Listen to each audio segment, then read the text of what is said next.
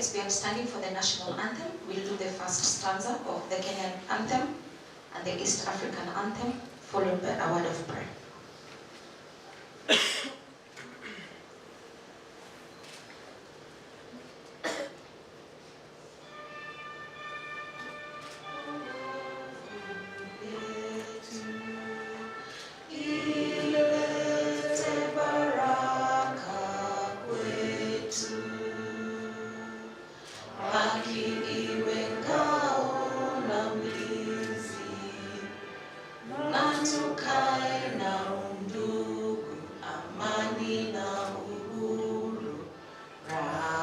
Tupate na ustawi.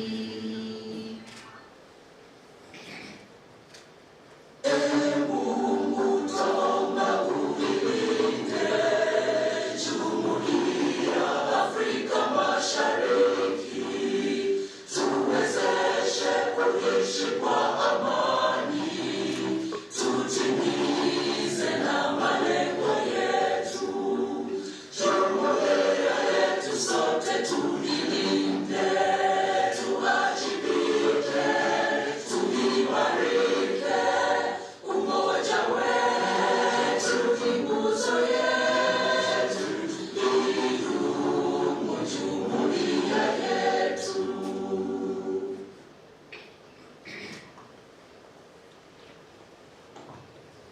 Let's pray. Lord, we thank you for this moment that you've given unto us.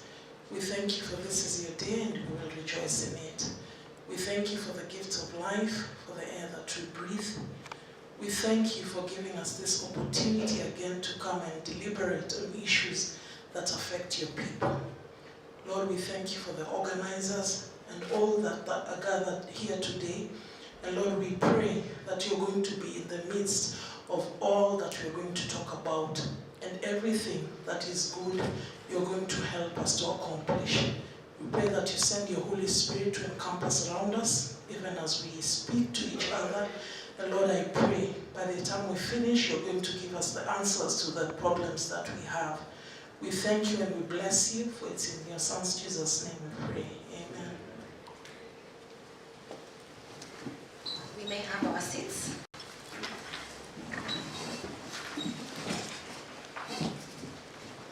We'll start with a round of introduction to know who is in. And I'll start from here at the back.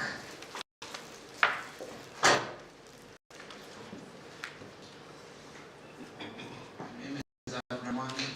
I'm from Dennis Moturi from Wete. Chalika Huntington from Magare. Kibuba from Kasarani. Father Karugu from Riru. Tatamani. Aisonjiko from Kasarani. Victor Bis, Women and Enterprise Fund Kasarani. My name is Tina Waragai. I'm a social justice activist, a women's rights advocate, and a mental health champion. And today I'm here representing the National Women's Steering Committee. Good morning, everyone. My name is Maurice Moretti, County Director for Youth, Nairobi. Good morning, ladies and gentlemen. My name is Desita Bibi. I am the County Director, Youth Affairs, State Department for Youth from Kiambu. Good morning, everyone. My name is Kotika Steven. I work for National Employment Authority. Thank you. Good morning, everyone. My name is Naomi Wahu from Council of Governors. My name is Peter Mulo from Youth Enterprise Development Fund. Morning, everybody. Yeah, my name is Daniel Kirui, Regional Coordinator, Nairobi Region, State Department for Youth Affairs.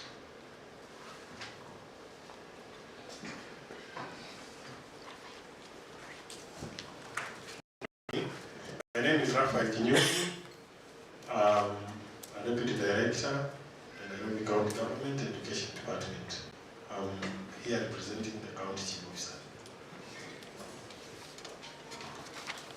Good morning, everyone. My name is Pamela Karemi. I am the County Director for Gender, Nairobi County, from the State Department for Gender. Thank you. Good morning. I'm Elias Kinot from Nairobi City County Government with the Affairs Department. Thank you. Good morning, everyone. I'm Nicholas Roy Ward. Morning. I'm Paul Maura from Kasarani Jim Road, youth leader.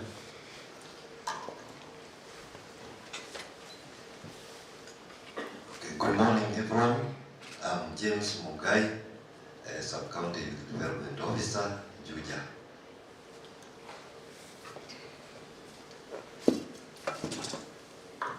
Good morning, everyone.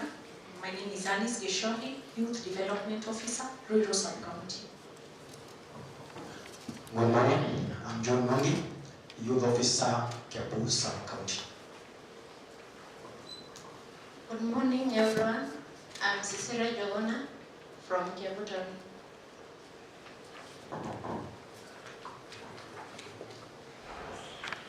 I'm Jambo Sangale Njoloroi from National Counterterrorism Center. Good morning, everybody. I am Linda Alena, Cape Media, and delighted to be part of this noble cause. Good morning. My name is Kenneth Ongaro, Deputy Director, Kenya Institute of Curriculum Development. I'm here representing the Director, Kenya Institute of Curriculum Development, Professor Omar. Morning. My name is George Barawar from Adare, the Mama Group. Thank you very much. So at this juncture, I want to hand the program back to Kevin. My name is Edna Miriti from County Governance Watch. Thank you so much. Ningependa tumpigie Edna makofi tafadhalini.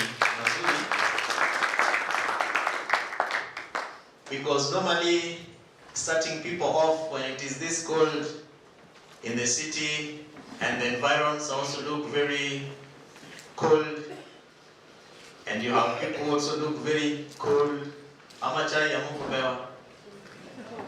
Nani hajakunywa chai? Hakuna, si ndio? Jason, that is to ask who is not feeling cold. That's basically what you are saying. So first and foremost, I want to really thank you, each and every one of you, for taking the time to come and be with us in this exciting conversation that we are having, which is a second conversation of its kind, convening with affirmative action funds to be able to deliberate on very important issues around radicalization and prevention of violent extremism. And why we are doing this is taking note of the fact that there are push and pull factors that more or less tend to take center space in radicalization, and particularly those who recruit our youth, those who are at risk, marginalized community groups. They take advantage of certain issues or gaps that we probably think that are not as important, but yet are very critical insofar as the radicalization process. And so that, for example, the government of Kenya has a number of affirmative action funds with very heavy, huge investments. The question is, how come we still continue to have excuses, especially from the stories that we hear from persons, individual persons, stories that we hear from the media, stories that are sometimes taking center stage in social media around lack of effective engagement of young people in, say, for example, socioeconomic activities or employment. Where is the gap? What is the issue? Is it a question of access? Is it a question of certain risks that we do not think about? Is it a question of lack of deliberate review of policies or legislations that are therefore supposed to encourage these at-risk individuals or groups to be able to access these funds? Is it a question of uptake? Is it a question of the requirements, for example, that government expects these young people to have? We are here to try and answer some of those questions. And the most important thing is that we now have the people who really sit at the center of the conversations. From the introductions, chief guests, ladies and gentlemen, you have heard that we have directors who deal with these young people. We have employment agencies.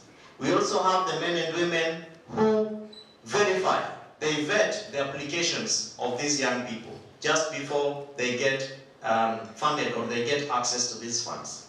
We will be having this conversation to try and answer some of those questions. We take note, of course, of the fact that we are seated with chief executive officers and directors of affirmative action funds. We also want to listen to you sharing with us where are the gaps. What is it that the young people, the women and persons with disabilities are not doing right that therefore make them not uptake or access these funds? This is your roundtable, this is your platform for us to be able to try and have a conversation around what we therefore need to do.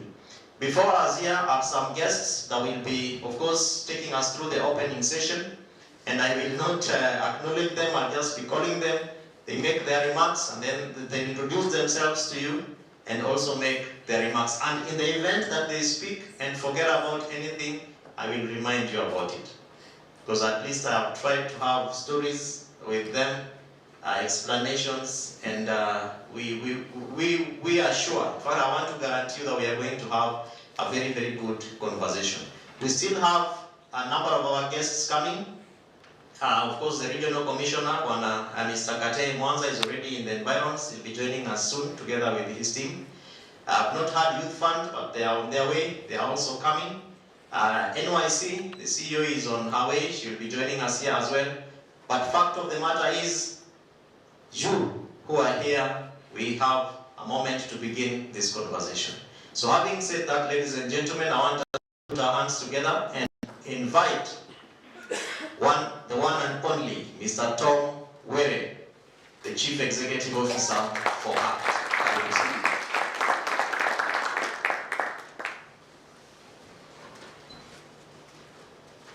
Thank you, Kevin. Yeah, and one thing I'm sure about, I'm not the one and only, isn't it?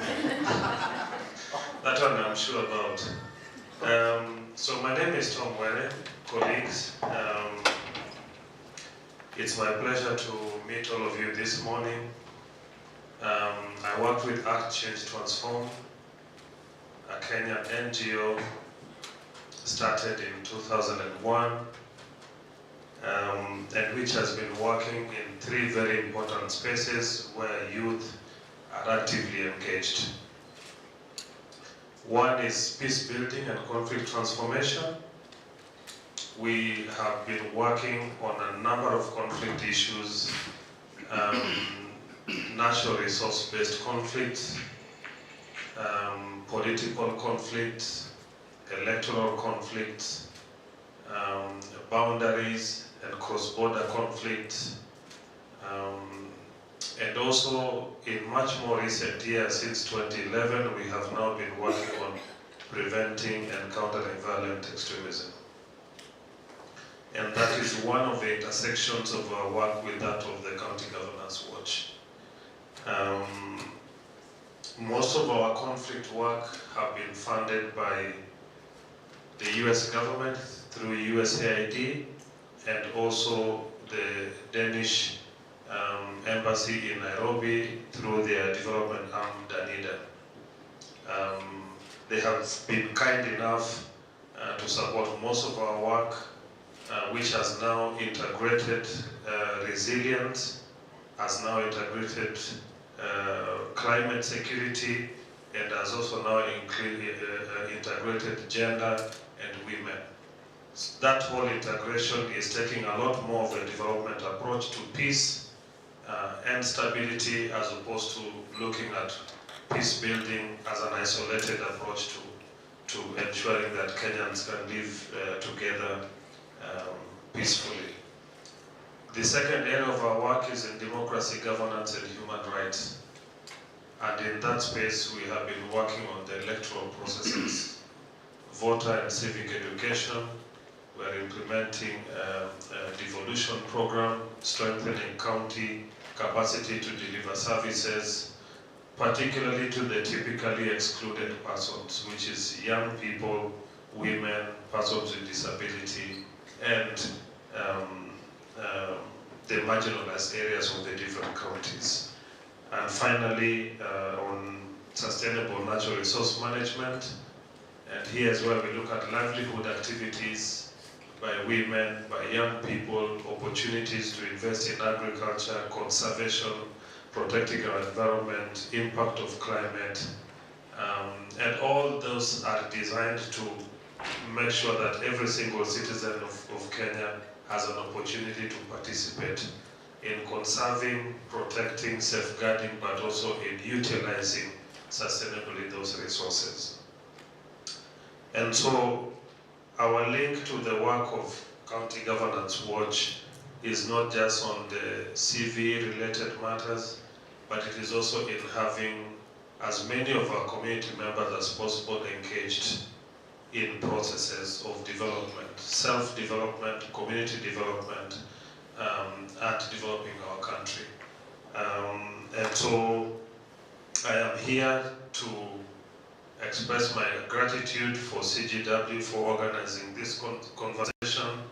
In the course of our work, we interact a lot with some of the state agencies and those entities which have been included here.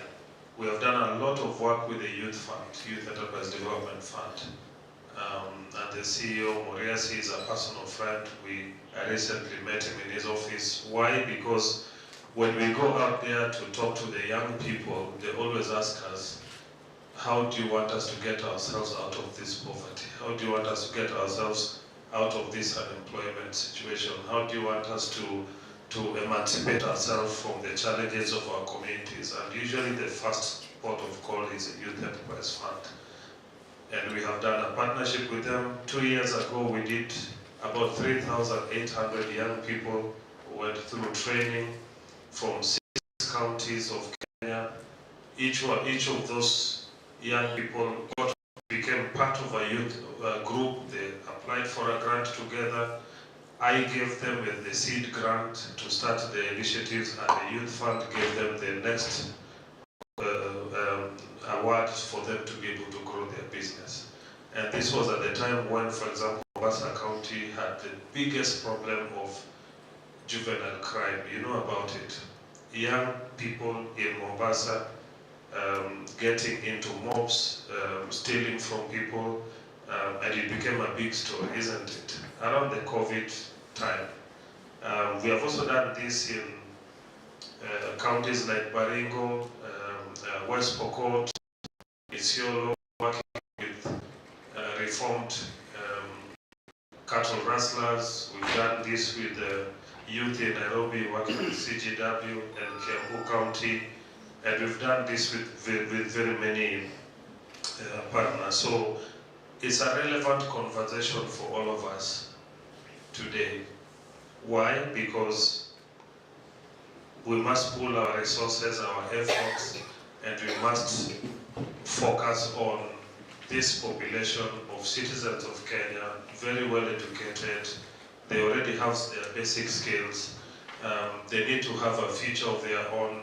They are struggling with the help to find that pathway that will lead them to the personal success.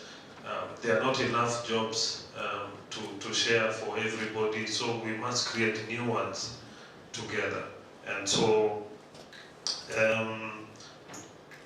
when these affirmative action funds open their doors for us to engage and interact with them some more, as civil society organizations, the opportunities we create are for the young people. And my prayer and hope is that after this meeting, we can have another round table of the young people themselves speaking to us about what is it that we can do to make access to these affirmative action funds possible. You know, and what are those challenges? And I'm very happy to support CGW to host another round of meetings where the youth themselves sit, minus all of us at the high table, and they talk to themselves, with themselves, and the leaders of these youth, these affirmative action funds. And I hope that day there will be a desk to register, there will be forms to fill, there will be a process to learn how to win these awards, and that they can be able to sell their ideas and get some resources to go and implement their projects. And then we will come back after a few months to evaluate, is it working, is it bringing success? I did not mention much about the link to radicalization for a good reason.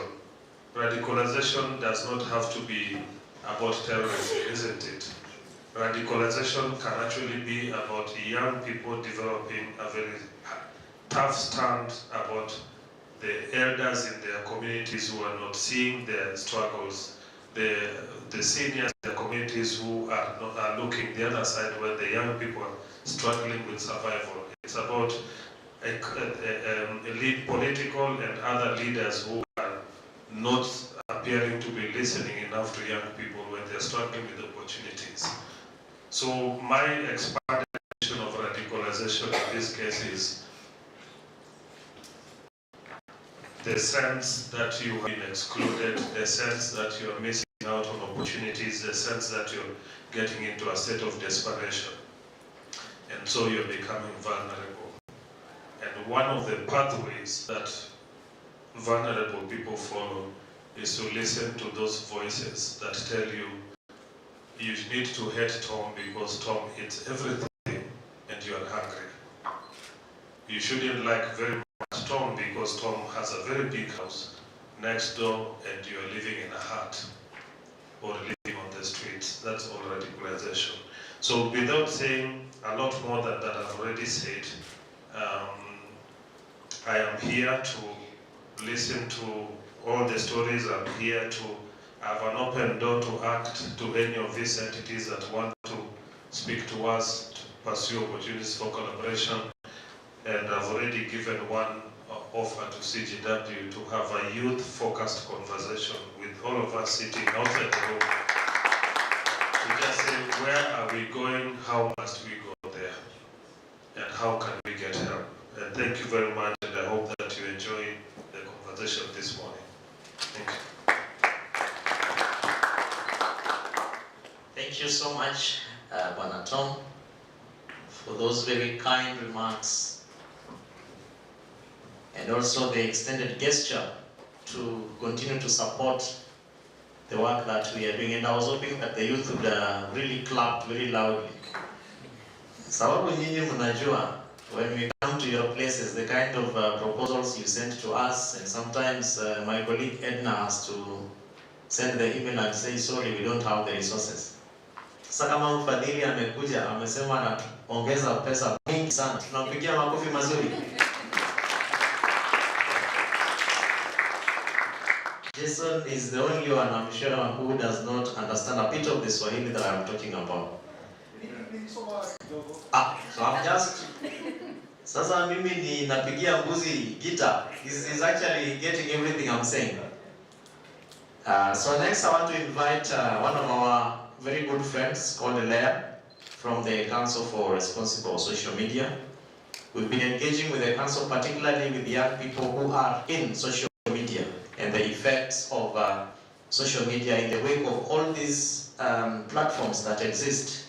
Opportunities for youth to be able to raise money through their online social media pages, as opposed to using them for carrying narratives that antagonize individuals, communities, and societies. So, Leah, in 1 minute, you can, there's a ladder towards the tail end of, sure. Tumpigie Leah makofi mazuri.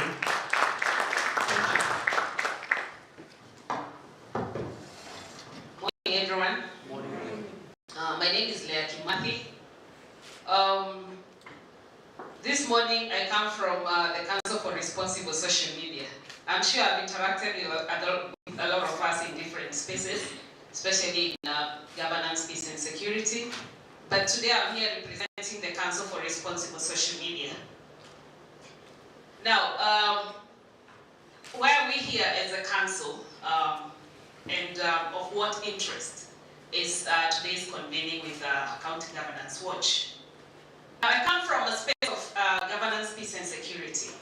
And one of the things, obviously, that I don't even want to call it an emerging threat because it's already here with us, is the whole digital space and how the digital space interacts with governance, peace and security through misinformation and disinformation. I think we were all here last year and we saw what happened around elections. And so what we've done, the council is a fairly new platform. It's about a year old, and it's a platform that brings together leaders in Kenya from different sectors. We have civil society, we have data and tech, we have health, we have private, private business and all that. But these are sectors that are adversely affected by social media, online harms. I know obviously when we talk about social media, what comes to us is the good, is the bright side, the side of connectivity, and especially for the youth. I mean, you can't imagine a world without Twitter, what is it, X? I don't know what it's called today. Yesterday it was Twitter, so Facebook. So we can't imagine a world without that. But increasingly, what's becoming obvious is that there is a dark side of social media that is threatening to destroy, to unbuild, to antagonize relationships, institutions, and democracy itself. And so what the council is doing is basically spearheading a conversation around what does this dark side of social media mean to us in governance, in peace and security. So how does it adversely affect our efforts? And how do we as Kenyans then come together and have a conversation around what do we do to mitigate these harms that are coming through social media platforms. But even begin by understanding what are some of these harms. I think we're having this conversation in an interesting time. We're in the middle of some cyber something going on. Those of us who try to access online facilities yesterday, you know what I'm talking about. So that's just how potent the threat, the digital threat is. And we must not be caught unawares as Kenyans. Now, very briefly, how does the council then do this? And I think I just want to also say that among the leaders, Kevin is a member of the council as well. And perhaps that's also why then this connects at that level. So, first thing we are doing as a council is we want to support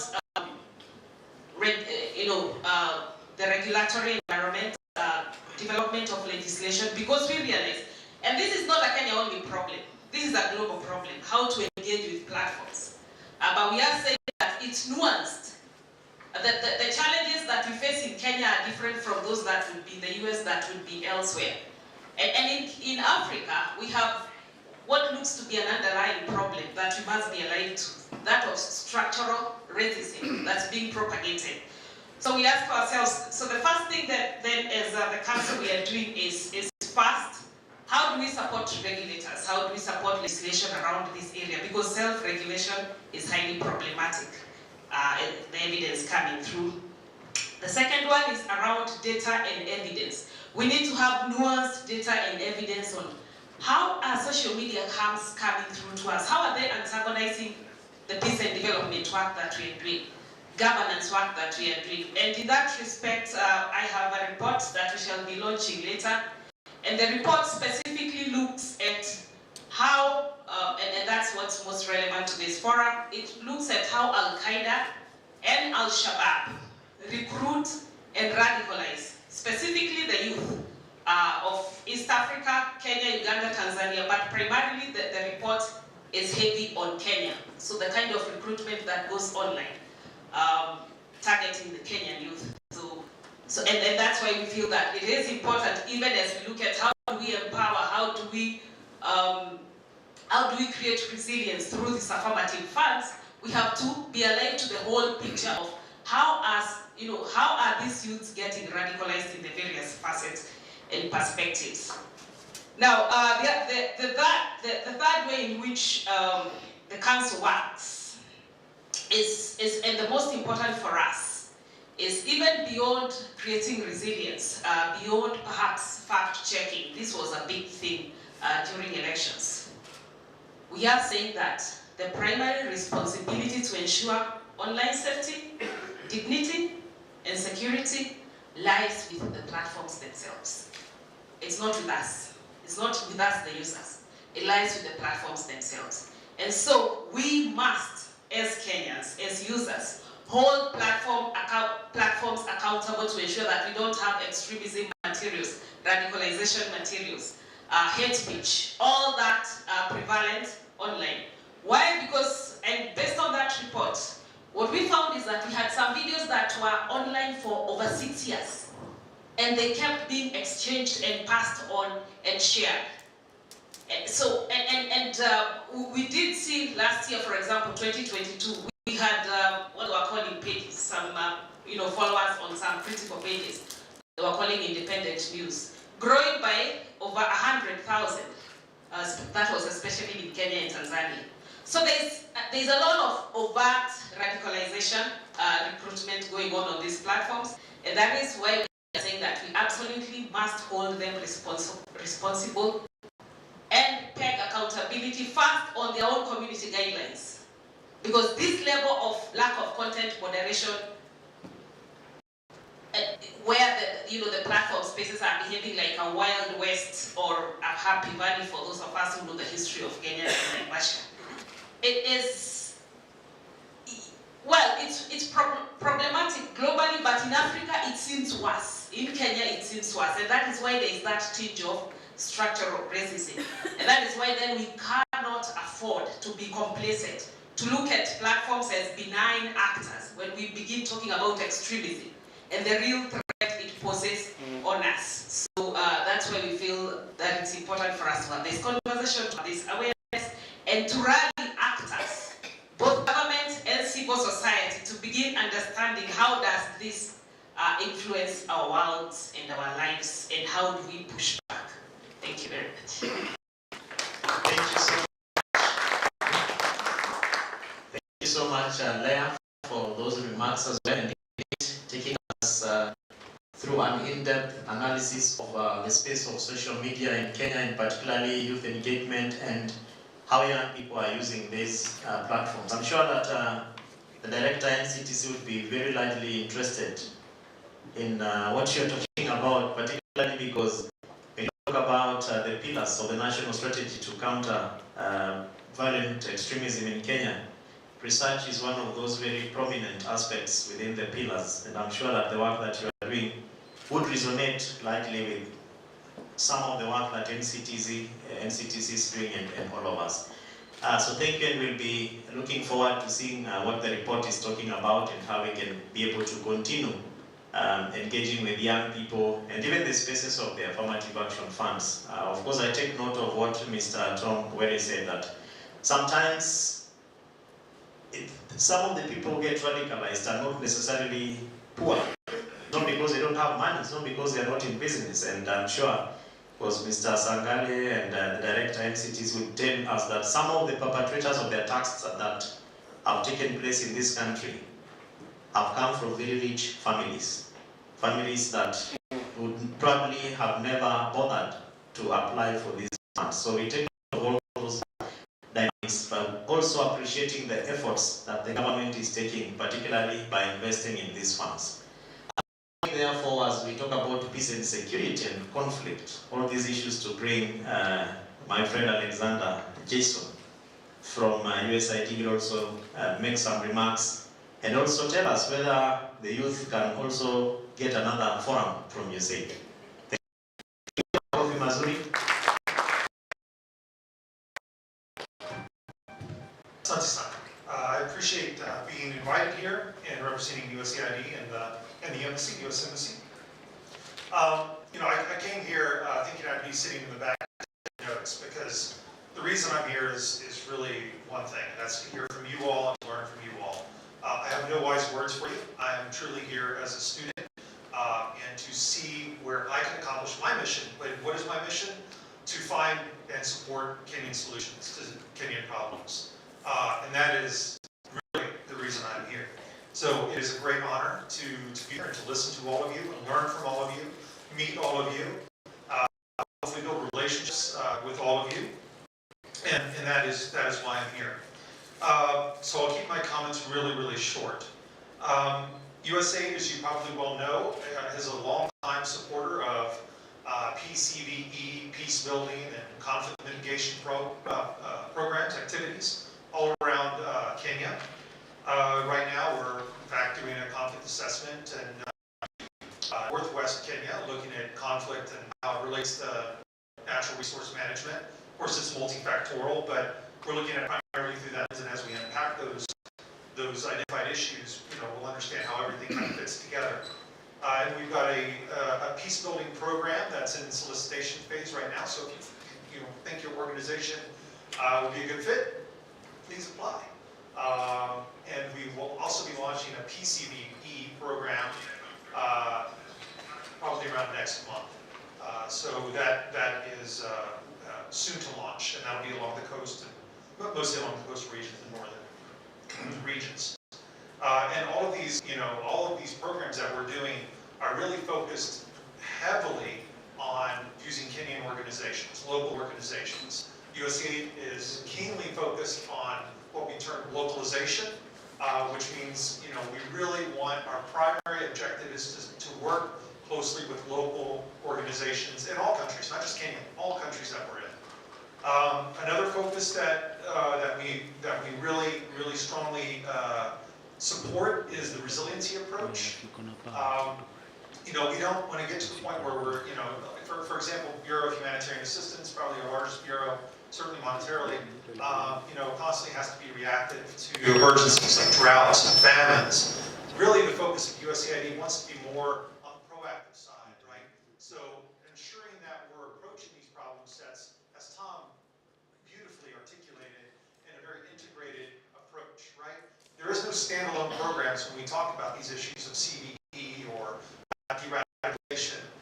Health, our health office, our youth office, our education office, our humanitarian assistance office, all of these, economic growth office, all of these fit together. They all have a place in helping reduce violence.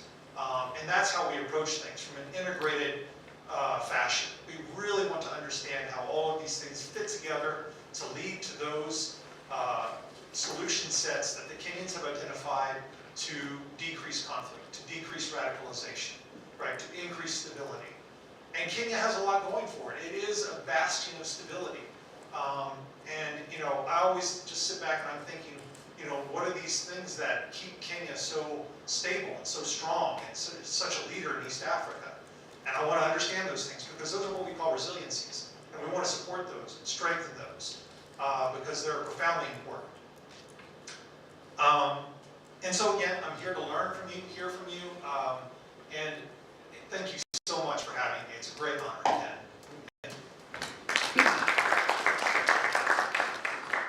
Asante sana Jason kwa mazungumzo mazuri sana na njema ambayo umetuletea kutoka kwa watu wa Marekani. Sometimes we are told for media and publicity you have to acknowledge from the American people, right? So we thank you for those comments, and we are really looking forward to taking advantage of some of the opportunities that exist within your systems and frameworks, and especially in moving most of the conversations that will be taking place here from 11 o'clock, because as you can see, we'll be having discussions with the young people, we'll be having discussions with the fund managers, the CEOs, and just asking ourselves continuously, what is really happening? When I visited the regional commissioner, he was asking me, but Kevin, where do you think Azimio is getting these thousands of youth on a Wednesday? And they are talking about Wednesday, Thursday, Friday. Do you think are they just put somewhere where they go and they pick them and they send them to the streets? And I was telling him, imagine if all these young people had jobs, or they had something meaningful that they are doing, the streets would be empty. Because Kenyans are busy. They want to get something out of the hard work that they are doing. But because this is a competition for people, for resources, for ideas, and for actions.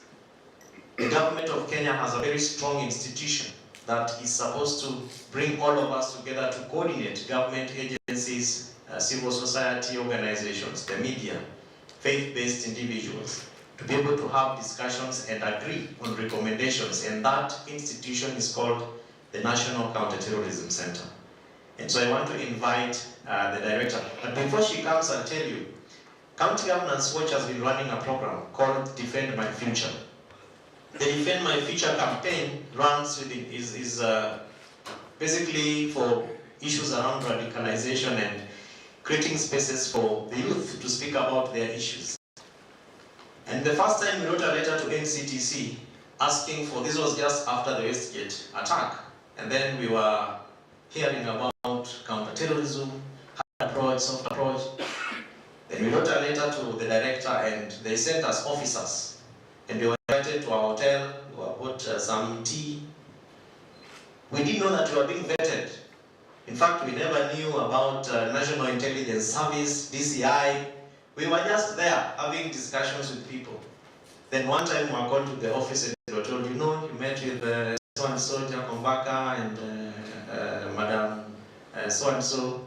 You know that that is a process that we take very seriously as a government, and because you passed and you went through the process, we are willing to engage with you as a center.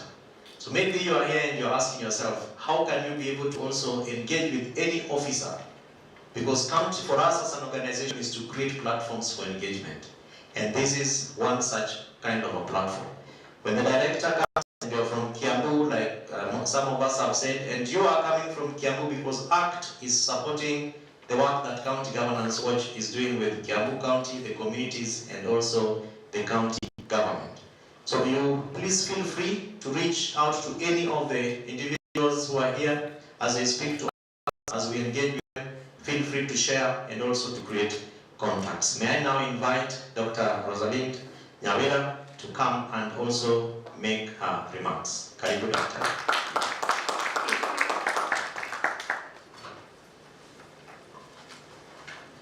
I normally call her professor. When she told me, please, I am not a professor, I am a doctor. Alright, I recognize the presence of the PS Interior, Mr. Wilson, and the Regional Commissioner. Good morning. I cannot stand here and talk about, I know Osito has tried to do justice to NCTC, but let me just tell you something more about NCTC. We are an agency that stands in between government and community. We ourselves analyze the threat of violent extremism, and we educate people about them and how they manifest, because some of the events we have experienced, and especially the crime of terrorism as has manifested in this country, is technical. The way the terrorists operate is not the domain of a regular crime. And so we have had to tell people who our enemy is and what the enemy does and how the enemy does it and what do we do about that. And then because the enemy has decided that they are going to work within our communities by taking advantage of vulnerabilities within us to recruit and build up their resources, we also work with communities on how to drain the pool that is accessible to them for recruitment. And by doing so, we get opportunities because we understand the pull and push factors that make people get vulnerable and get recruited into violent extremism.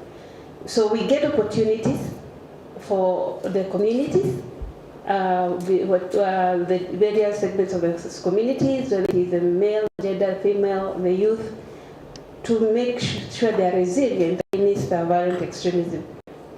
And so that is who we are as NCTC. We implement strategies, and we implement a national strategy called violent extremism, which is a national strategy, but which is cascaded through the county action plans. I'm sure most of you have interacted with the county action plans. And I just wanted to mention that we are reviewing the national strategy. We have advertised, we have opened up our website for interactions, we have posted the strategy there. Please visit our NCTC website and make your contribution. This is a process of public participation. it's our chance to come up, put all those considerations, all the manifestations that we see in our communities, the challenges we see, so that we come up with a document that is addressing the current situation. Because these threats that we deal with are very dynamic. We can only have a strategy maybe for about 5 years, after which we must introspect and see whether it's serving us or we need to change. And I think we are at a point in time where we need to change that strategy. We also represent government in international forum, and I just want to say, as I go to how we have cascaded to the communities, that the United Nations was renewing its global strategy to counter violent extremism, and I'm proud to say that Kenya managed to put in a paragraph in that renewed strategy. Because the way we've been dealing with violent extremism, I think, is unique. We have started from the communities, and that is why this forum, a forum like this one, is very important. Let me just give a brief history of how, especially the Nairobi County, started interacting with this threat, because I've been in this field for a while now. And I remember the first groups of youth that actually went to Somalia. We have always seen a group that really believes in the cause of what the terrorists are advocating for. But we also seen a group that is taking advantage of the opportunities they think that the terrorists are projecting to them. And so there was a first group of youth that went, of course, all these things start with radicalization. There was someone, a man who came in and started telling them there's hope, there's alternative hope elsewhere. And so the first group that left went because they believed him in the ideology that he was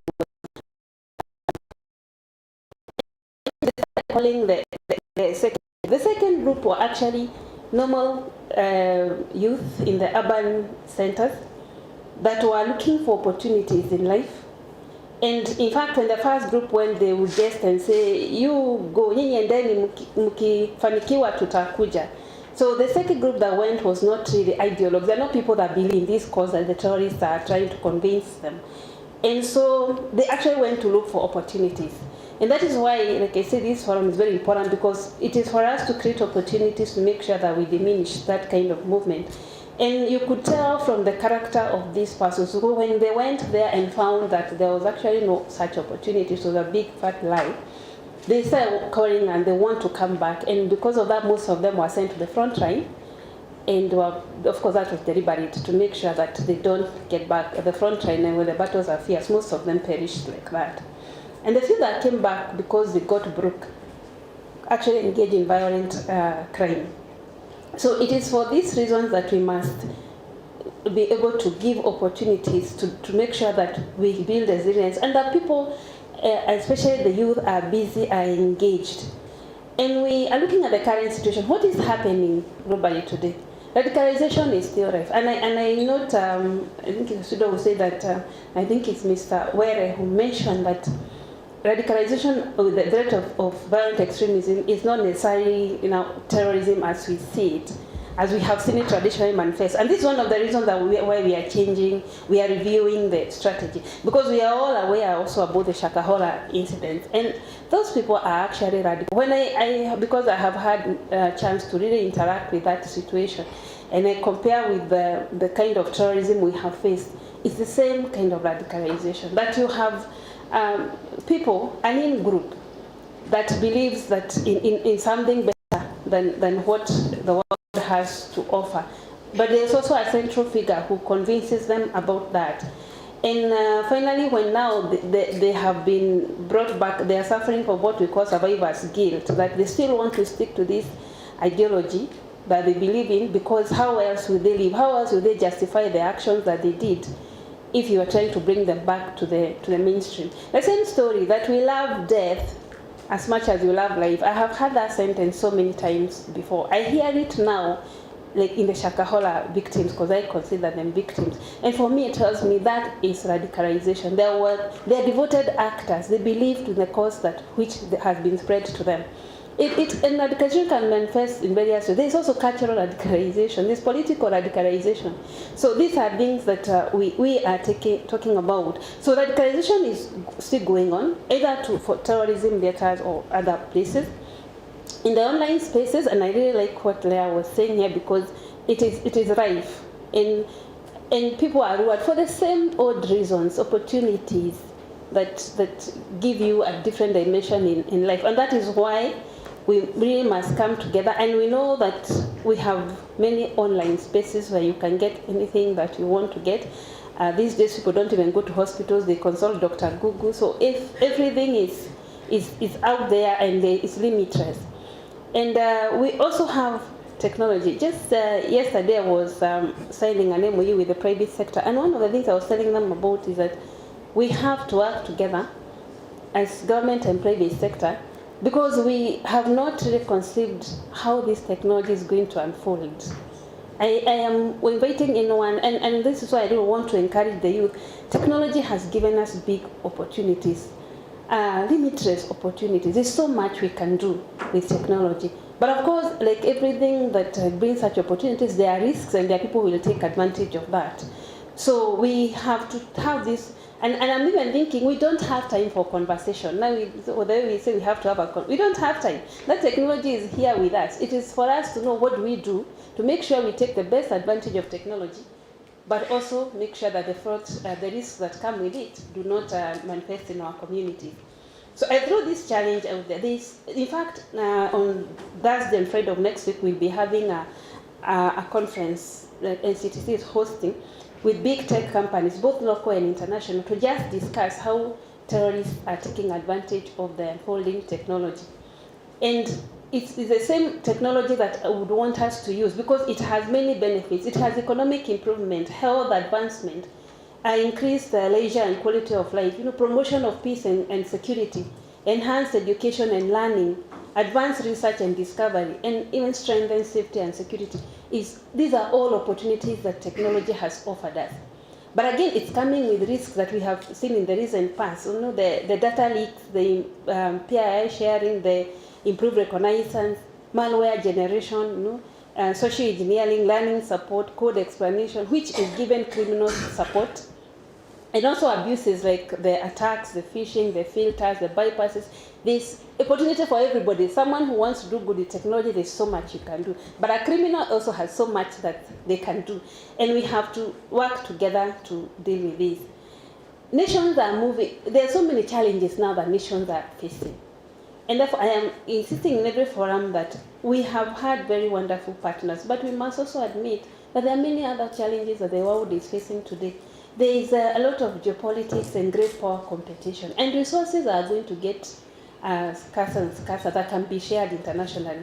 And therefore, when we hold a forum like this and discuss the affirmative funds, for me it's very important because we have to really get sustainable homegrown solutions and even funds for reducing and violent extremism and creating resilience. Because by and by, we have to take up this position.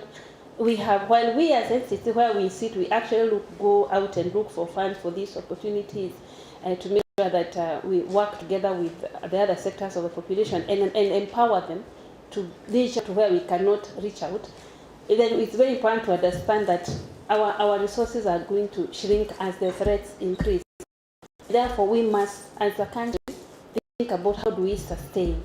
So when we talk about affirmative funds, it's very important that we have mechanisms to ensure that those funds are stepping in to deal with the threats that we are facing. We really believe, and I want to say this, in working with the communities. One of the things that we've done is go down to the community level. When we're implementing the CAPs, we are only coordinators, but the communities at the ground, whether we have the pillars, and I'm sure you know that like Nairobi has the law enforcement, economic, education, ideology, media. We want media players to be in this conversation. We want educationists to be in this conversation.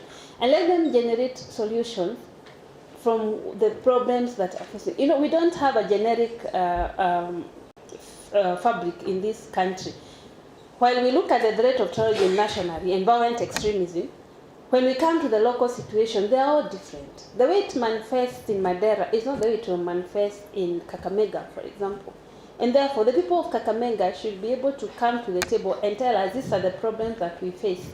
And we come and say, okay, these are the solutions we think could be for this problem. Do you think they fit your circumstances? And also, we really insist on accountability, integrity and accountability in the use of these resources. Because like I say, they are limited and the threats are going to be bigger and bigger. So I want to insist here that we have found very great partnerships. And this is something that government has adopted with the communities and civil society. We can only do so much. But we have found that even the civil society has acceptability within communities. And therefore, even as we sit with the County Governance Watch and ACT and others, we want to be part of the empowerment process to make sure that they can get to as many people. When I see so many youth leaders gathered here, I know that County Government Watch has been going into the youth and having that conversation. And then we can sit with them as our representatives to tell us, so what are the youth saying and what do we think then we should be able to do. So what mechanisms exist for interventions? Like I have said, we have the CAPS. We have been trying to do mainstreaming for sustainability of the work that we do. Last year we held a conversation with all stakeholders, both government and private and civil society and community and faith leaders, to decide among these funds how do we prioritize. And one of the achievements we have had is that we have come up with legislations for every county to prioritize within the funds that they have a portion of it for fighting violent extremism. Nairobi County is a very good example because we have a legislation that is awaiting assent, and I think it should be out pretty soon.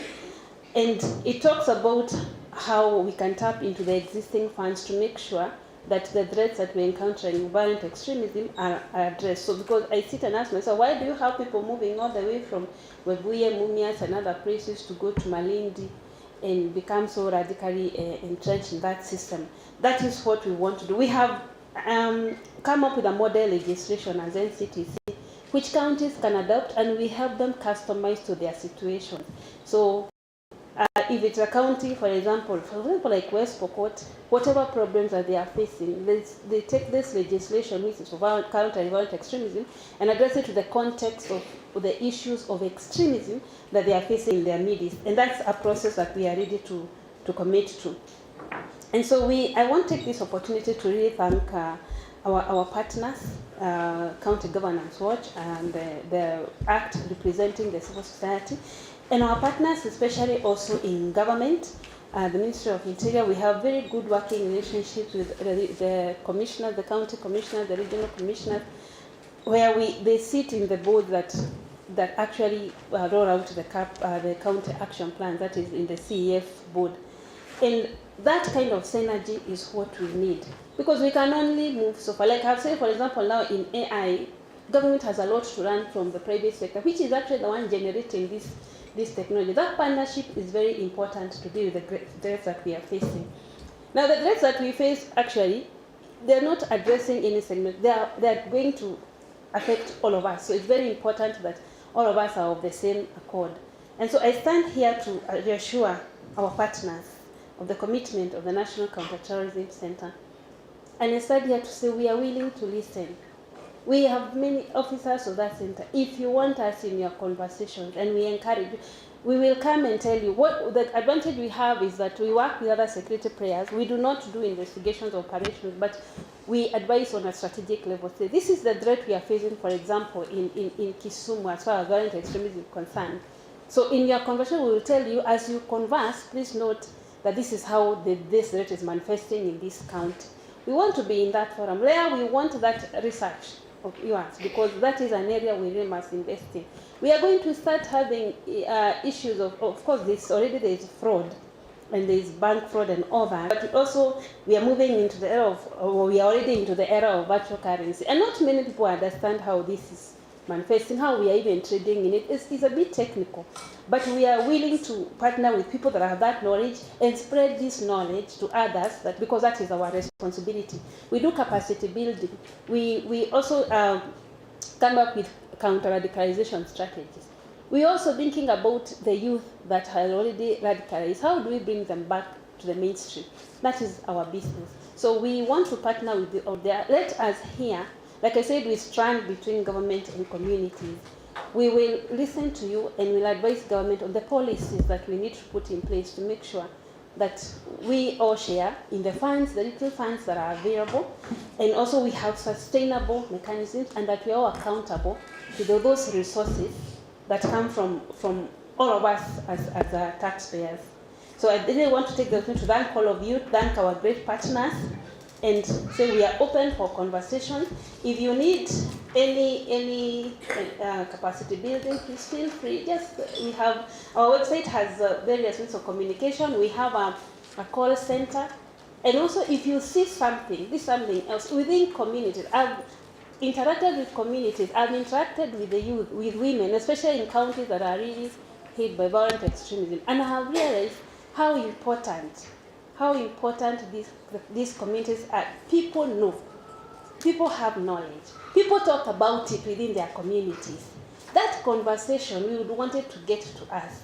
So if you see something, say something, call us and say there's something happening in this region and I think you should be involved. We will come down to that level. So we have a call center, please call us, please contribute to the review of the strategy. It is our document, it is your document, to ensure that the problems, you can even tell us what is happening down within your small locality. We will see how to frame it and make sure that that particular issue is put in that strategy, because we'll be executing it for the next 5 years, and it will be the framework within which we deal with violent extremism. Thank you very much.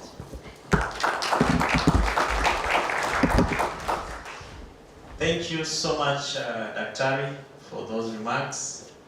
Tupigie makofi mazuri tena tafadhali. And it's because she's really captured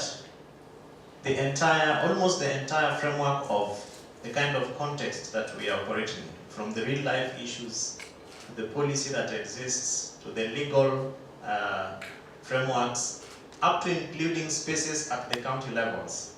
And I know that Nairobi County is priming because they've already enacted through the County Assembly the Prevention of Violent Extremism Act.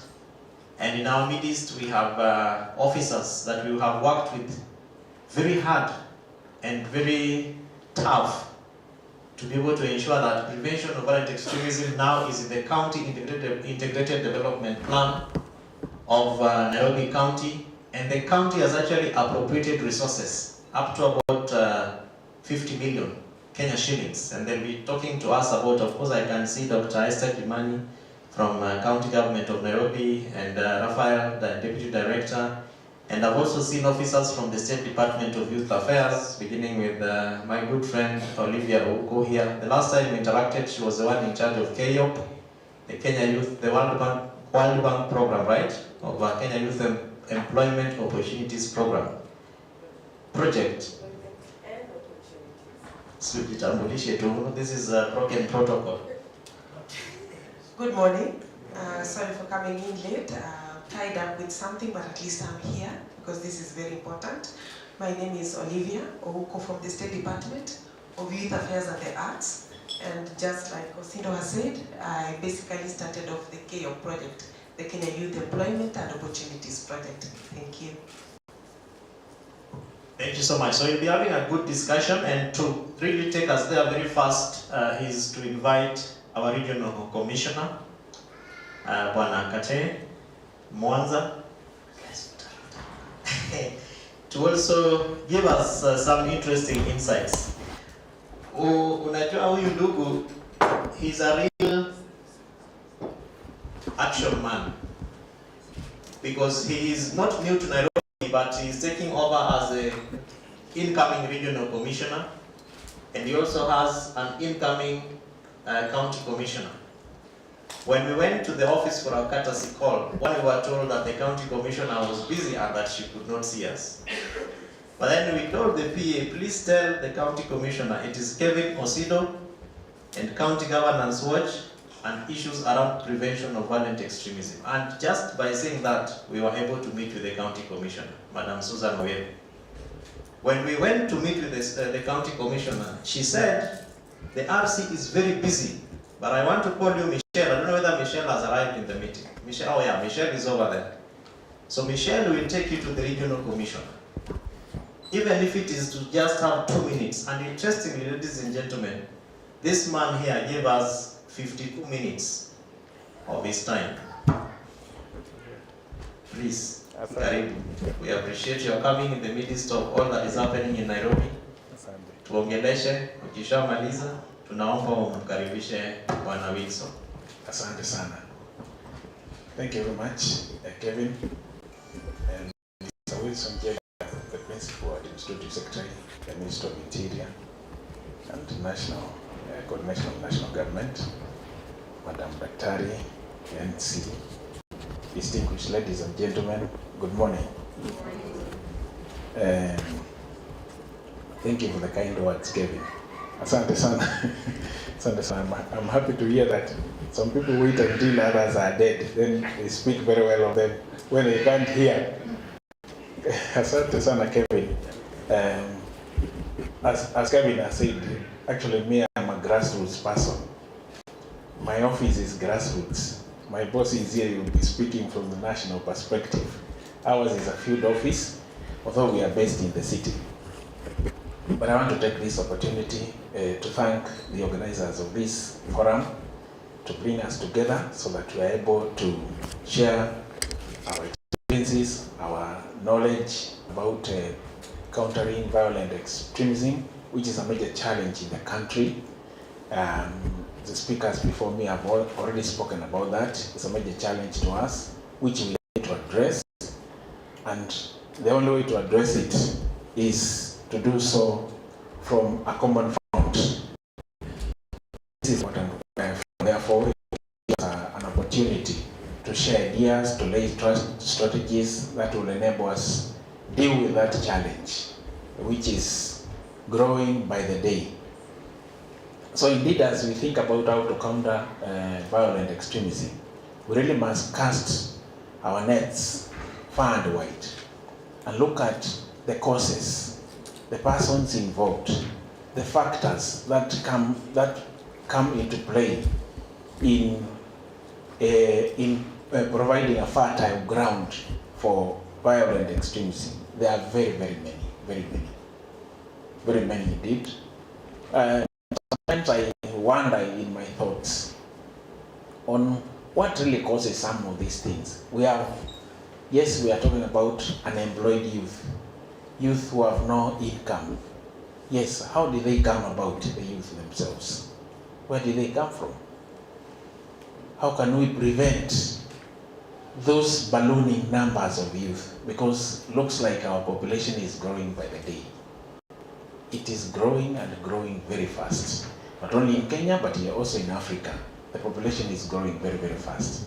So how do we counter some of those things? Because there are very many factors, therefore, that lead towards a creation of that environment for youth to get entangled in violent extremism of one kind or the other. So, ladies and gentlemen, sometimes I've said, yes, I wonder in my thoughts to questioning why and how did we find ourselves in this situation that now we are responding to from our different perspectives. And I think that is the reason that the government has set up some institutional framework to ensure that we have a coordinated approach to dealing with violent extremism. As I've said, my boss will talk about that, the national perspective. But from where I stand, we normally organize for public engagement. Under the different publics, that includes institutions, individuals, the general public, the segments within that general public, that is the youth, women, peace elders. We engage NGOs, both private and public institutions, so that we're able to deal with that. And I believe that is the same approach that we have here. I'm sorry I wasn't here during introductions, but I know we come from different organizations and backgrounds, and therefore to bring that entire team together so that we are able to address the challenge. The government is working with all those teams in the field, particularly in Nairobi here. We engage with different organizations, persons, general public, carrying out education of the public on the need to live in peace and on the need to disengage themselves from acts of extreme violence. So it's an enormous task, and I want us also to pay attention to the fact that it is not something that we are going to achieve in a day. Continuously, violent extremism continues to take different shapes, it mutates, and let's be alive to that fact. It keeps mutating. And as it mutates, it requires us to go back to the drawing board, and I'm happy that NCTC are already doing that, to re-strategize so that we are able to address the emerging challenges, because they will continue emerging as time goes by. As we continue developing technologies, the challenges also become more and more. Communication has become very easy for each and every one of us. It has also become very easy for those ones who are involved in the radicalization. Through those platforms, they are able to reach very, very many, a bigger and wider audience. So how do we address this? So we really have an enormous task to deal with, and I really appreciate that we have come together and we want to address that problem, and we continuously work as a team to ensure that we address the challenges as they emerge. But as I've said, please let's also look at the root causes. The root causes. Then again, we also look at the strategies. How do we intend to address this? The problem or the challenge of the youth. Do we address it from giving them that the notion that somebody else must always provide a solution to them? Or do we educate them to be self-reliant and to think solutions for their lives? I think it is important that in this country, and in particular this city, where we have a lot of growing population by the day. In fact, I always remind my team that in Nairobi, population grows every day, daily. Not because of the infants being born in the Umwani maternity and other maternity wards. No, there is migration to the city, and it happens every day. Each day, there's a place we call country bus, where buses from different parts of the country converge, from the rural Kenya, and each day they come with new persons who are coming to live in the city, to look for jobs. Others are coming to live with their relatives, others are coming for education. Daily there is somebody coming to Nairobi, a lot of them, not just one person from all the routes. So as we address the problems, economic problems, yes, we must be planning for the known and the unknown population that we have. As I've said, as we take stock of the people or the youth to take care of, please take note that there are those who arrive on a daily basis. Don't count the ones we counted yesterday.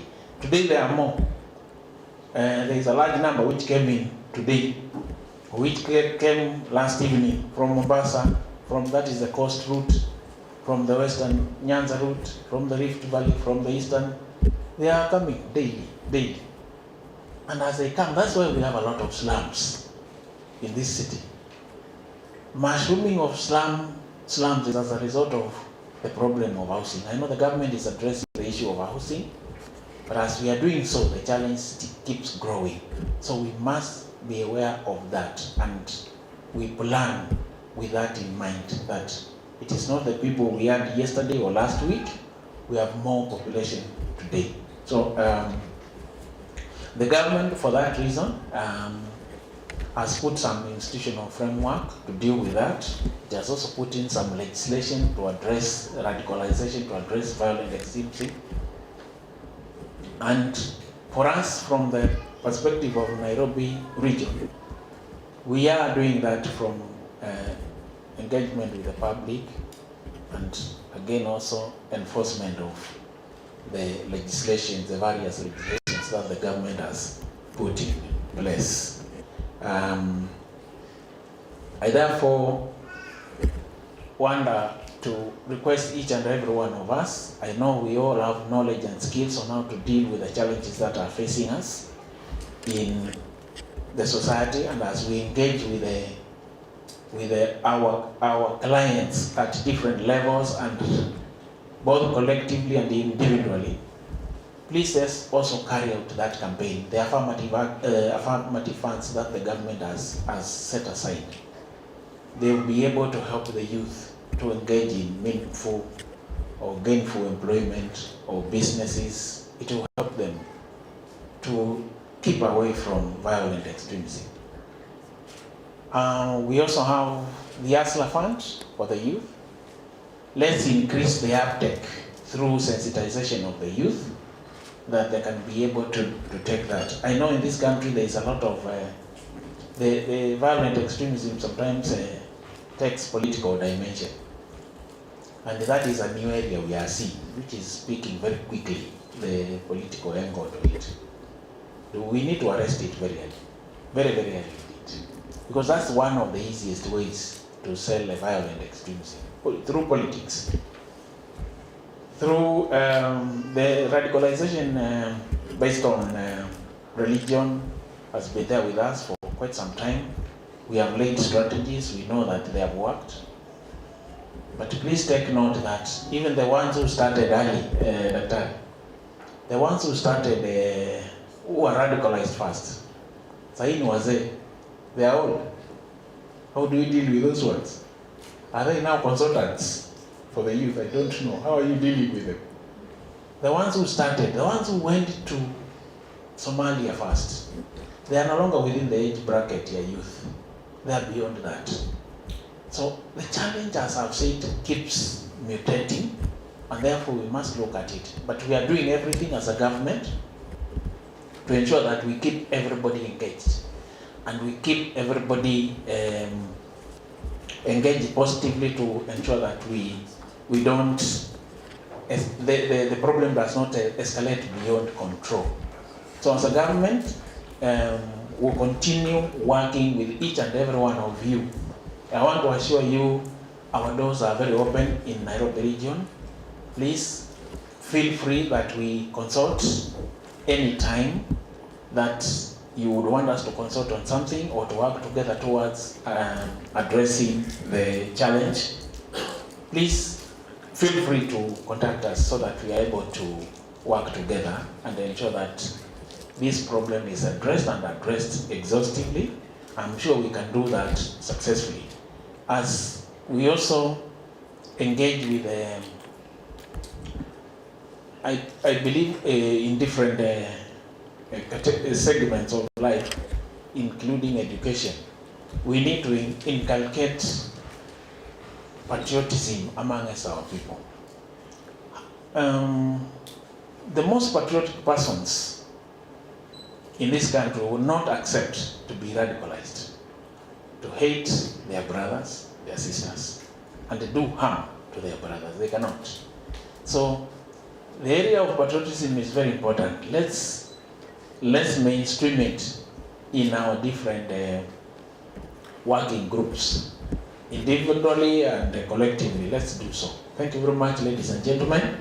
I want now to take this opportunity to welcome Mr. Wilson Jega, who is representing the Principal Secretary, Interior and National Administration. Bwana Jega, karibu.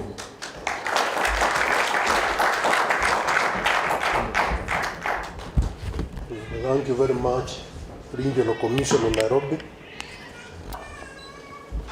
Dr. Jason Alexander from USAID, Dr. Rosary Nyawira, Director, NCTC, Regional Commissioner Nairobi, Kevin Osindo, County Governance Watch, Tom Were from ACT, representatives from the State Department of Youth and the Arts, representatives from the County Government of Nairobi, and the executive officers of the various funds, affirmative action funds, who are present here, and the youth from both Nairobi and Kiambu counties. Good morning. You forgive me. The weather has not been very kind, but I have struggled to go through. I think I'm not new to the most of the people seated here.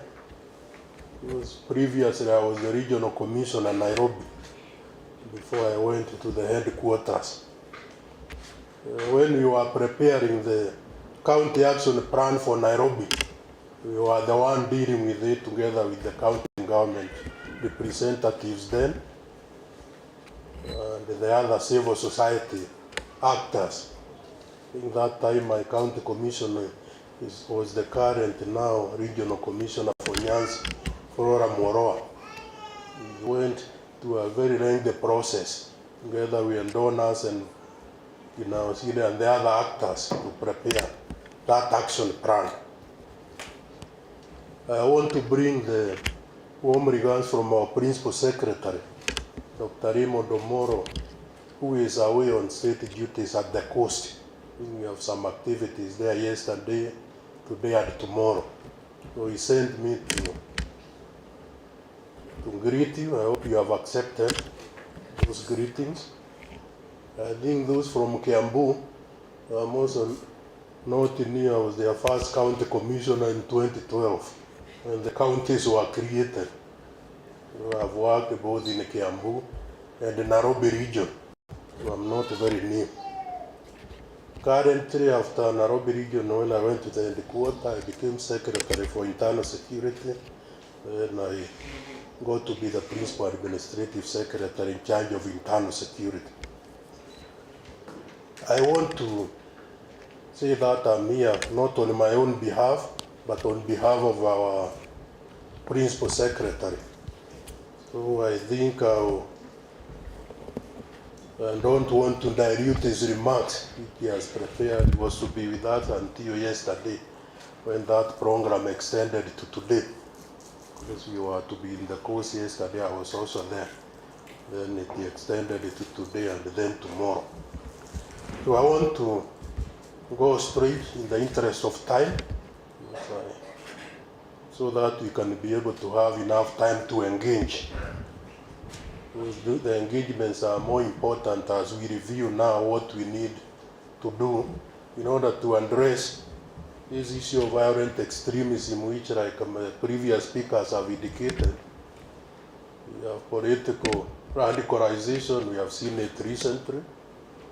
Again, the religious radicalization we have seen, I've been to the Shakaora several times. A lot of religious radicalization, which was not there before, though it was there, but not to an extent of us losing people.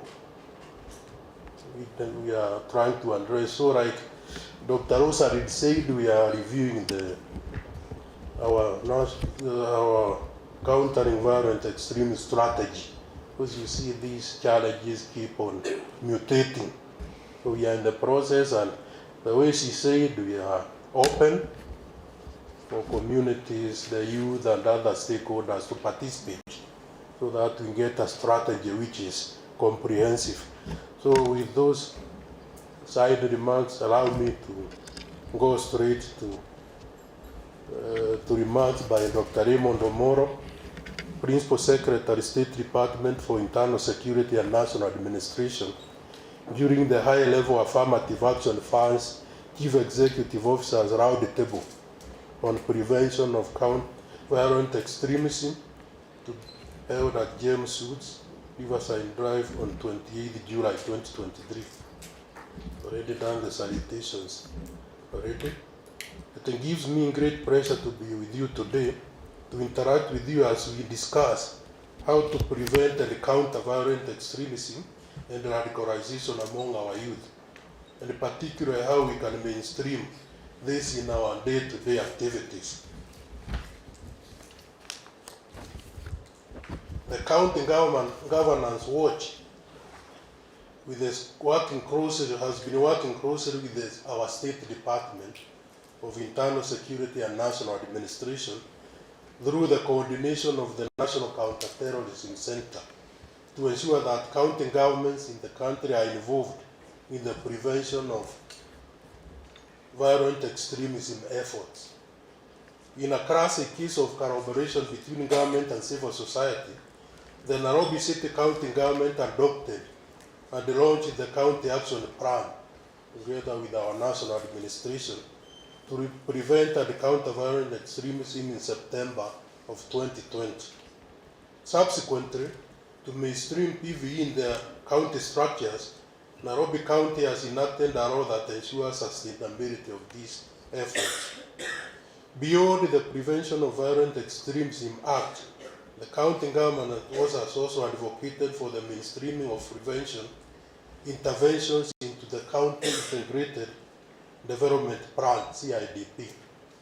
This partnership and sustainability model is indeed the sole purpose why we are here today.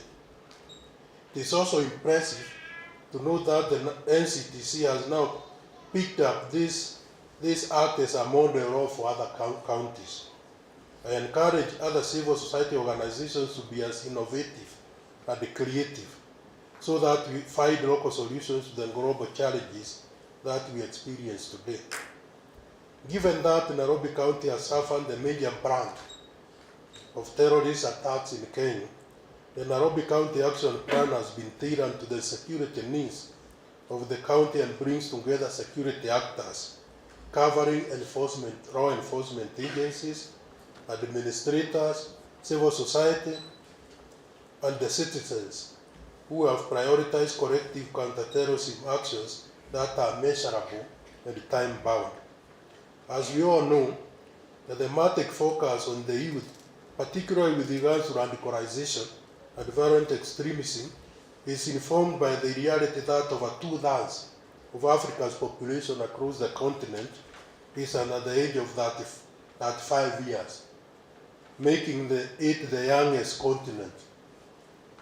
While more than 75% of Kenya's population is made up of young people aged between 18 and 35 years. With such a critical mass of young people on the continent and in Kenya, the persistent unemployment crisis combined with social unrest in many countries in Africa are among many factors that have contributed to the highlighting of this demographic in public policy discussions and development priorities. Which is why this conversation must inform the center of our policy interventions as chief executive officers and heads of affirmative action funds in Kenya. While the nature of the youth challenges varies across regions, there are growing concerns like lack of opportunities, including the lack of decent jobs, and the limited inclusion of the youth in decision-making processes undermines social cohesion and paves the way to the youth rejecting the social construct. Such rejection can take the form of involvement in gang violence, crime, organized crime, gender violence, political radicalization, and armed conflicts. This then can potentially compound their vulnerability and reduce the set of economic opportunities available to them, hence marginalizing them further and creating a vicious cycle. Ladies and gentlemen, terrorism continues to morph by the day, adapting to the global dynamics and changing technology in planning and execution of attacks. Terrorists are still persistent in their resolve to destroy lives, sow discord, and ultimately influence politics. They seek to attract and influence an audience and thus obtain recruits to join their cause. To counter terrorism and radicalization, the government has invested heavily in countering their recruitment narratives, draining the pools of vulnerable individuals and creating resilience within communities.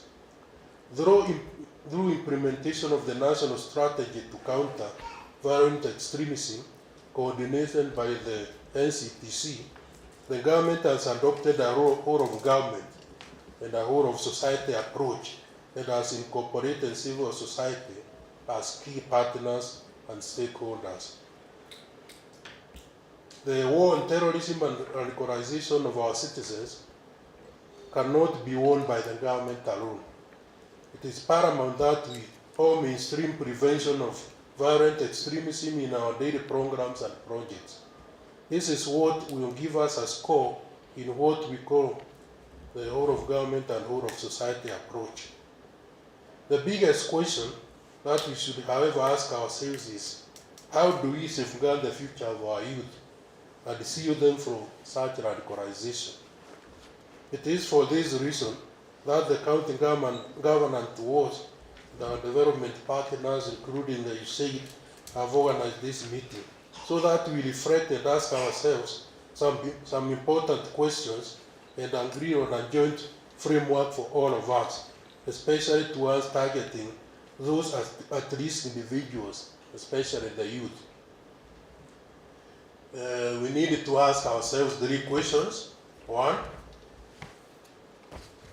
how do we rally together with the county government to identify opportunities and prioritize resource allocation for PV interventions in not only Nairobi, but also other counties? 2, how do we strengthen the process of mainstreaming these activities in all relevant national and county government operations in the counties towards successful implementation of the county action plans? Thirdly, how do we jointly ensure an implementation and reporting framework for the various funds on actions taken to mitigate violent extremism? Ladies and gentlemen, the State Department for Interior National Administration is committed to ensuring safety and security for all Kenyans, especially the youth, and that they benefit optimally from these affirmative action funds. This high-level roundtable, which I'm informed is the second, therefore provides a trajectory in mainstreaming our funds in preventing and countering violent extremism. It is therefore my hope that this meeting will not only influence strategy around mainstreaming PCVE at the national level, but also inform county-level engagements and mainstreaming these funds to ensure a deliberate access of at-risk groups and individuals. With these remarks, ladies and gentlemen, may I take this opportunity to officially open this second high-level affirmative action funds Chief Executive Officers Roundtable on mitigation of violent extremism. I wish you very good and fruitful deliberations. Thank you. God bless you. God bless Kenya.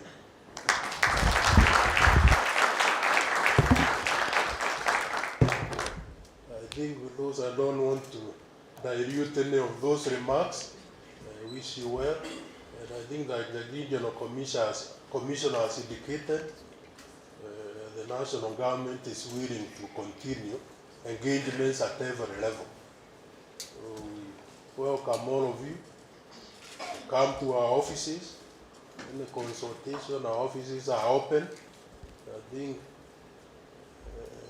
I was saying that it took some time to see the regional, but finally they found him. Nairobi is very in a unique position because it is both a county and a region. It is also the headquarters. But the regional commission and the county commission are available. Around the house, our office is also available. Let us continue to engage. Thank you.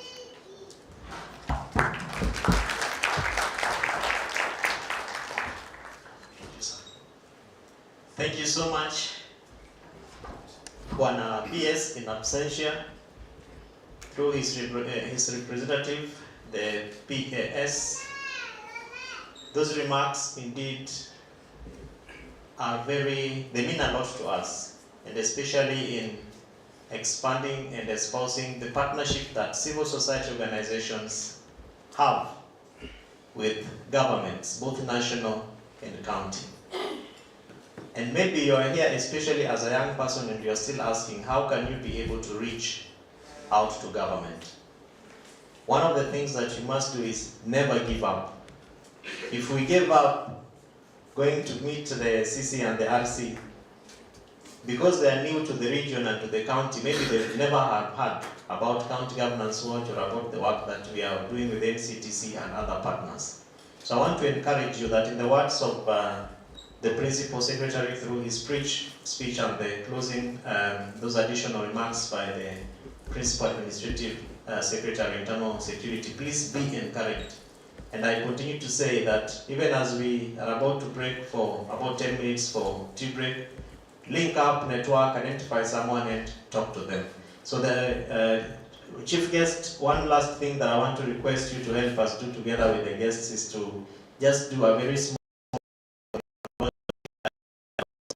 is the report of the first roundtable that we had for chief executive officers, which was purely just a desk review and a validation process at that roundtable, which took place at 4 Points in Hurlingham.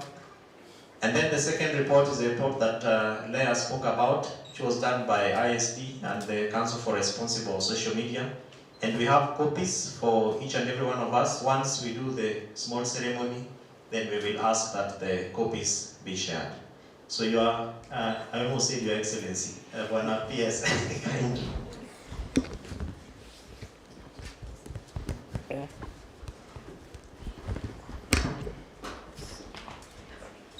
And maybe our guests can also join us, and some young people, including Leah, just to flank Madam Director. And young people, two youth, Virginia sasa umekaa unaniangalia tu. And Victor for social development. You can move, yeah. And Vincent from Kibra, Radhan in Peace, we worked very well with you to engage with communities. Can we take our positions?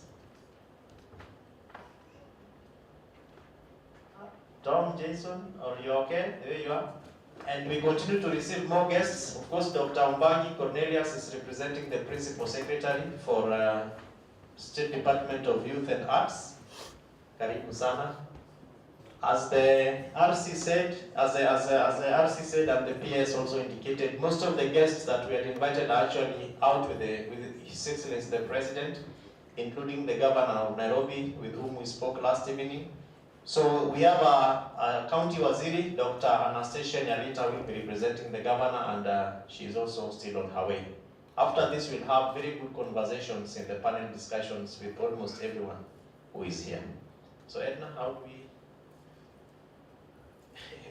We have a pair of scissors. I think you'll just cut, and then the rest of us and all of us can clap.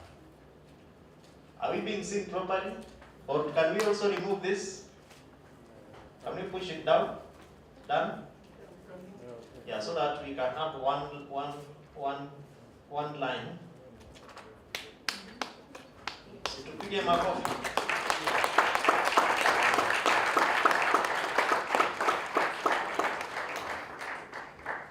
Watu wa picha wako wapi?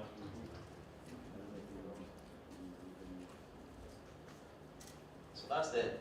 We cut the second one.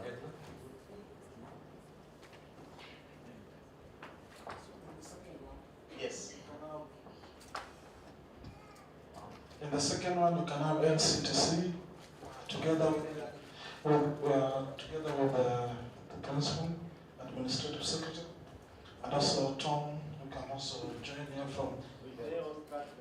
So that they can see. I want them to just move next year. Now I want you to touch your hand on the as the principal. Let's clap one. Let's clap one. Let's clap. Thank you so much. So we can each of us hold the two photos, the two booklets for our photo session. Yeah. Yes, we can display for the photos and the media. Edna, can I have one? Is it red or purple? That. This is what color? Red.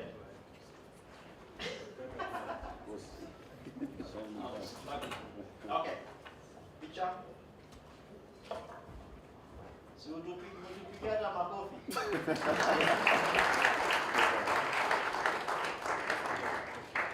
Okay? So thank you so much. We'll have a brief session for tea break, which will end by about, so let's do 15 minutes, by about 11:15.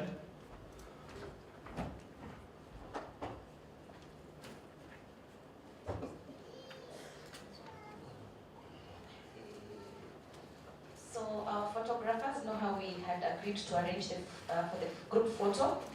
So we are going to have it just here. We'll have our guests seated. We'll have the seats here. We'll have another set of seats up, and then we'll have others standing so that it accommodates each and every one of us.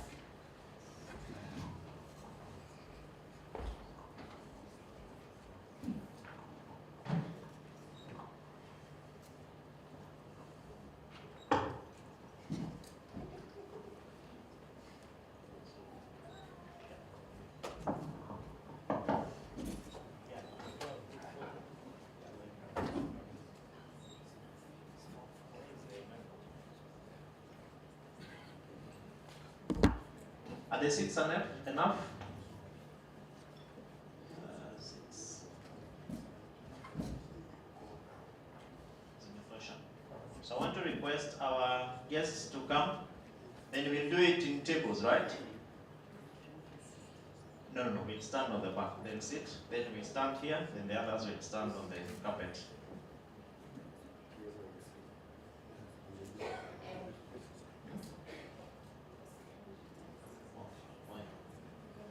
So we can have our guests, one chief guest, Madam Director.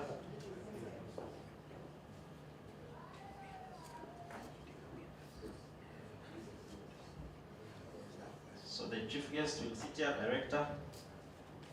Here, one Dr. Tupati, director here.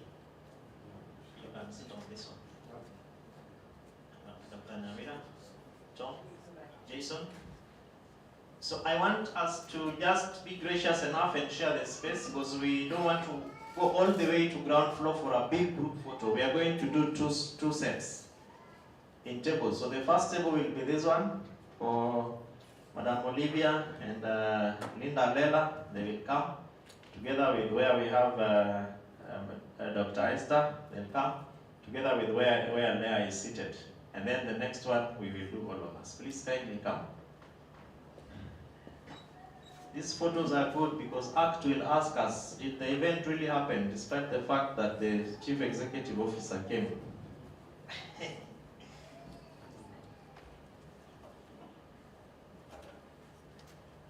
Some of us can climb over so that we have a staircase. Yeah. We have another set, so another table. Dina, the table with Madam Dina. We can position the banners. Yes.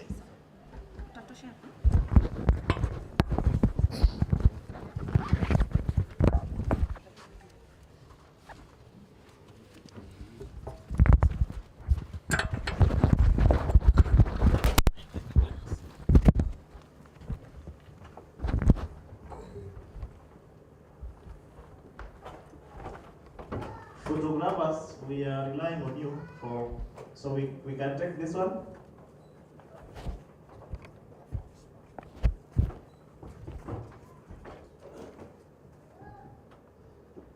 Wacha nijivutie kiti.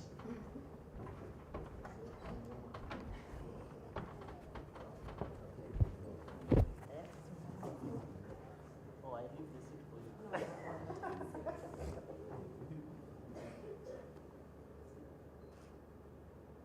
Is it good? Smile. Good?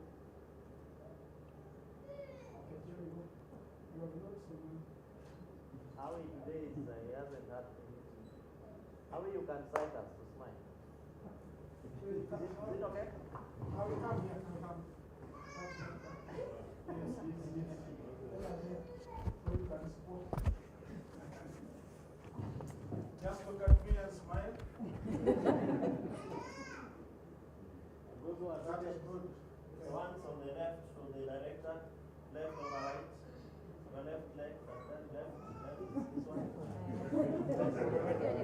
Right over left. This is left over, right over left. Thank you. Okay, one more, let's smile. Can you put our hands for those who are seated on our knees?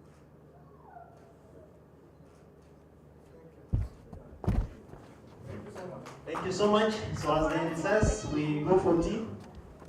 Can you just pass through this door so that we allow them to join for the photo? No, the rest of us can remain because we have one more group. Kindly. Yeah, one more group for the photo. And we have only 10 more minutes left. So the next group, the group of Dan, Kina Victor, Kujeni, all of us, I think that number is now, it can fit the next stage.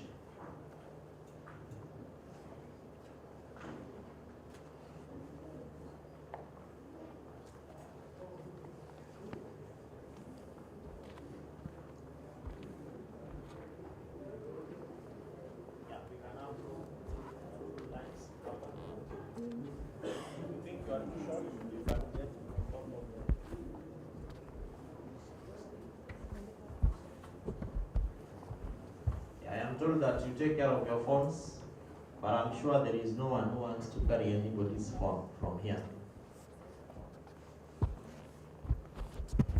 So photographers, you guide us, please. Hi, Toto.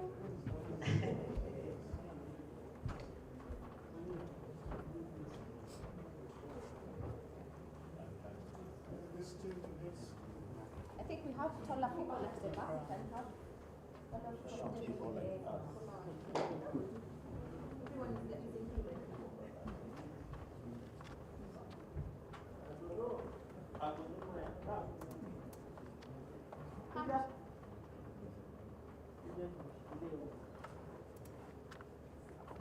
Okay.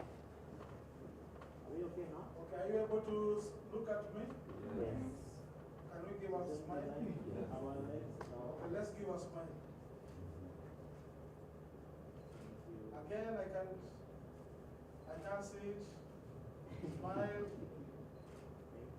One more time. Thank you. Thank you so much. Thank you so much. So the rest of us, we have a restaurant here where we have our tea.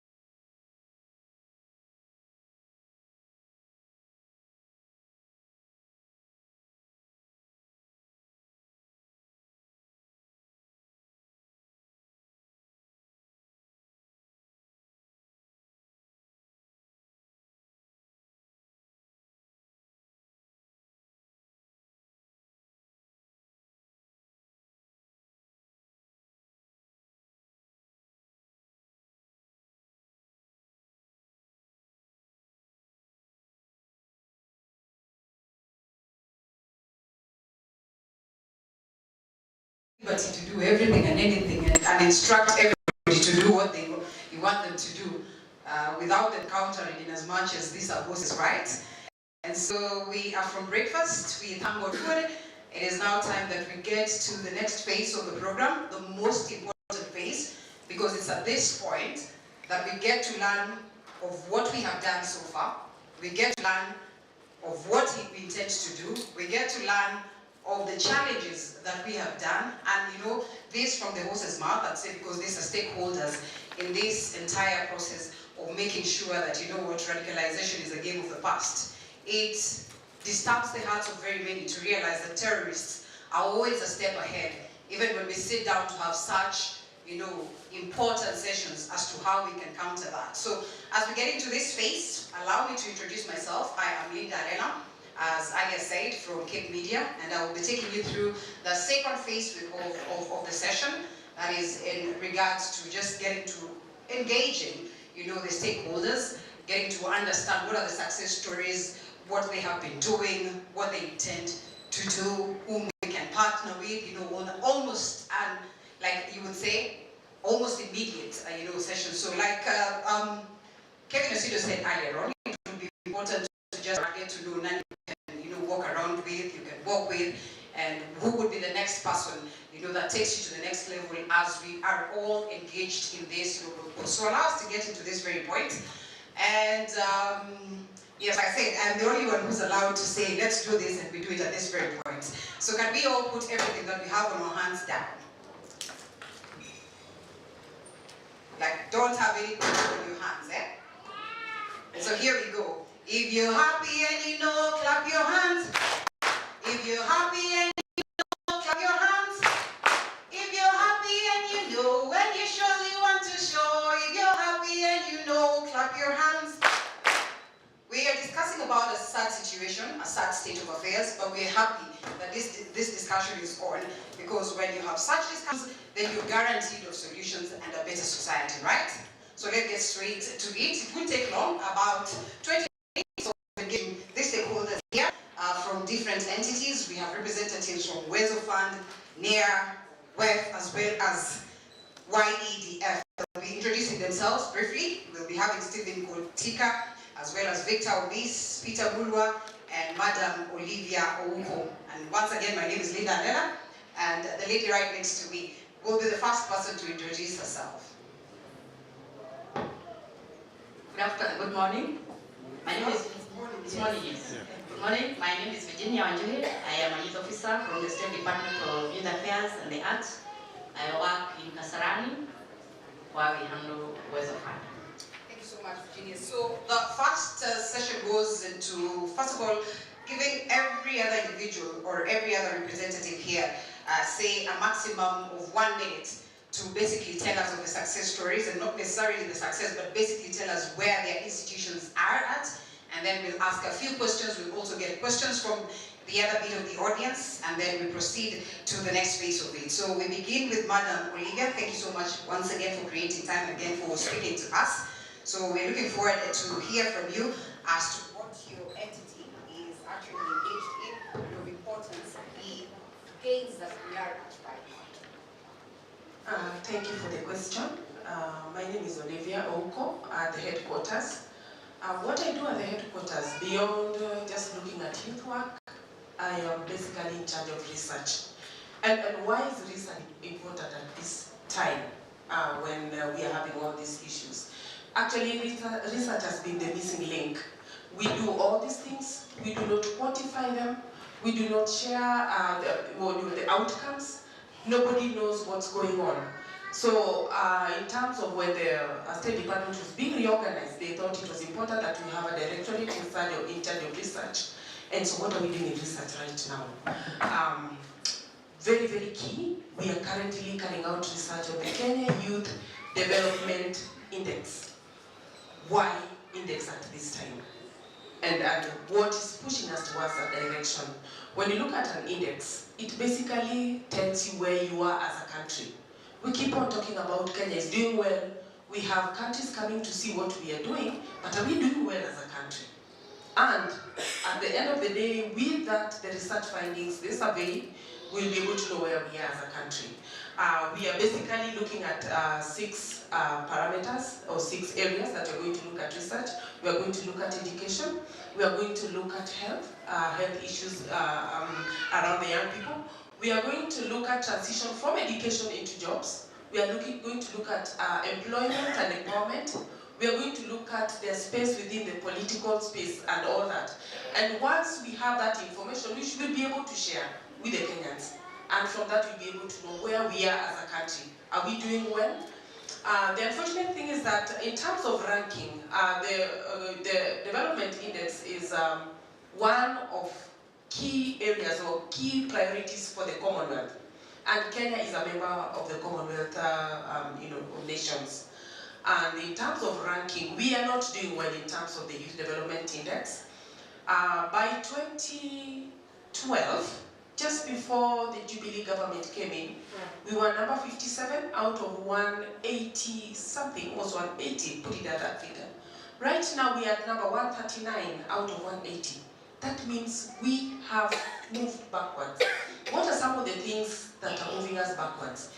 Once we are through with this research, we'll be able to know it is this parameter where we are not doing well.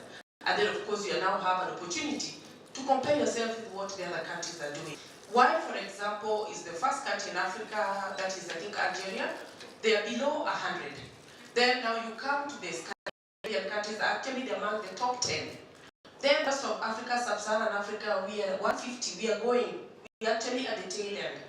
We'll be able now to compare ourselves with these countries and find out what they're doing right and why their youth issues are being taken seriously and their strategies towards achieving where they are, so that they are ranked at the level where we are. So that's what we're doing in the research right now.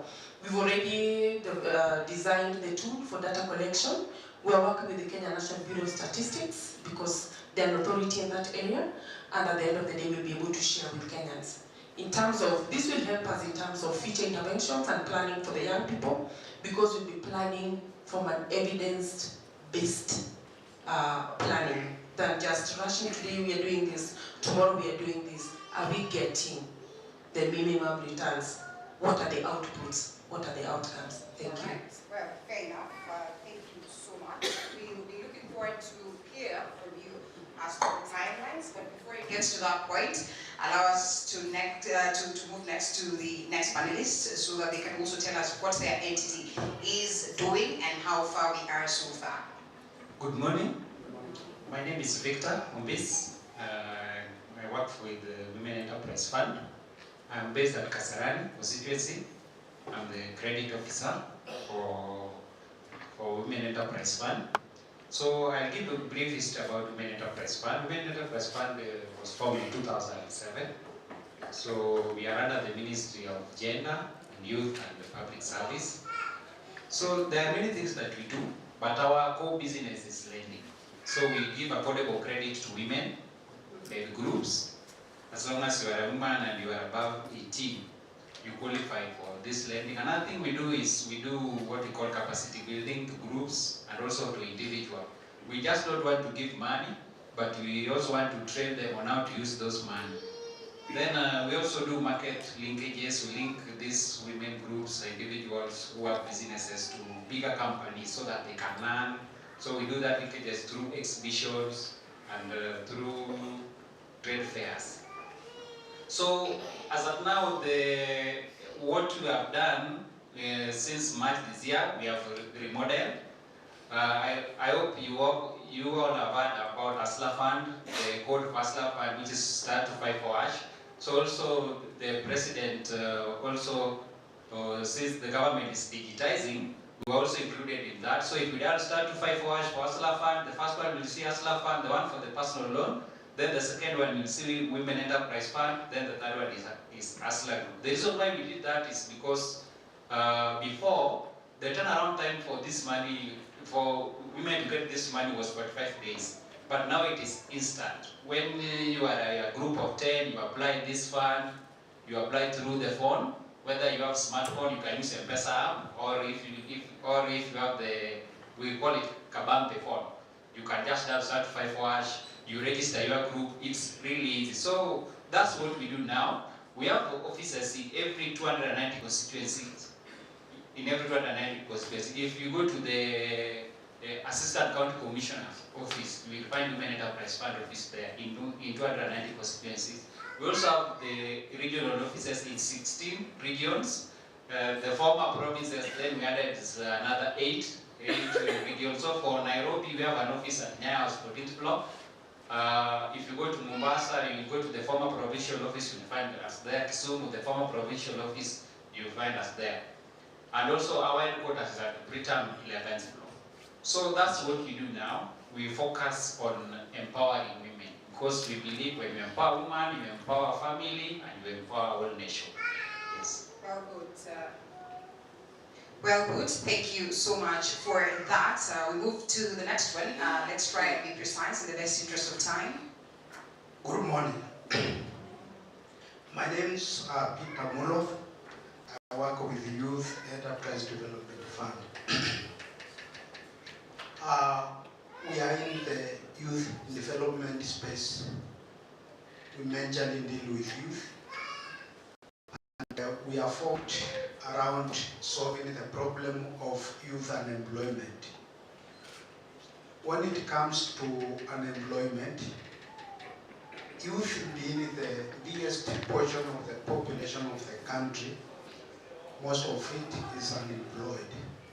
And therefore, we try to solve this problem by executing some 5 mandates. One of them is about equipping them with entrepreneurship skills so that beyond seeking employment, they can look for livelihood, economic livelihood, engagement. So we give them the skills, entrepreneurship skills to start their business and engage in the business engagement. We also give them financing, that is credit. We give credit to groups and individuals. Those who want to start businesses and those who also want to expand the existing businesses. By so doing, we believe that they are going to employ more other younger people. We also engage with the county governments to provide working space. I think business premises is one of the challenges, and especially among the younger people. So engage with the county government across Kenya to get affordable workspace for the young entrepreneurs. And we also do the market and market support and linkages to provide them with the marketing opportunities for the product that or services that they produce. Currently, in the current world arena where technology and social media are of importance, we are working with the stakeholders and the partners to make sure that we also use the internet and technology to expand the market reach. Finally, we also look at, we support employment. You have currently seen the trend of younger people moving into overseas country. We have earned many cases of youth, successful youth working abroad. Others have also met challenges across there. And as a government agency, we are mandated. We have a mandate to support the youth employment scheme abroad, and we do facilitate youth access to the employment abroad. Our offices are based at Apple, 4th and 5th floor of Renaissance Park, near Radisson Blu. Good morning.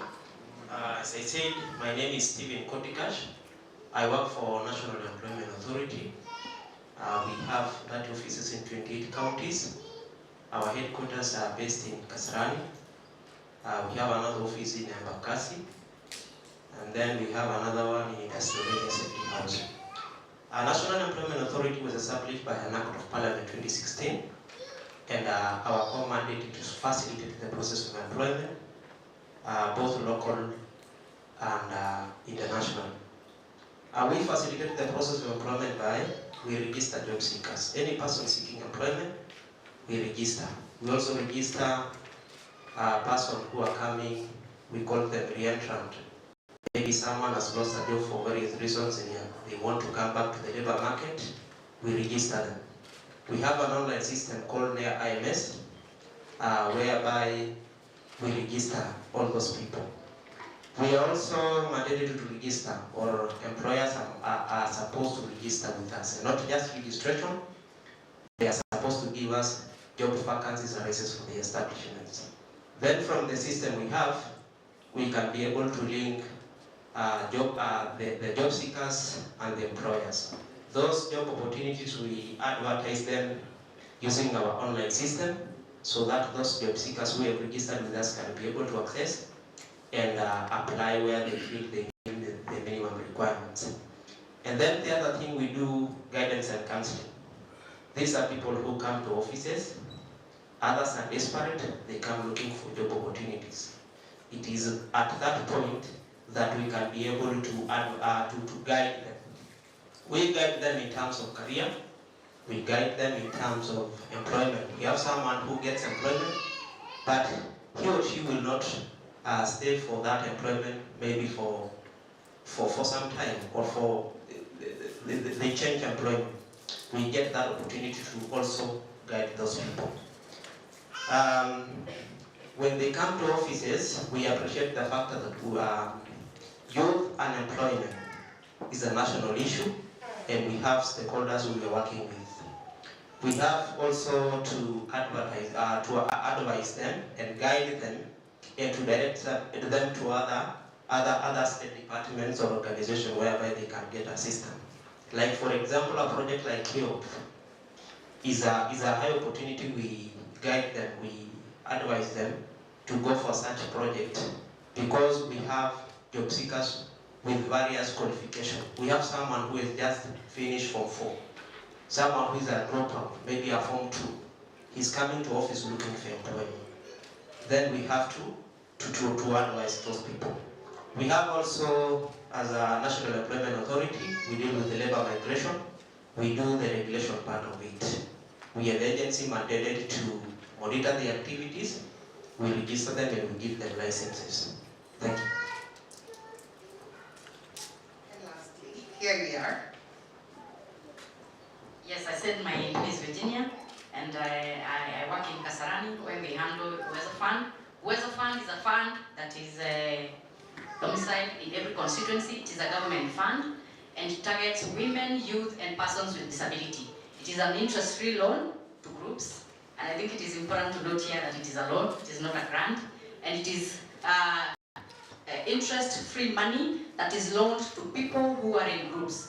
The beneficiaries have to be registered in the Office of Social Development so that they are able to access the monies in groups. This money from Uwezo Fund is not given to individuals, so youth or women or people with disabilities who are seeking to be funded through Uwezo Fund have to be in groups.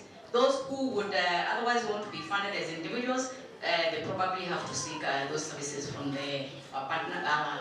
our sister fund, the Youth Fund.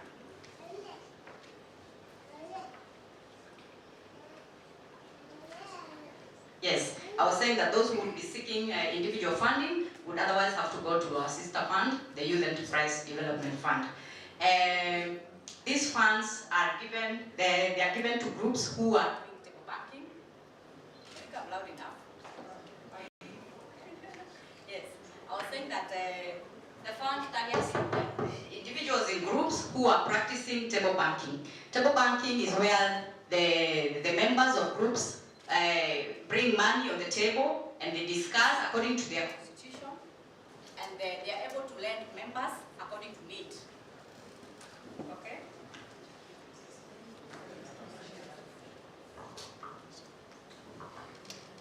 The beauty about table banking is that these members of communities are able to access interest-free loans, or at least cheap enough to be able to be afforded by every member. We know, like right now, the interest rates are high, maybe double digits, okay? But when they when these members of groups discuss according to their constitutions, they are able to lend to their members, maybe through single digit numbers, so that they are able to grow themselves. And it is an affirmative fund, because we are saying affirmative fund because these are people who are beginning, who are low at the they're down there at the pyramid, down. Yes, they are hustlers. That's a common word. Yeah, they are down there at the below the pyramid. It's called what? That one. And they would be able now to start small ideas and that are not really harassed by lipa pesa haraka, okay? So that they are not exposed to probably the harshness of going to the Shylocks. So Weather Fund is available to our youth, and I would say that the uptake is good. It's only that the monies, as I've said, is a revolving fund. Each constituency is allocated a kitty that the constituency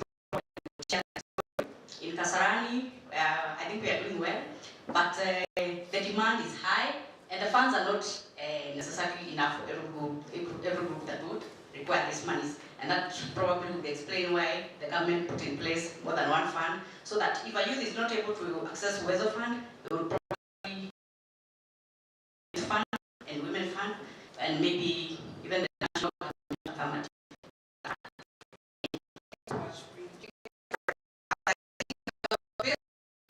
About the affirmative funds, because then we want to understand as much as the government these entities that record vulnerables or vulnerable groups in society to I mean, any aspect of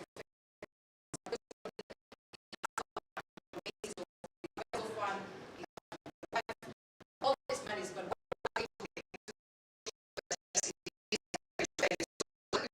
that we'll be throwing to this morning.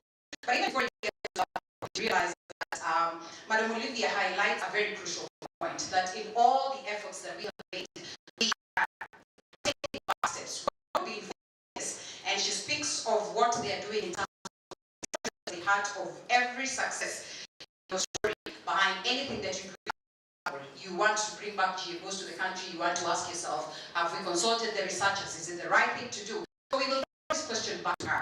What are the timelines that we're looking at, so that then we have a proper report, and then we say we can forge forward?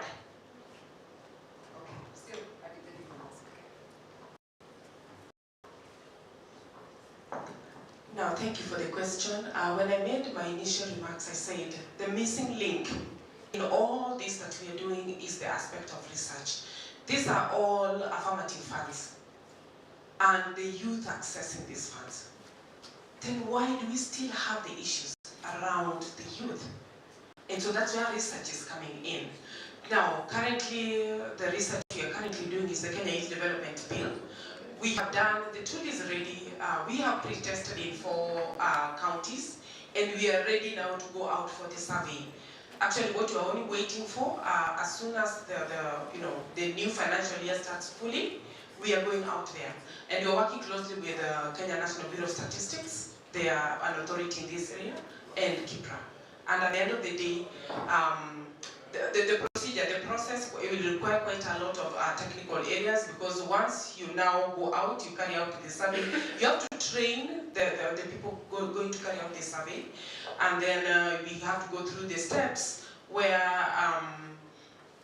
we get the data, we analyze that data, then once we analyze that data, we visualize it, of course, with the technical people, research, with the KNBS and KIPRA. Then immediately we analyze this data, we are now going to have a stakeholder engagement to validate this report, because it's very, very key. Remember what the Constitution says right now, public participation, so there's the stakeholder engagement. Then after the stakeholder engagement, of course, with their input into what we have shared with them, we now come up with the final report, and then the final report has to be disseminated. So I'm looking at possibly even over 4 months to carry out this. Of course, it all depends on adequate funding for this to carry out.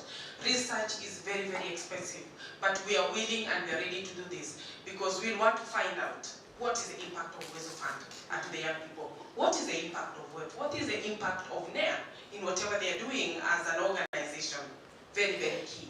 Ultimately, do you suppose that this will give us answers? Because you will agree with me that even before the formation of these, affirmative action funds, reality is that research has been conducted. Yes. So why is it that research did not work then for us? And today then we have to conduct more, which we all agree research is always an ongoing process. So what is the guarantee that this then will give us ultimate, tangible solutions? Because this one right now is among our mandates as the ministry in charge of youth. Initially, we have all these research findings, different organizations carrying out research findings.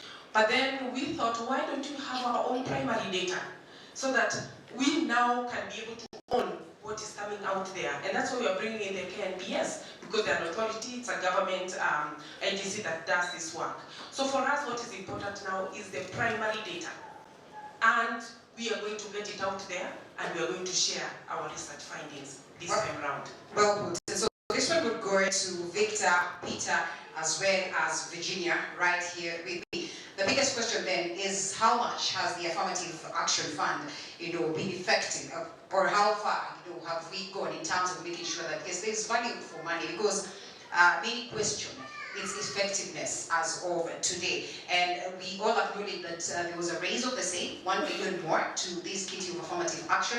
But just how much can you convince the people that they're going to get value for this money and actually there are notable success stories to it? Okay. Okay, Women Enterprise Fund has been, I can say, has been largely successful because the groups that we are funding, you see that before we funded them, they were doing what we call the merry-go-round or even table banking. But now these groups, after funding them, they have now started doing projects like poultry keeping, where they also create employment to other members of the public.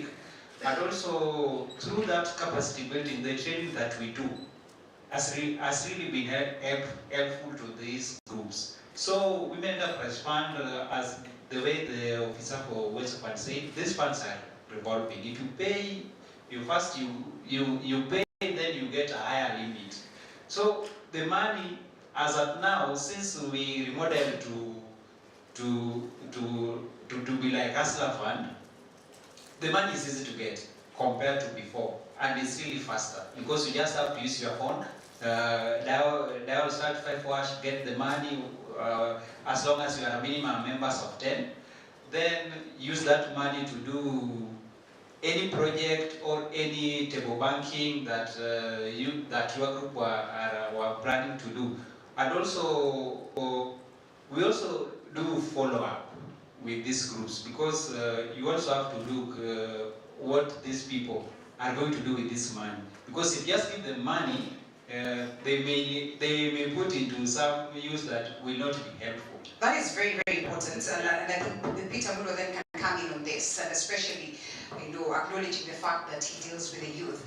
Right now we're talking about, extremism and, radicalization and all that. Just how much has been done towards making sure that we're able to target, these risk groups or these vulnerable groups? Thank you very much. I think a lot has been done, and especially by Youth Fund. We started as a syndicate of 1 billion. Now we are talking of 16 billion revolving. That is quite huge of amount of money that we have been able to revolve since 2007. But then we can say, yes, we have done a lot, but there is much job for us to do. There is much job for us to do. What do we need to do? I think the research by the State Department for Youth is very important to know that why are we not on board in every other youth? And why are the interventions that already we are doing are not translating to results and a solution for the current business for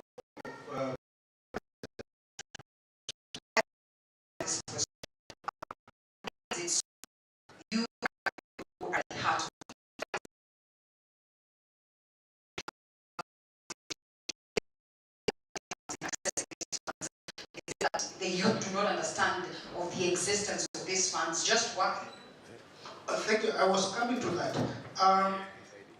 We have very successful cases, like the Royal Family Hospital, an hospital with the branches all over, in fact, big hospitals, employing many youth, has been able to start and grow with us, and it has changed of hospitals. But why I'm saying there is much job to do is because I think even as affirmative funds and other stakeholders in youth development, we need to synergize together and work as a team so that there is no duplication. We can talk of youth groups here who have got loans from West Fund, from Women Fund, and also from Youth Fund.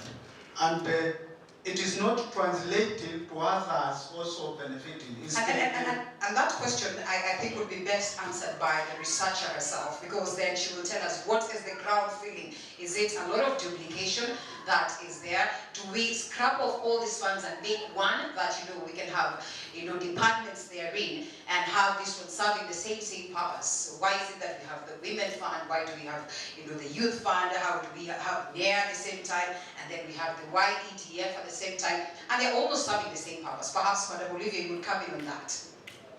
Just allow her to respond to that, because it's based on research and what the ground feels. Now, our mode of research, we are going to do both quantitative and qualitative research.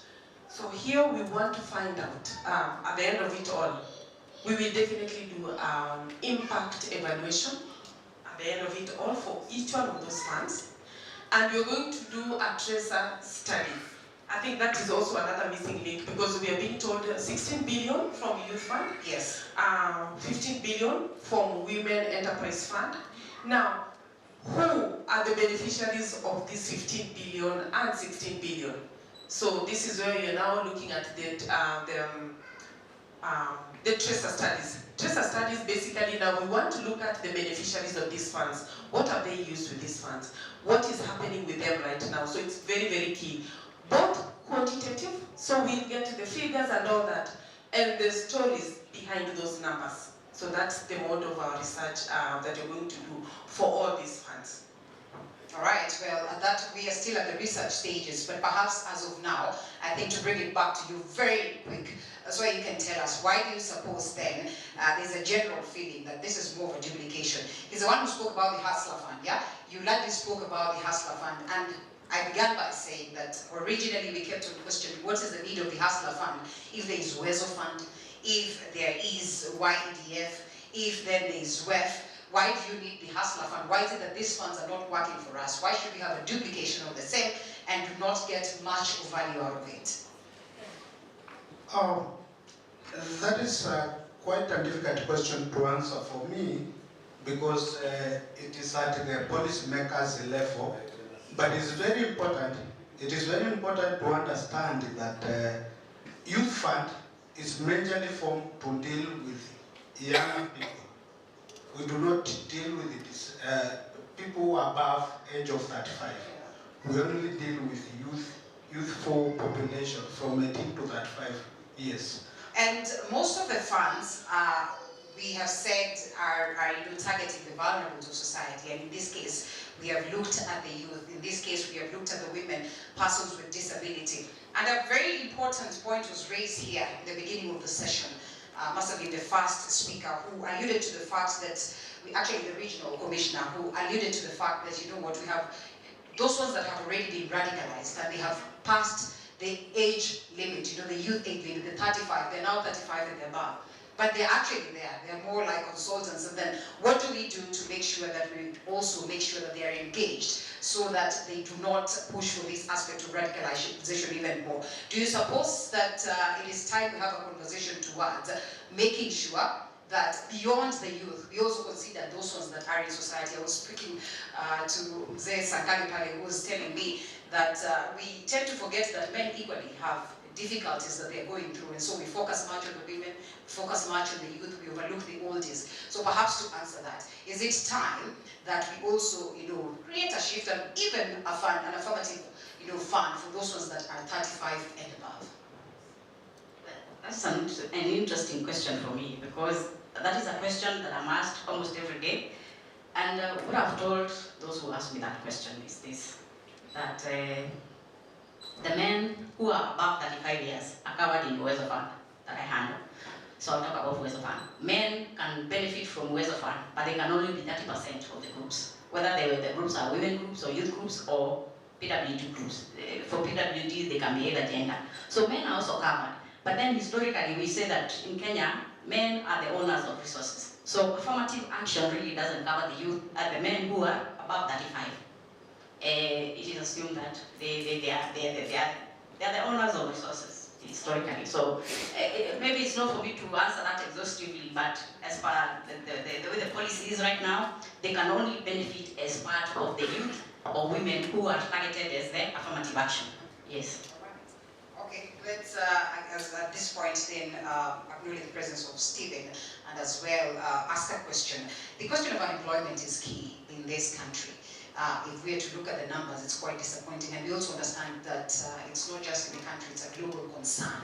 When you say that you connect young ones and the youth, to job opportunities, to what magnitude and how much are they aware of your existence, and to what success stories? Thank you for such a question. I must appreciate the fact that the youthful demographic population in our country is huge, considering our economy. And in that I mean the job opportunity we create as a country.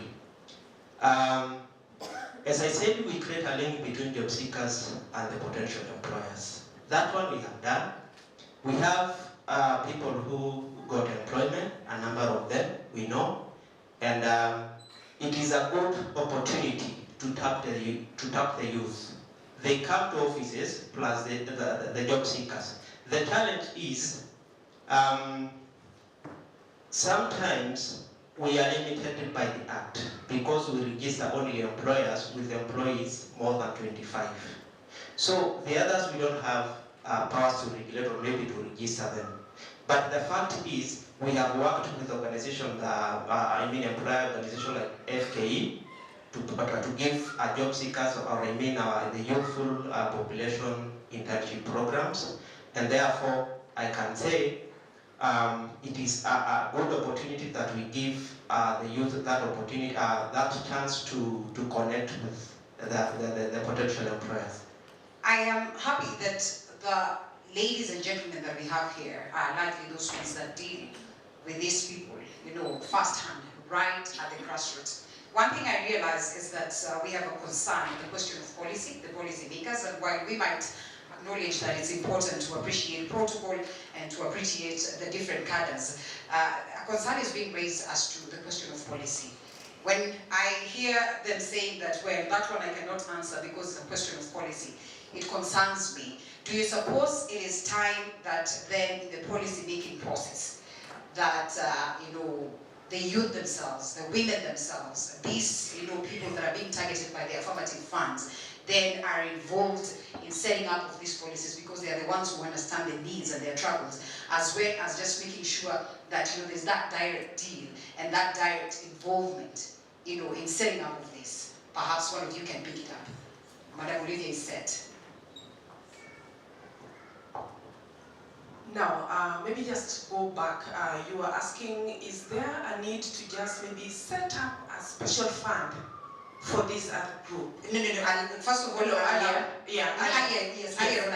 And I wanted to respond because there was an attempt, right? And there are studies currently going on. Kipra is in the field, right, just to find out what happened.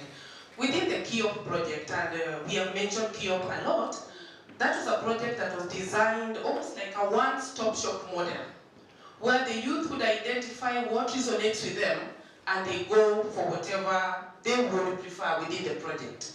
There was a component that was basically just dealing with the training and internship, giving the youth skills for blue-collar jobs. Because the white-collar jobs, the job opportunities are not there. The reality is there. So skills for blue-collar jobs. Then there was a component that was just dealing with grants, giving the youth grants to start small enterprises. Then there's a component that was dealing with the hard-to-serve youth. That is where the group that basically the radicalized youth and all that. And we were calling it the Future Bora Initiative, so that they're not left out of all these projects where targeting the youth. And the Future Bora Initiative looked at, one, the street youth. They don't have any documentation. First of all, they do not even trust you if you go to them. So for the Future Bora Initiative, the project worked with the organizations that are already working with those young people. And so that was specifically targeting the hard-to-serve youth. Kipra is out in the field.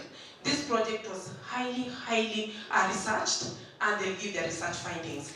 If whatever was given, they had 120 million Kenya shillings for the Future Bora Initiative. If this worked, I said, let us go for evidence-based interventions. So once that report is out, we'll be able to find out what's going on.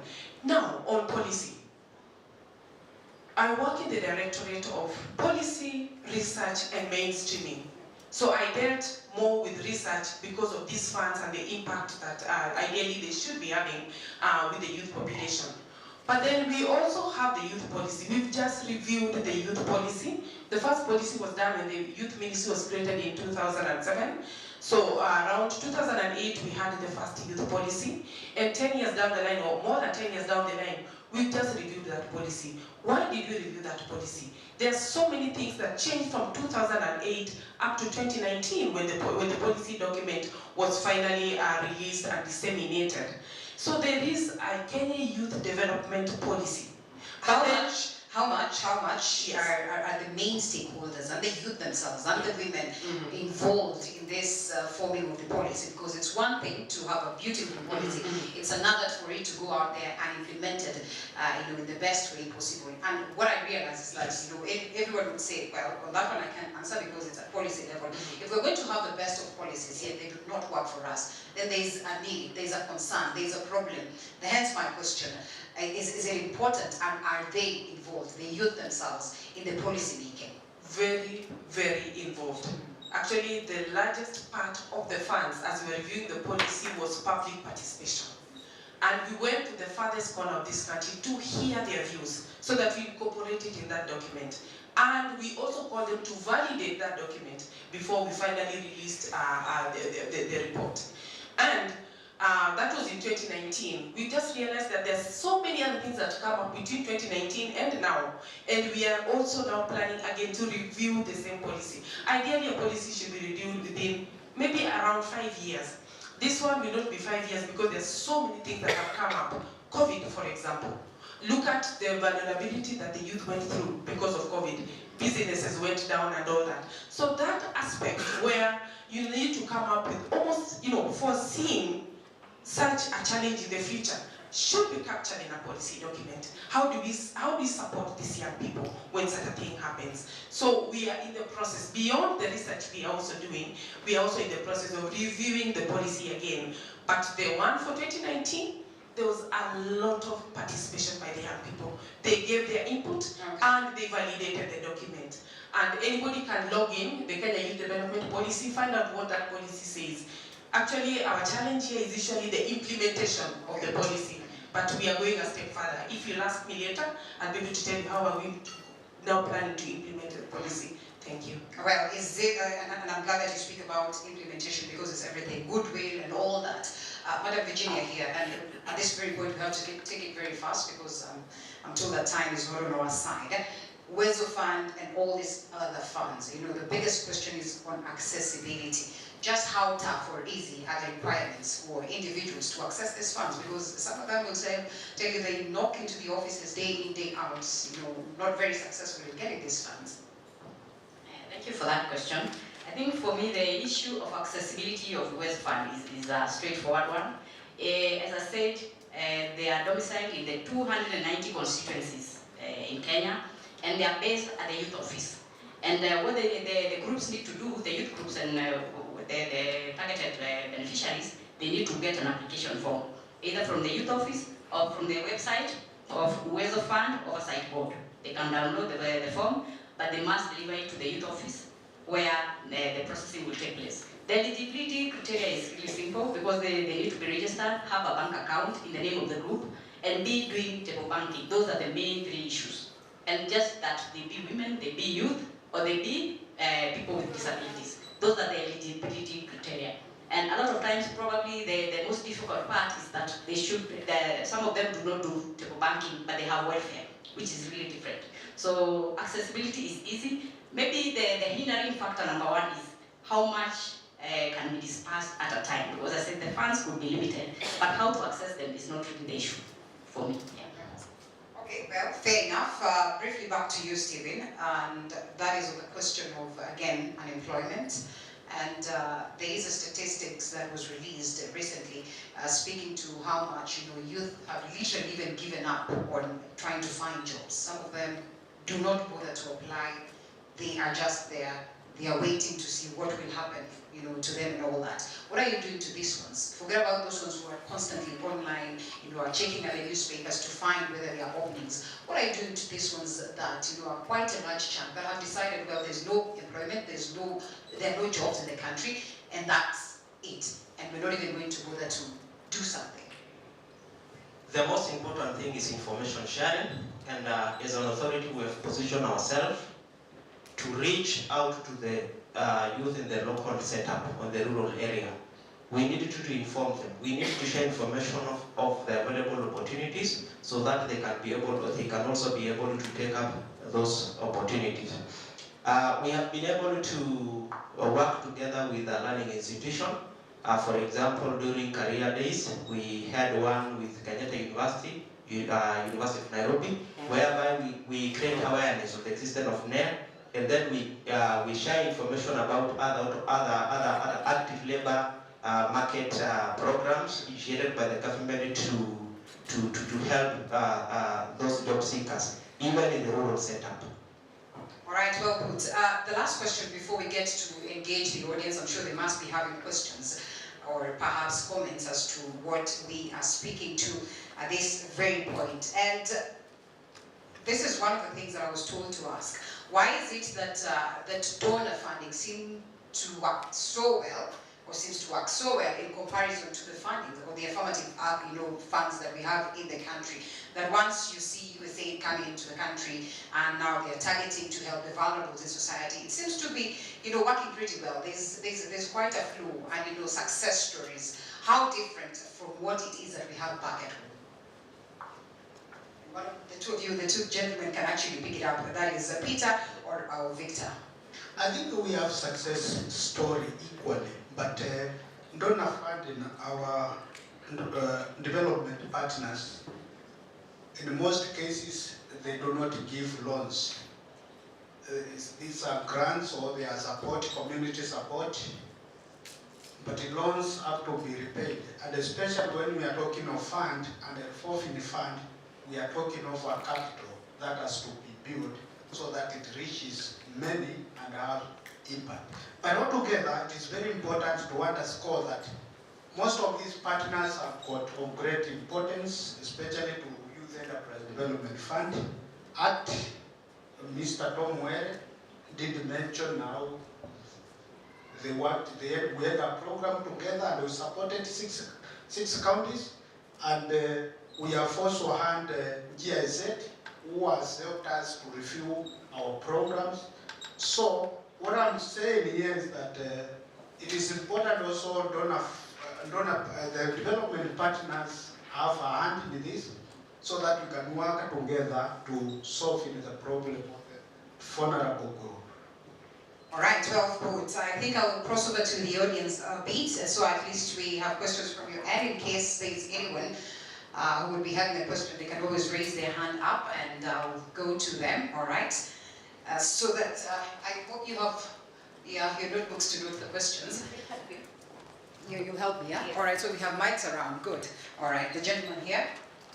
You start by introducing yourself and perhaps tell us whom you're directing the question to, or if it's open, well and good. Yeah, good afternoon again.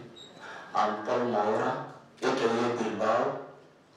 And my question goes direct to Peter Mulwa of Youth Fund.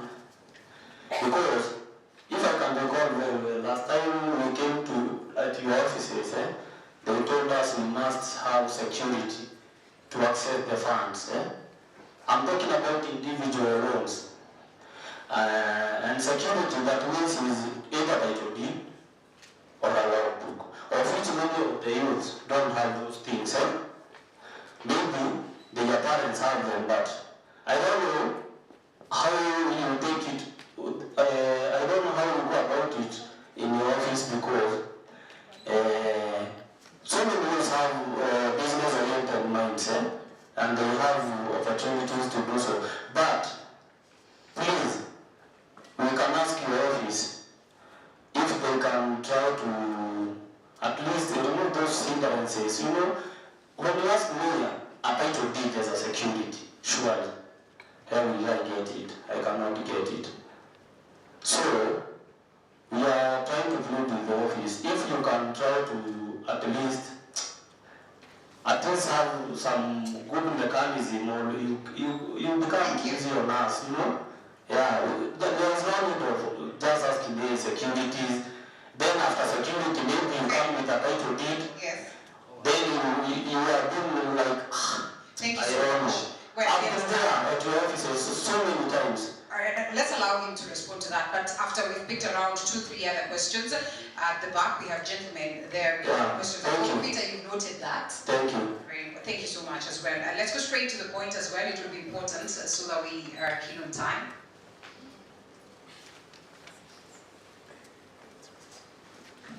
Thank you. My name is Vincent from Kimbra, and my question goes to Olivia, representative from the government institution representing CARE. I know that CARE gives young people skills, and my question is, do you have data that you can say that you've linked this number of youths to job opportunities, or you just give them skills and leave them at that point? Do you have data that indicates that this number of young people were trained on these skills, ABCD, and from being trained, they were linked to this number of job opportunities? Thank you. Data is crucial. The next gentleman. Where are the ladies in the house? Yes, my name is Roscoe Yoko.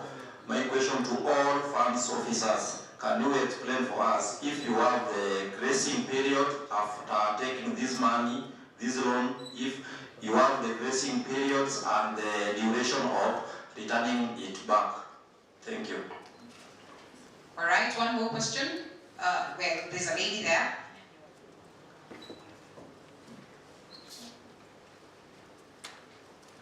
That's the first round of questions. We're going to only have 2 rounds. Yeah. So my name is Georgina Kawira from Mathare. Have a CBO called Shine Light. So my question is, I think, to almost all of you apart from Olivia. Why don't you give the grants or the loans to CBOs? And we realize CBOs most of the times are more organized than the self-help groups, because most of the time you find the self-help groups, most of the time they don't repay the money back. So what are you thinking of having or to start giving the grants or the loans to CBOs? Well put. All right. And I think the first question was for Peter. Peter, you go first. We'll come for, we'll do another set of questions, about 5 people, before we close it. Peter? So I will answer all the 3 which touched me. The first one Make it brief, because we... The first one was by Paul Mohora. It was on security. Yes, we ask for security, but for some products. We have products without security requirement, others have security requirement. This security must not come from the beneficiary.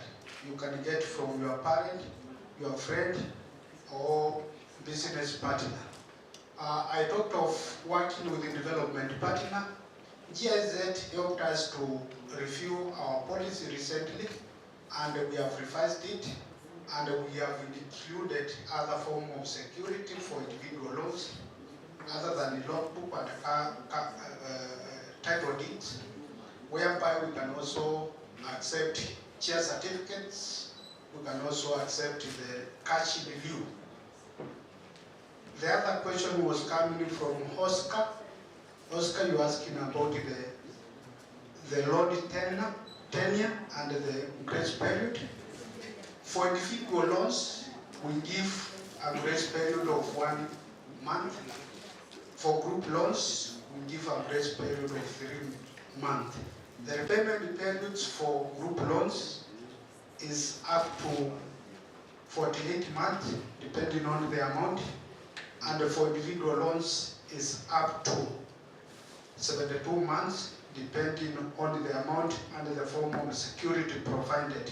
Georgina from Mathare, why don't you give grants or loans to CBOs? We don't give grants, but we give loans, and we can equally, and we have funded CBOs as well. All right. Georgina, I hope that is clear.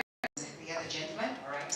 Okay. On gracing period, before we remodeled to digital, we used to give a grace period of 1 month, but since we remodeled from March, because we went into digital, we don't have any gracing period. The repayment period also changed.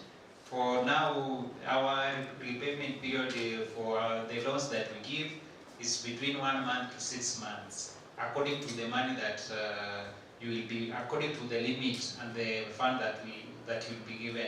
For CBOs, we have funded CBOs before. In fact, most groups in Kasarani, most groups you will find that out of 100%, 40% are CBOs. We have funded the CBOs before, and even now we are funding CBOs. Yeah. Would we say that the rules are different for every, funding, or there is a standardized way of operation? Perhaps as Virginia comes in to respond to that, because, well, if she says that, maybe it's because she's trying to access in vain. If you're going to say that he's been asked for security 1 million at one time and not being able to, then it's either it wasn't explained to him well, or maybe there's a difference as to how, WEF would operate, how WES would operate, and the youth fund as well. I think the rules are different for each fund, because there are aspects that are common, but there are also aspects that are different. For WESO fund, the grace period is 6 months for new groups, and then the repayment period is 24 months. And with the youth fund, the WESO fund is meant to be lent to institutions that are either women-led, youth-led, or people with disability-led. So if you're an institution other than an NGO and you're registered, then you should be able to access the WESO fund. We have funded CBOs in Kasarani, just like Victor has said. So I'm not aware that CBOs are not funded through the WESO fund. Yes, thank you. Right, the last question was for Madam Olivia. That is in relation to the data to substantiate the gains. So this question came from Vincent, and he wanted to find out, do we have data to support what happened in KIOP? Yes. KIOP was a social protection project and heavily researched. Researched because some of the things were being tried for the first time, like the one I've talked about, the Future Bora Initiative, where you're using organizations that work with the Hard to Serve youth, fund the organizations to still support the youth because they've already created rapport among themselves. So there's a lot of research. For example, for the project, though I'm not in the project right now, Vincent, I left the project in 2021 when it was almost coming to a close, and now I'm at the ministry headquarters in Kencom, basically for the research purpose. Now, we were looking at job outcomes. They were the primary beneficiaries or the direct beneficiaries of the project. Those who were either given skills or the funds. We captured them and we analyzed that data. But then along the way, we also found out that some of those young people who were given money employed other young people. So there were also secondary beneficiaries. Those ones have been well captured within the project. And the data, once the teams are through with the research, these reports will be out to the Kenyan public. We also looked at the beneficiaries of the project. Which sectors were they in mainly? The ones who started their enterprises. What were they doing? The ones who got their grants, what were they doing? The ones who specifically picked to be trained in skills, what were they interested in? Because if it's blue collar, Was it plumbing? Was it electrical installation? Was it painting and all that? So all that was captured within the project, and all that data is available. For example, businesses by sector, agriculture, we're looking at fresh produce, plastics and rubber. The one that was really liked by the young people was the services sector, the M-Pesa, beauty and hair therapy, hotels and all that. They really liked it, so that is well documented. Then the jobs that were created by the sector. So we basically did the tracer studies of the young people to find out where they were. Now, I left the project just before it ended. Somebody else is there, but the structures were there in place to ensure that at the end of it all, we are able now to come back to the Kenyans and say, we got 15 billion from the World Bank. This is what was done with the 15 billion. And to the point where you can even identify the young person who benefited from the project. Because you just go into the system and just through a number, randomly, you can be able to get the young people. That's why I said, we're looking at tracer studies and the impact evaluation for any of these funds. Those two are very key. All right, and because we have another set of panelists that is supposed to join us, I think I will allow for Stevie to respond to this, and then we'll get 2 more questions from the audience, if it is 2, or perhaps a response to basically what the panelists have spoken about, or 2. And so, Stephen, this is my question. As we have the mic round, so that the next person can ask a question. My question is this. Beyond, connecting this youth to job opportunities, do you as well, enlighten them on the existence or the availability of these funds to a point of them understanding and as well accessing? Yes, we do. As I said earlier, we guide them on active labor market programs or initiatives initiated by the government. These are some of the programs we advise or encourage these job seekers to go after.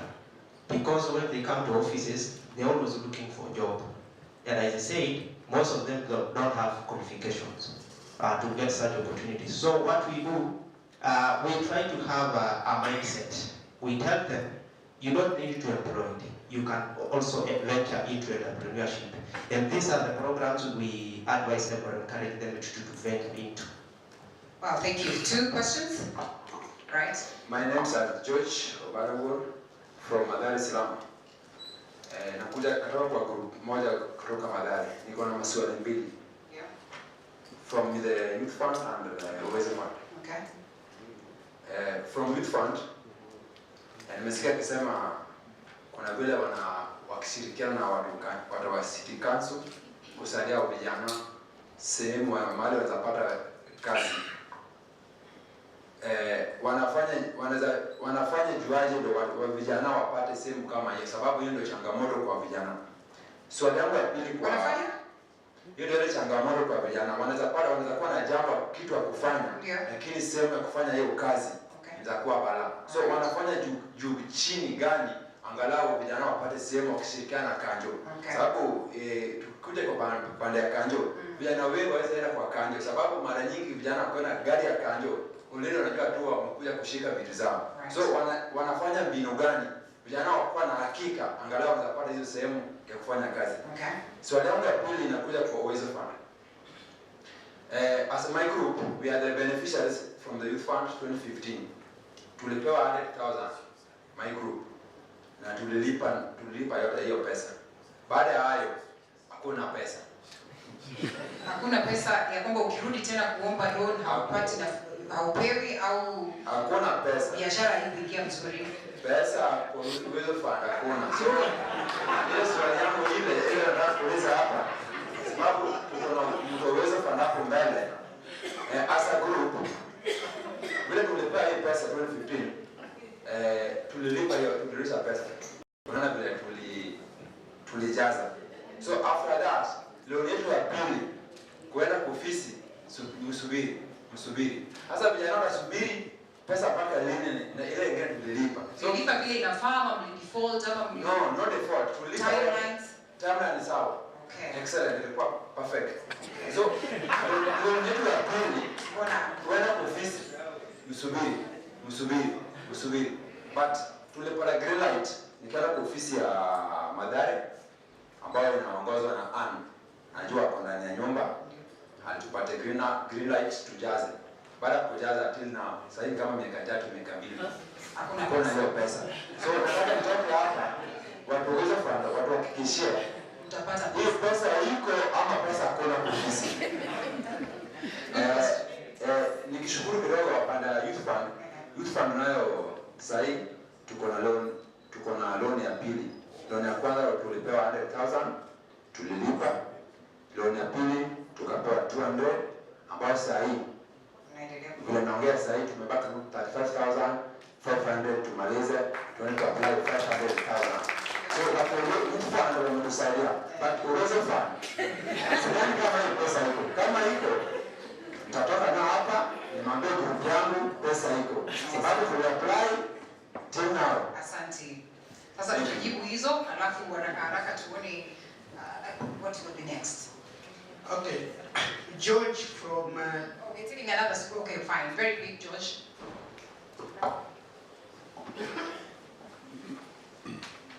George, you're the one who's responding to them. I responded to them. No. Where's the fund is here? No, there was one for you. Hello, my name is Nicholas Mwangi from Kasarani constituency. I think the elephant in the room here is Uwezo Fund and Youth Fund. Shida yenye iko hapa sio youth. Shida yenye iko hapa ni systems zenu ama nyinyi wenyewe. Kukopeshwa 100,000 na sheria yenye iko kwa registration ya group not less than 7 people or 8. Mwepewa 100,000 mwende mfanye biashara. Ni biashara gani?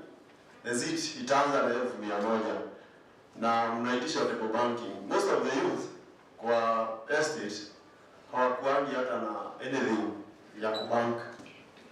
So resolutions muangalia hapo. The other thing ni Uwezo Fund. Uwezo Fund ni political. Okay. Hiyo haikuangi loan. Hiyo itakuwa na representative ataongea kwa niaba ya Uwezo Fund. I think hayuko kwa high profile. So hataweza kujibu vile inafaa basi atafikisha ujumbe. You can trust kuchagua watu ambao wana uwezo wa kuzungumzia hilo. Nimemwambia atafikisha ujumbe, I hope so. Asante. Hiyo inakuwa political platform. Hiyo hakuna mambo ya rona hapo. Wacha nikuruhusu wajibu. Naki yako hapa. Uwezo Fund, I mean Youth Fund. Me personally kwangu nimejaribu ku access loan. But kulingana na competition yenye iko ya SACCOs, banks, mko chini kiserikali. Aya, wacha tuseme what are the challenges? Kidogo tu nimpe tu example. Usimgoge sana. Nimemwambia resolutions na sheria zao ziko na shida. Swali. Ni kama swali tu bado. Banks ukienda kununua kupata asset finance wanakupea up to 95% ama 95%. Nyinyi mnapeana na 70% na nyinyi ndio serikali. Mimi siwezi hepa serikali. So serikali ndio inafaa kuwa 95%, banki ikiwa 70%. Mnafaa kuwa higher on financing than the SACCOs and individuals banks. I'll allow her to respond to all that because also there are rates, the standards, and all that. So wakati umeenda kwa hizo madini za kutengeneza hizo resolutions, jaribu kutetea hapo sana. Up your game. Thank you.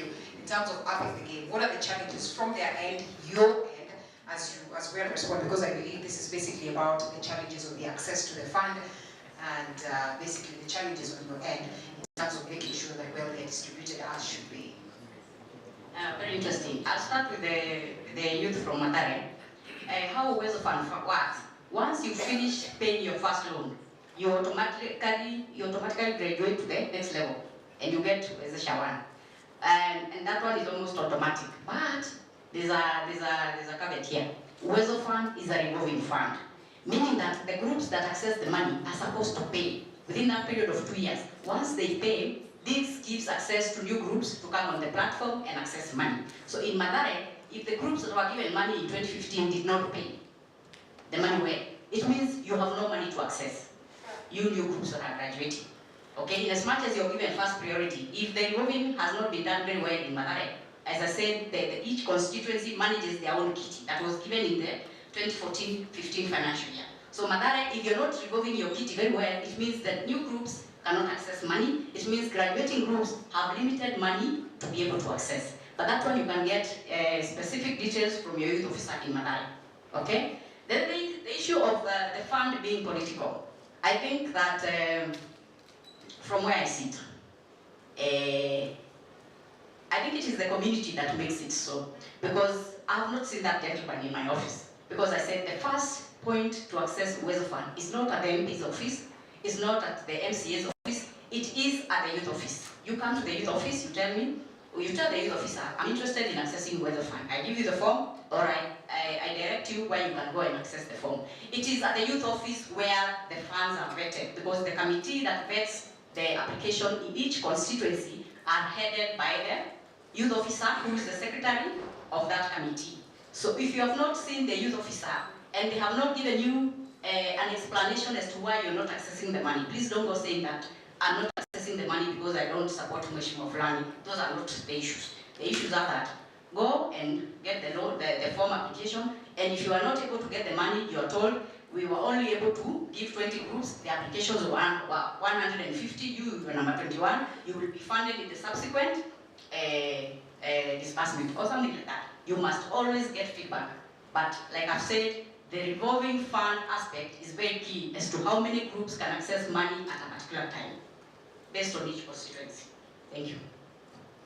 I think we are glad that we're here in this forum and space, because from here, if she's not going to answer the question as expected, I'm sure you will be able to get a hold of her somewhere there as we sit down. So at this very point, I think we're almost closing. But before then, remember the main focus of this day is making sure that these affirmative action funds then are accessed as well by those groups that are at risk, most at risk and the vulnerable. And so I'll ask this last question to Madam Olivia. What are the requirements for the Future Bora Fund for the likes of the street children and generally those youth that really are vulnerable to radicalization and that? Now, Future Bora was a pilot because we've never done anything of this kind where you go out to look for these young people. Remember, there are youth out there, they are cattle rustlers, and that's what they've been doing.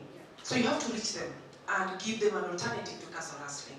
You have to reach out to the street youth so that they start something at their level, and if they can go up, they well and good. You have to reach out to the radicalized youth, but the catch was we were not going out to them ourselves. We are using organizations that are already working with them. And if you look at some of the success stories of KIOP, what the street youth have done within that project, they were picked randomly. KIOP was in 17 counties. So the pilot was for 3 counties, Nairobi, Kisumu, and Mombasa for the street youth. And then, of course, the other counties were also able to bring them on board. The fact that there was somebody ready and willing to change them, because they came in their droves. The only challenge was that you could not, the project could not take everybody. It was targeted 280,000, and the numbers that were reached at the end of the project were almost double that. Actually, the success of KIOP for the street youth, there's one currently working in Mombasa. He was in Kisumu, found in the street, currently working in Mombasa. He's doing electrical installation in a building site. That, for me, I believe, is just a transition that we needed for the youth in this project. Future Bora, Kipra currently is out there trying to see what these funds that were given to these organizations, how they were used, and at the end of the day, they are going to give their true report of what happened. If this was done well, then I believe in the future, this will be an intervention. If we come up with such an intervention, it will be from an informed point of view. But that was a pilot, never done before, but we saw what happened, the youth that were reached through the Future Bora. All right, thank you. And it's exactly 12:57, so I'll take the next 3 minutes, or perhaps 1 minute first, for one of them to perhaps tell us what would be the action plan in terms of making the funds better. Because if it's affirmative action fund, and we're going to say, well, let's not collaborate for us to have one fund, what are we going to do to make sure that then, we have success stories out of this and proper understanding of the benefits of this fund? Quickly. Okay, just to give an information, there was a plan to have these funds combined in 2021, but it failed at the committee stage at the parliament. They wanted to start and name it Biashara Fund, but it didn't go through. So I think the action plan is that we should we should involve more stakeholders. For example, if I can give an example, we did partner with the County Governance Watch in Kasarani, where we did training, and after that training we found more groups that we could fund. So if we can engage with the more stakeholders, more partners, so that we can be having some sensitizations, even if it is monthly, so that we can be able to reach a very large number of people, because as you see, most of officers that deal with these people on the ground, we are few. So we can't access, because we have to go to every groups, and you find that, for example, in Kasarani, annually they register around a minimum of 600 groups. So you can't go to around 30 groups, because you have to go to train, you also have to go to collect this money. So the only way that we can get this group is through sensitization forums. So that's why, if we can engage more stakeholders, so that we can be having such forums where they are invited, they are mobilized by the, let's say, by the chiefs, so we come, we train them, then we give them more funds. Yes. All right, thank you so much. That is the last speaker of this session, and that is Victor Ombis of WEF, and we also had Olivia Oko. Thank you so much for representing, or perhaps for representing your entity, as well as Peter Mulwa, who was representing YBDF, and lastly, we also have the lady, who was representing West Virginia. Thank you so much as well. I'm not forgetting Stephen Otikash. Yeah, thank you so much, ladies and gentlemen. It's at this point that I'll release you to go back to the audience seat. And in preparation of Nairobi County Business and Hustle Opportunities representative, that is Raphael Yungu, as well as Nairobi County Youth Department, Dr. Esther Kimani, and also Kiambu County Youth Director, Jacinta Miegwe, as well as the State Department of Youth, Dr. Cornelius Ombagi. And we'll also have a representative of GAF, that is Pamela Karim, the ones who are going to join me for the next session. And I want us to make it a bit interesting. It won't be about me asking questions, but basically about you. So if you have questions to these groups that are coming on board, or to the group that is coming on board, I think this is your time. So I'll be having the microphone making rounds as well, so that we get questions. Remember, the counties are at the heart of every activity in the country today. So you want to understand how are these projects getting into the level of the grassroots, and that is basically the next session. That will take us roughly around 30 minutes, and apologies, I think we started by acknowledging that we started a bit late, and so at this very point I'll ask for extra 30 minutes of your time, so that we quickly march into this session, and then we call it a day. So allow me once again to get into this very point. And quickly as they get up, I think let's go back to our little nice game. Everything on your hands down, everything on your hands down, everything on your hands down. If you're happy and you know, clap your hands. If you're happy and you know, clap your hands. If you're happy and you know, and you surely want to show, if you're happy and you know, clap your hands. All right, so let's have the panelists come on board so that we can take it very fast. Remember, it is, we're having representatives from different entities, and basically about the counties and those ones that are engaged with the people. Nairobi County Business and Hustle Opportunities, Nairobi County Youth Department, Kiambu County Youth Director, State Department of Youth, as well as GAF, that will be joining us for this other conversation. Remember, it's about you. And so if you're ready with your question that would relate to the representatives that are coming on board, this is your moment. The microphone should be on. I should be having hands up, or we should say that they introduce themselves first and they tell us what it is that they do, so then we can craft very good questions. Thank you so much for creating time. Karibu sana. There are a few people who did not clap their hands, and I can spot them. So instead of embarrassing them, Let's all once again say, everything on your hands, down. And let's all, they know, they're actually smiling and laughing because I'm not about to embarrass them. If you're happy and you know, clap your hands. If you're happy and you know, clap your hands. If you're happy and you know, and you surely want to show, if you're happy and you know, clap your hands. Do we have all of them here? Not just yet. In the best interest of time, and once again apologies, we have chewed into your time as per the program because we started a bit late. Do we have questions up already for the ladies and gentlemen that are on set? Remember, these are representatives of youth at the level of the county, at your specific regions. It's very, very important that first of all we acknowledge their presence. We know that they are in existence, and we also know what we might get out of them as youth, as women, as people who are involved in making sure that we have a clean society. Radicalization is on the rise. You have had the researcher herself saying that concerns are there as to how much we are moving backwards as opposed to taking strides. So that tells you there's more that needs to be done. That tells you there's more stakeholder involvement that is actually needed. So as we get to this point, I think we already have 4. Kevin? Let us see. Polite reminder, let me just go through the list again so that we are sure of who is here. Nairobi County Business and Hustler Opportunities Representative Raphael is here. And then we have Nairobi County Youth Department, Dr. Esther Kimani here, as well as Kiambu County Youth Director Jacinta, okay? And well, State Department of Youth, Dr. Cornelius. Dr. Cornelius, and a representative of GAF, Pamela Karemi. Pamela Karemi is here. It is this lady, Esther Kimani, who's not here. Not Dr. Esther Kimani, sorry, Jacinta Migwe. Jacinta Migwe, she's out. 2 minutes. 2 of them are out there. All right, consulting. Do we proceed without them? Or we still wait?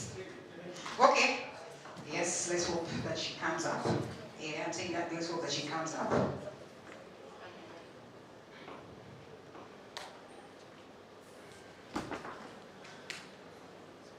Jacinta, we are looking forward to have you here.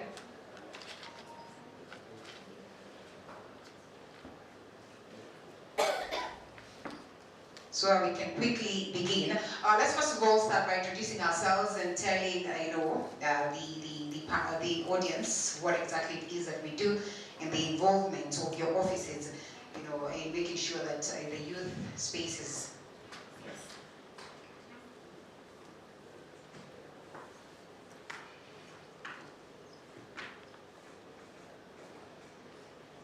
All right, no problem. We will fix that, and we'll be having a different representative.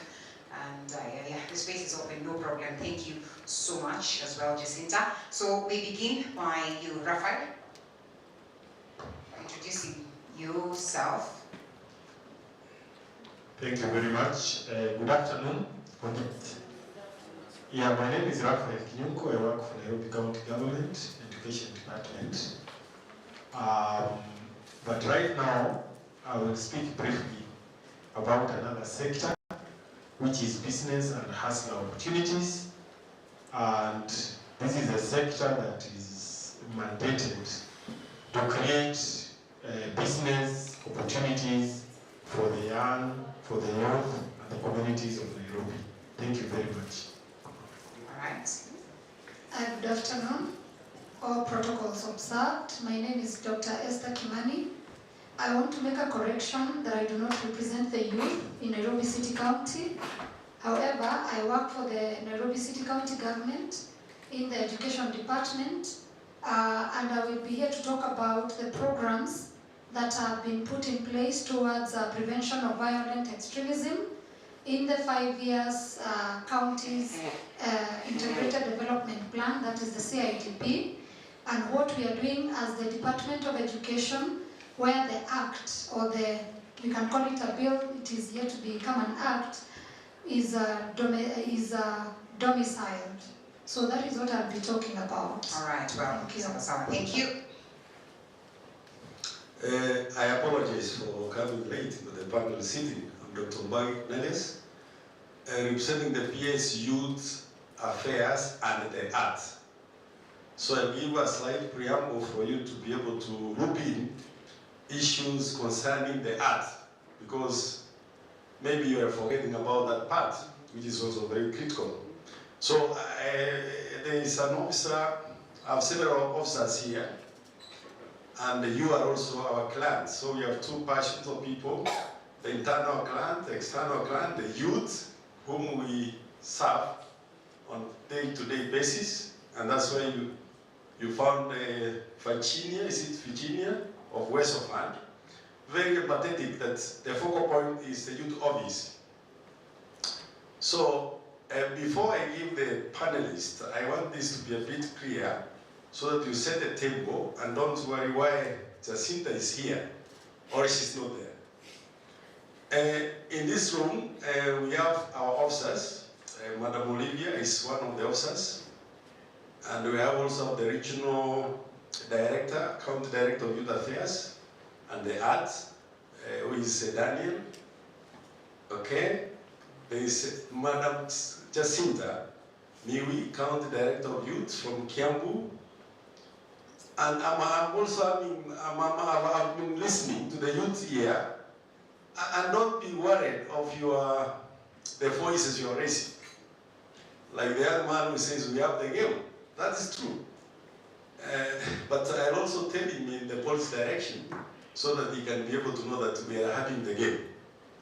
So any gaps that my officers responded, I'll just clarify a few things before I allow the panelists, the moderator, to ask questions, because I'm opening the space that you can also ask issues on the art, because it's now with us.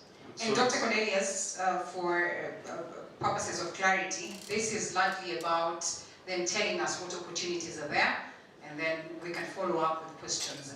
I think that should be well noted, because when we are looking at representatives from county and all that, we are looking at the government, right? And so it is the government that has all these answers. When he speaks about the arts, that is one point that we have overlooked. I look today, we're talking about affirmative action, but of importance is just how are we engaging the youth to make sure that they are engaged in activities that would benefit them. Because then when they are left to idle around, that is when it's easy to radicalize them. That is when it's easy for them to march into spaces of drugs and abuse for that matter. So yes, it is largely about you people telling us what opportunities are available out there for the youth, and then the questions will be generated from them. Okay, thank you, that's, it's good. Even the extremism, we are also very high up in the game, because one of our area of interest is to deal with youth radicalization. And in Nairobi province, I think we have trained officers, about 4 of them, if I'm not wrong, youth officers who are dealing with who are fully trained in this aspect of preventing violent extremism among the youth. And therefore, as we discussed, this is just for us to think all through. The point here is how we do the prevention.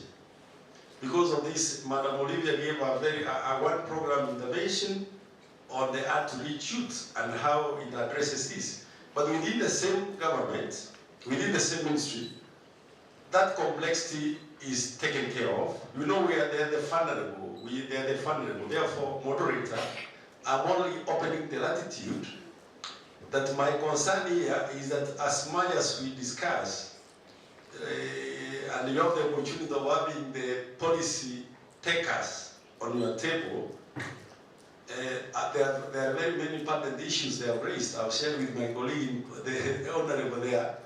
Some of these interventions can be taken at the policy level. Some of these needs further clarification.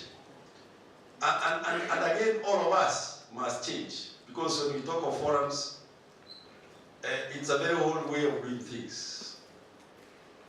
These young people can do things in a better way and reach a greater population. So we must think on those dynamics. Yes. Thank you. Thank you so much. And lastly, let's allow Pamela introduce herself, and then we now swing into business. Right. Good afternoon. Good afternoon. Good afternoon. It is 1:12. They're hungry. Yeah, I hope so. Could they be ready? It's just how many minutes since we had something. Yeah, so thank you so much for the opportunity. My name is Pamela Karemi. I work with the State Department for Gender and Affirmative Action, where National Government Affirmative Action Fund is domiciled. And I sit in Nairobi County National Government Affirmative Action Fund Committee as the Director for Gender and an ex-official member. So I'll be representing GAF for today. And again, GAF, like other funds, also targets women, youth and persons with disability. But the difference here is that GAF is a grant, it is not a revolving fund. So that's how we operate. Perhaps I'll be picking some of your questions and concerns, some that we can respond today and some that perhaps we can take up there for policy direction. But thank you so much, feel free to engage us. Well, I am a moderator and not an MC, but I understand how important it is for you to be alert, especially at this point when there are opportunities. And these opportunities are not just for you, because we know very well that we're not all privileged to be in such spaces. So if you're in such a space and you have the privilege of getting to have information that somebody else back at home does not have, somebody in Riru, somebody in Madare, I think then it becomes your prerogative to go and tell them that there's an opportunity that lies somewhere, but you tried. And you know, next time they will be saying, well, this is a success story and I owe it all to so and so. So could we just stand up and, you know, stretch kidogo so that we are alert to listen to what it is that they're about to tell us, and then we are able to get some questions to it. We all know how powerful this exercise would be for you to be alert. So come up to hapo, then they are alert for themselves, alert for the society. Remember, it's about the entire country. It's about that youth who's back at home, has no idea of what next in life. It is not about us who are here, who would be considered to be privileged, yeah? So let's sit down and listen to what opportunities that ladies and gentlemen present to us. And then in the event that we have any questions, we will proceed to that. So we start from here.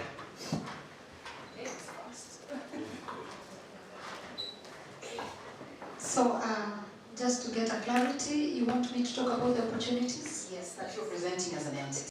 Okay.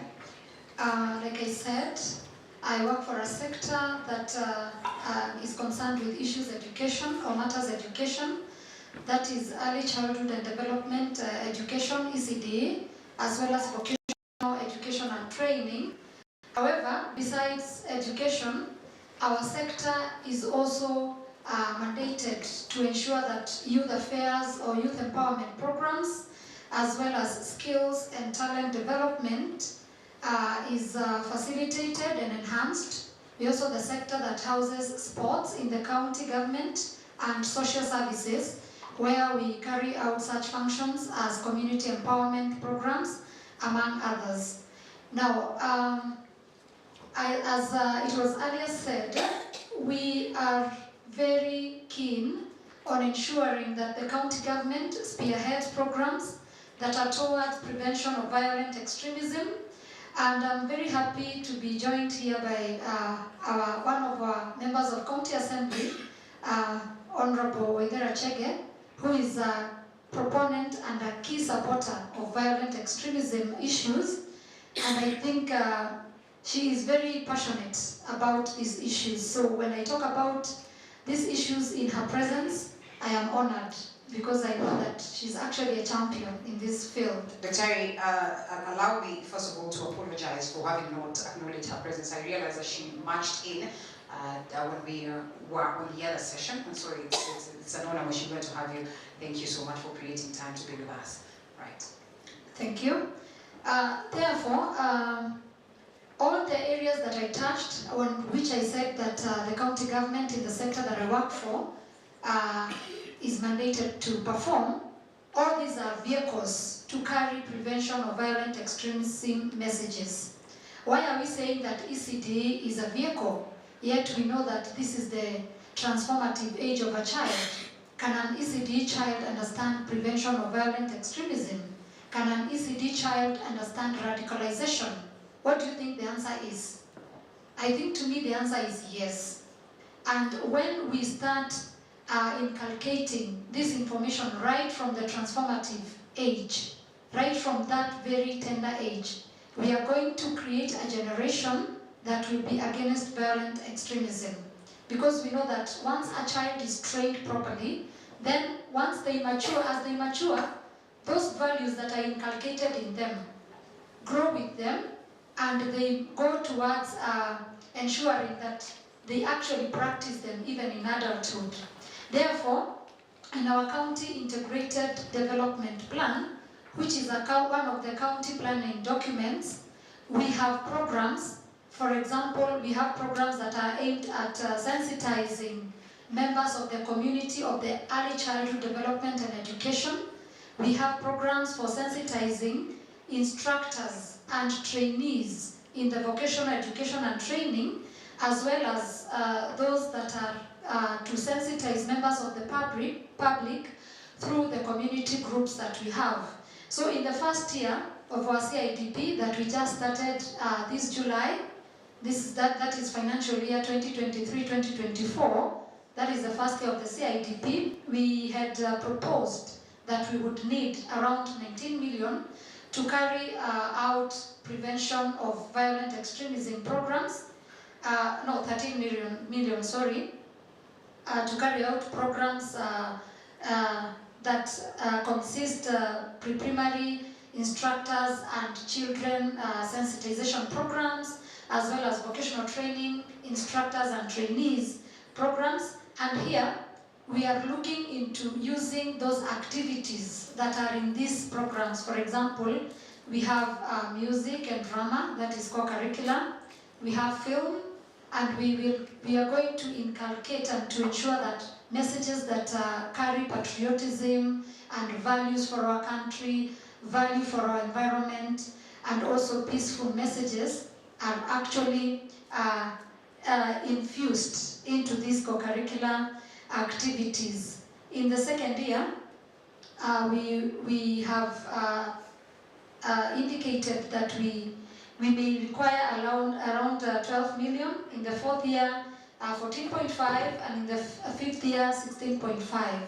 However, this is just a desire, and we know that this is not enough, because we know that the Act needs to be regulated using by coming up with regulations to operationalize the Act. And that is one of the activities that we are keen on, because when we have the regulations in place, then we are going to have all the activities and programs in place together with responsible persons. We are also going to integrate all the agents of this, and this means that it is not just the county government that is going to carry out these programs, but it will be a collaborative approach together with the national government and even non-governmental organizations and private players in ensuring that these messages, this information, these programs are implemented. So basically, that is our desire, to see that all these monies is actually allocated to us. However, we know that allocations in government is dependent on available resources. Right. So much as we may ask for so much, then the revenue that is available may actually see to some, Well, hence these discussions. Yes. We can only cross fingers for the best, but so far so good. Let's acknowledge what it is that the county is doing, and I believe this then is duplicated across all the counties, which is very, very important. I know that we still have cases of radicalization on the rise, but with the little steps that we're making, we certainly are headed to the right direction, and especially that aspect of beginning with young tax at the very lowest level of age. I think that has to be appreciated. Raphael, you come in as a representative also of the youth, and largely on the question of business opportunities and all that. Would you please tell them what is there for them? Thank you very much. And I must admit from the word go that I'm not in the department of hustler, business and hustler opportunities. But since it is Nairobi County It is Nairobi County. Yeah, Yes. I will not fail to say something about that exciting sector. So, His Excellency the Governor came up with this sector, and it is called Business and Hustler Opportunities. Yes. It is the first, and the aim was to create a conducive environment where small and medium businesses can thrive in the city. And His Excellency the Governor wanted a department or a sector that coordinates all business activities in the city with an aim of being facilitative rather than controlling, so that young men, women who are in business can thrive in the city and make money and also live a dignified life. So in this sector, the key function is to coordinate the business activities in the city, and these ones include issues with trade licenses, the one we normally call the business permits, issues to do with cooperatives, and issues to do with markets. So I'll start with the first one, which is the hustler opportunities. And in this subsector, the sector is supposed to come up with programs that are going to promote small and medium businesses.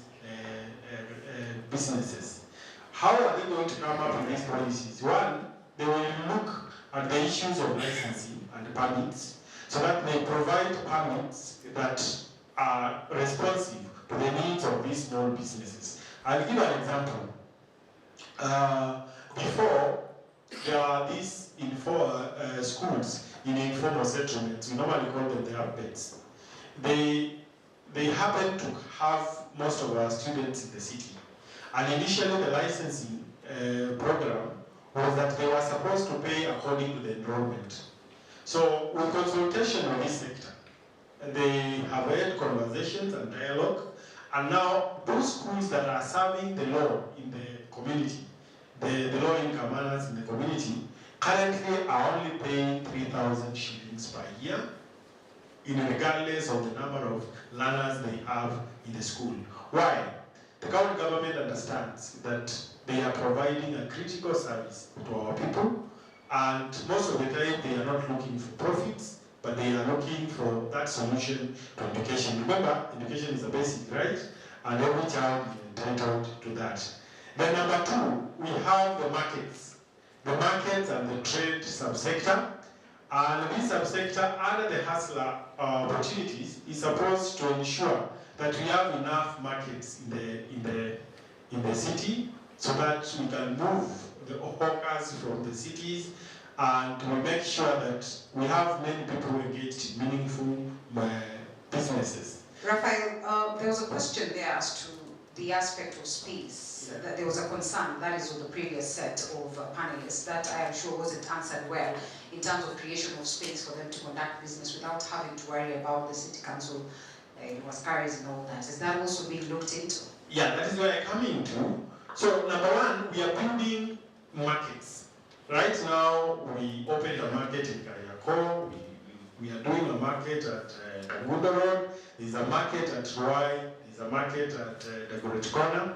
And programs are underway so that we can have an organized trading in our city, so that there are no running battles between the hawkers and the council askaris, and at the same time there is no congestion. And some of these programs include having days where we can earmark some streets for businesses, so that the hustler or the hawkers can do business without worrying about the regulations or the askaris. And the hawkers are also being mapped up. What is it that they are selling, so that they can be allocated spaces where they can provide these services and markets to the other Kenyans. And then lastly, we have the cooperative sector.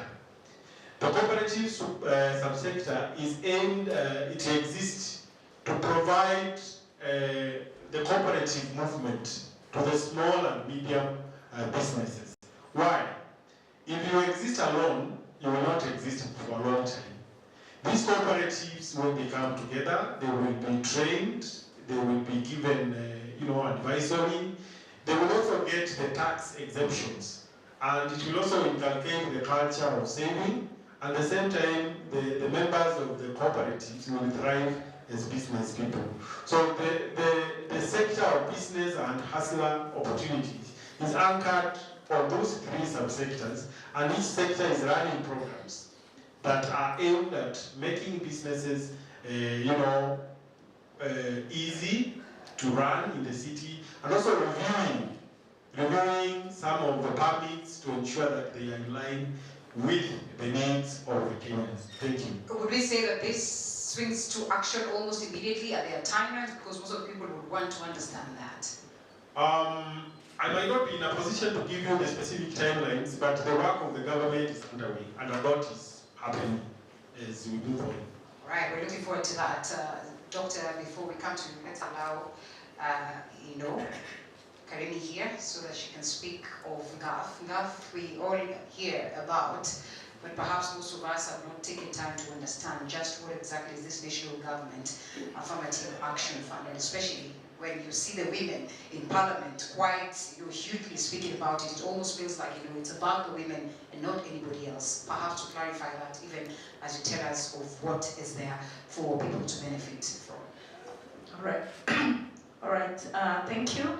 So GAF, or National Government Affirmative Action Fund, is an affirmative fund, just as I said, and it is governed by the Public Finance Management Act of 2012, and this fund is meant to provide financial support to women, youth, and persons with disability for socioeconomic empowerment. Through women economic empowerment grants, and also value addition. Also within the GAF, we offer bursaries for needy students at the secondary and tertiary education.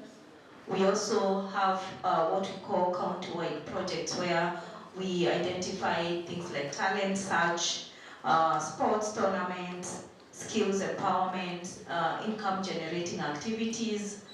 This could even include providing things like tents, car wash machines for the youth. And in this case, we allow youths, women, and persons with disabilities, the groups, not individuals, to do proposals for these kind of opportunities. Again, the GAF is also at the constituency level. So at each constituency, we have a committee member that represents GAF, and that is able also to sit in a committee and maybe air out the views of the community where they serve. So we have those committee members within the constituencies, and again, we also do civic education to make sure that people are aware of this fund and they're able to benefit from it. I will acknowledge that the fund is limited in terms of its coverage, and many times we have an overflow of applications for both women economic empowerment opportunities and value addition, and even bursaries. But we try as much as possible to be able to keep on helping the people that keep coming to apply for the funds. So the GAF is not a women's fund. It is for women, youth, and persons with disability, only that it is patroned by the women representative in the counties. Yes. Well, good. I think we'll allow for a doctor to say something small before we go back to the audience for some questions. Yes. Well, that is good for the... I would say something small, because... You will say that because you represent the state. Yes, I'll speak something big. Yes. And then you will measure how big is that. It is.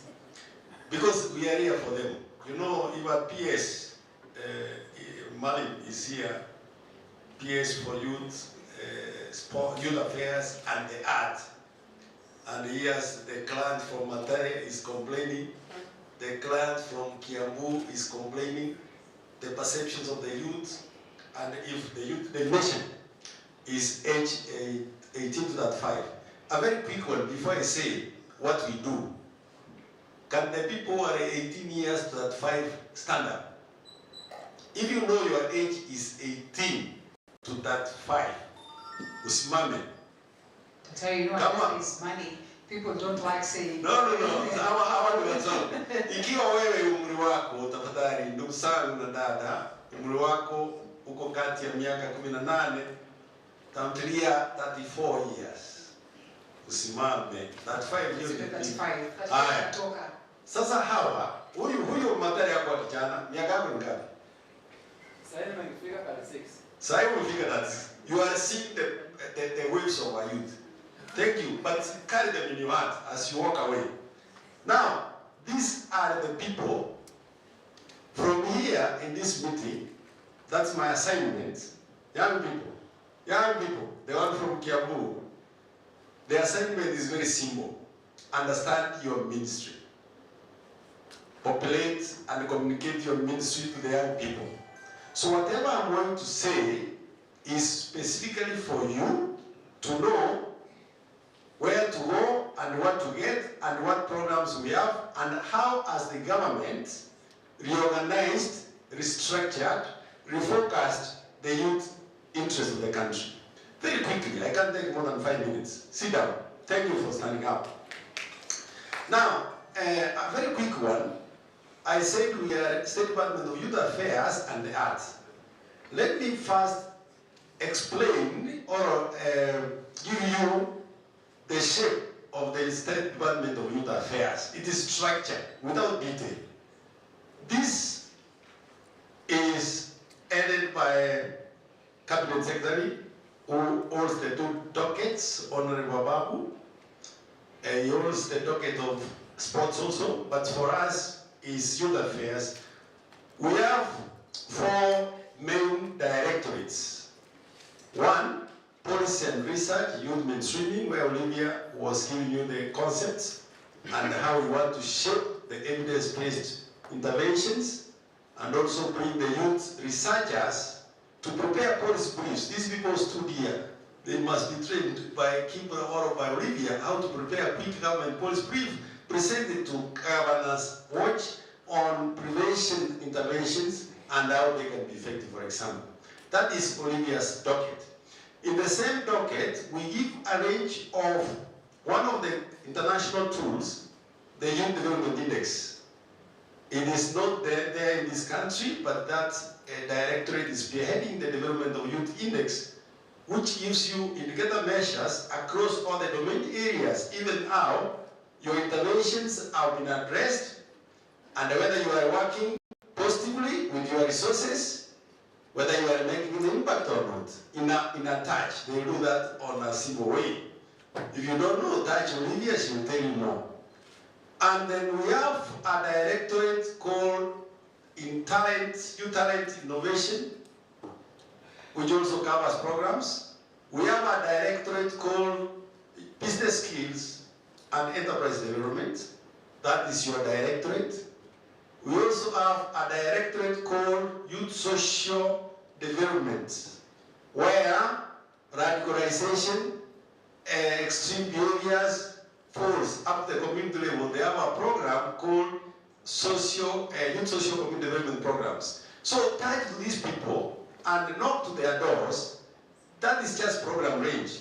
We do have agencies. One of them is the Youth Voice Agency. I don't know whether you know it or don't know it, called National Youth Council. Whether effective or not effective, Osindo can tell you, you can use Osindo's range to get your issues done. Fortunately enough, the Constitution of 2010 leveraged to create more spaces for the young people, either through political wings or through other systems. So use those systems. But at the end of the day, we also have Kenya Innovation Agency with us. We also have Presidential Permanent Commission, youth who want to see. That is for you. We also have the film corporation, music board, corporate board, all those things that matters to the youth. Therefore, as we navigate to get your solutions and your space, be aware of the path you are using and the map of your space. If you are not aware, you may lose it.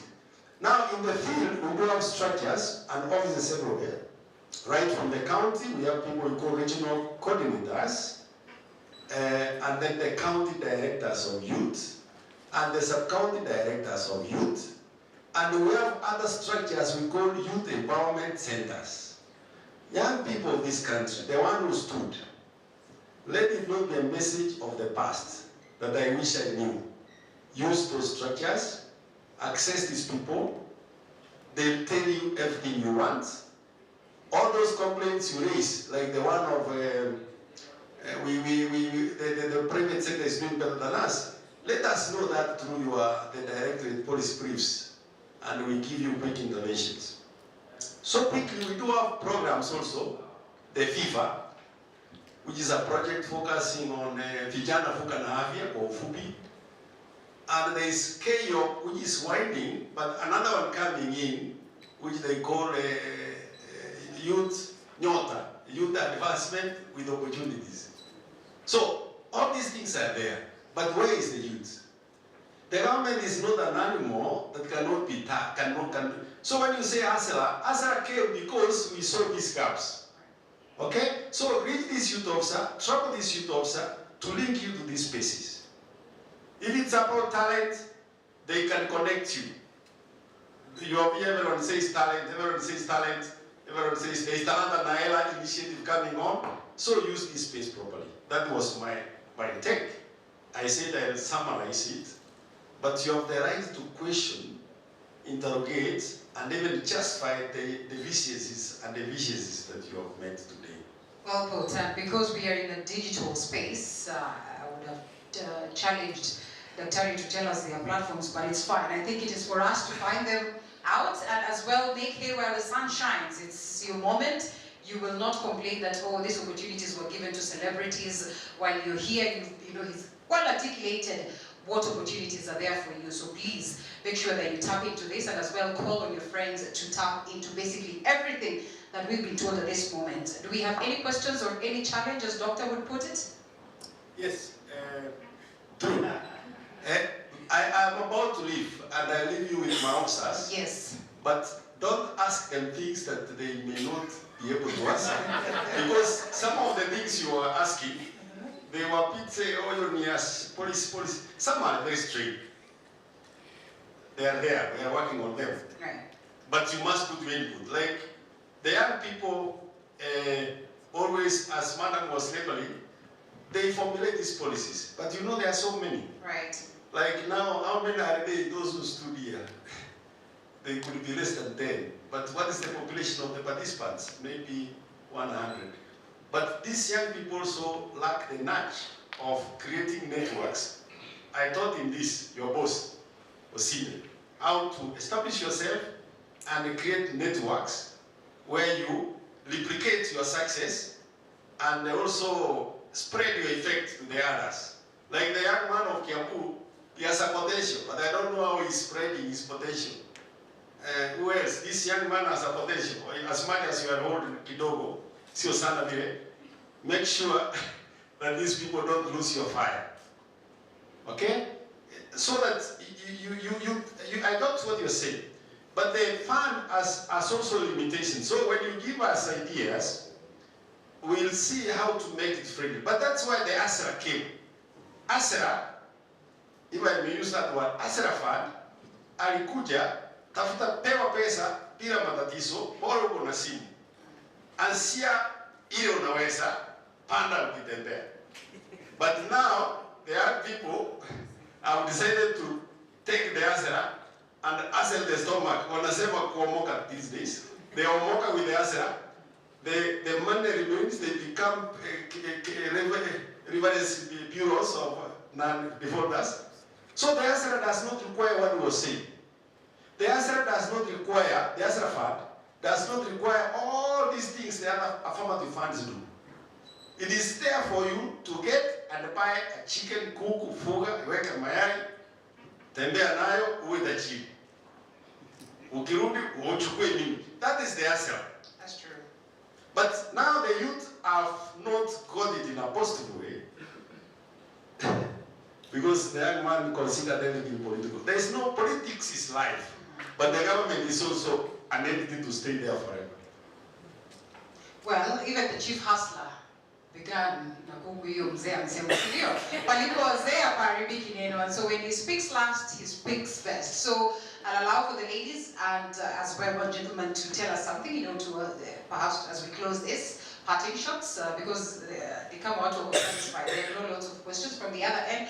And also it's lunch hour, I think, and almost our time to exit from this place. So unless there's something else to talk about. Maybe what I forgot to say is that plans are underway to ensure that the contents of the Prevention of Violent Extremism Act are actually disseminated to the ground, to the communities, so that they can understand exactly what we are talking about and they can contribute meaningfully to the conversations thereof. Thank you. Thank you. Thank you very much for this opportunity. My parting shot is that let us encourage young people to come together as groups. It is easier to negotiate with the government when you are a group.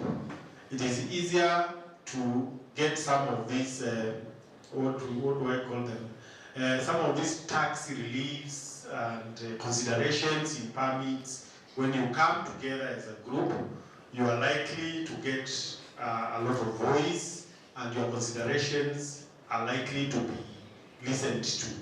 At the same time, when these young people form groups, it is easier to access the funds, it is easier to form cooperatives, and it is easier to grow their capital and their businesses. Thank you. Well, thank you. You have something to say, Karimi? Perhaps to echo what Raphael has said, because most of these funds are accessed in groups. So it's important not only to form groups, but also to manage those groups, so that once you get funds, you don't dissolve your group. So you get your funds. you apply funds as a group, then make sure that you put that money into good use, so that again you can be able to come back and reapply. Yeah, so make sure that you're not applying for funds for Shere. You're able to make sure that the groups are cohesive, so that again you can be able to continue lobbying using those groups. Thank you. Well, let's appreciate the representative of the county, Raphael Kyungu, Dr. Esther Kimani, as well as Pamela Karimi, who represents GAF, and as well as the State Development of Youth, Representative Dr. Cornelius Obagi, as well, for the great insights right there. Equally to appreciate the first panelists that were here, representatives from the Youth Enterprise Development Fund, as well as Wezo Fund, Women Enterprise Fund, National Youth Council, and equally so much so to appreciate everybody who's been part and parcel of this conversation. The County Governance Watch, equally for the great job that they have done, and basically everybody here who's asked questions, and those who have not asked questions. I'm sure we come out of this place richer, more information, and certainly let's put this information to use. Of importance, let's remember that it is incumbent upon us to always sensitize ourselves so that we do not fall prey to radicalization, to extremism, especially at this very point when as a country we are politically charged. My name, once again, Linda Alela, from Cape Media, as well as now officially part and parcel of the County Governance Watch. And Osido is pretending not to hear that, but all the same, I appreciate. Let's give all of us a round of applause.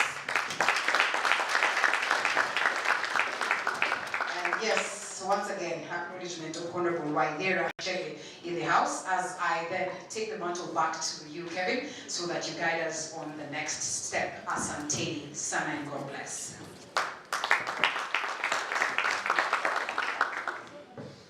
Situpigie pia Linda makofi mazuri. Where is Nakudo Hawi? The makofi person. Chief Clapper. Oh, the Chief Clapper is coming. Assume that I was also part of this panel. Let us I also want to be here with my mentor. I met Dr.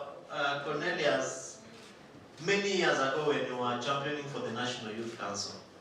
I think I was only maybe 16 or 17 years old.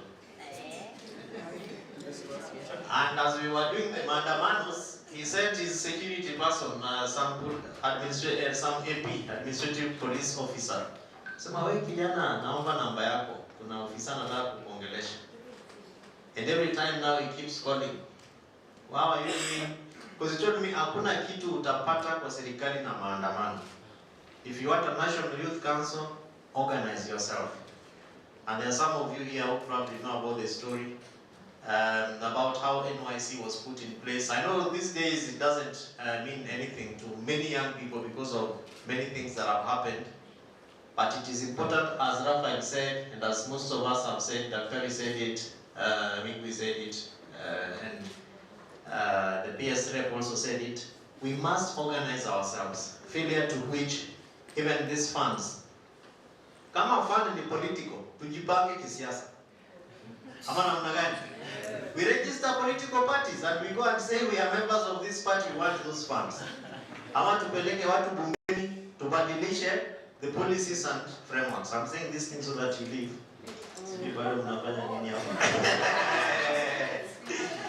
Thank you so much. Tuwapigie makofi mengine tena tafadhalini.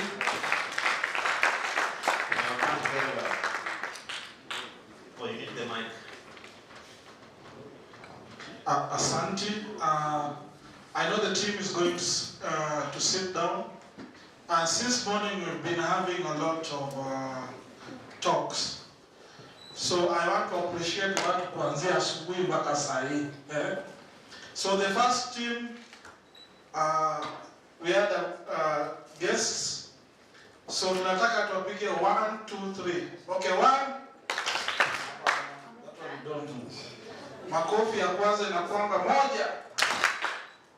2, 1, 3. Aya 1, 2, 3. Now I want to combine all this team because this team was a big team, isn't it? So this team, because they were adding up to the process. So tunaanza na manyunyu, you carry that, you're feeling that because we are giving them aya tuyapeleke, then you bring coffee hivi, and then I want to show you how it's done. Then 1. Hold. 1, 2. Then 1, 2, 3. Okay, 1. Are you doing 1? Let's be fast. 1, 2, 3. Then 1, 2, 3, 4, 5. And for the participants, 5.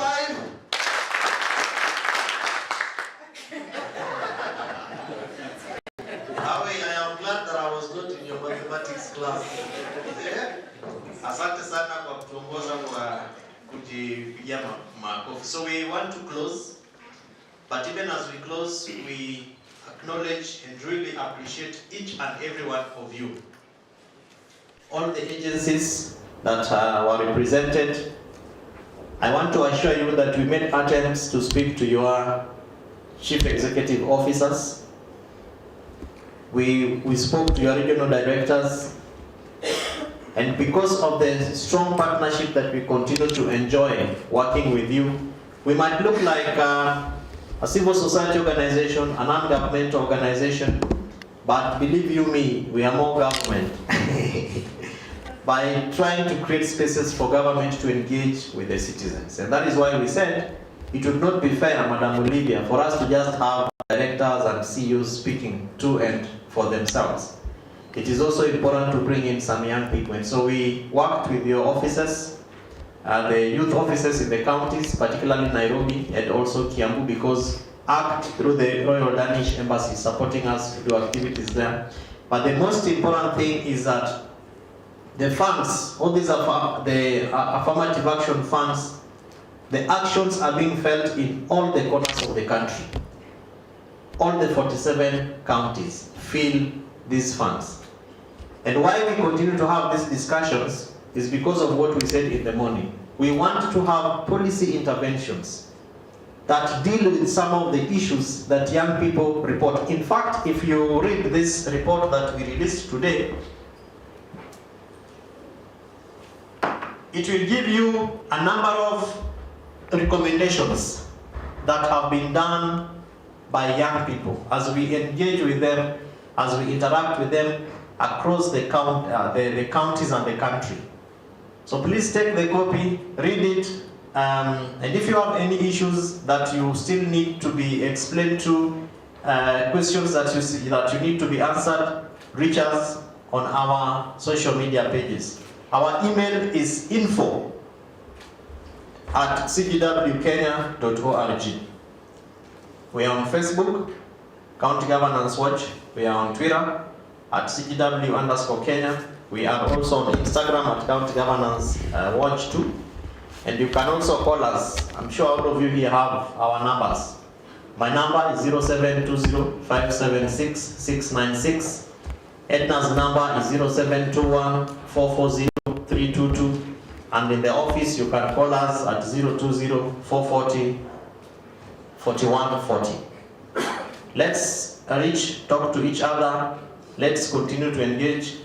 We want to support your processes. We want to create partnerships. We want to create networks and linkages. We want to do this until no young person is left behind. Of course, taking note of the fact that youth is also a transition. It's a transitionary stage.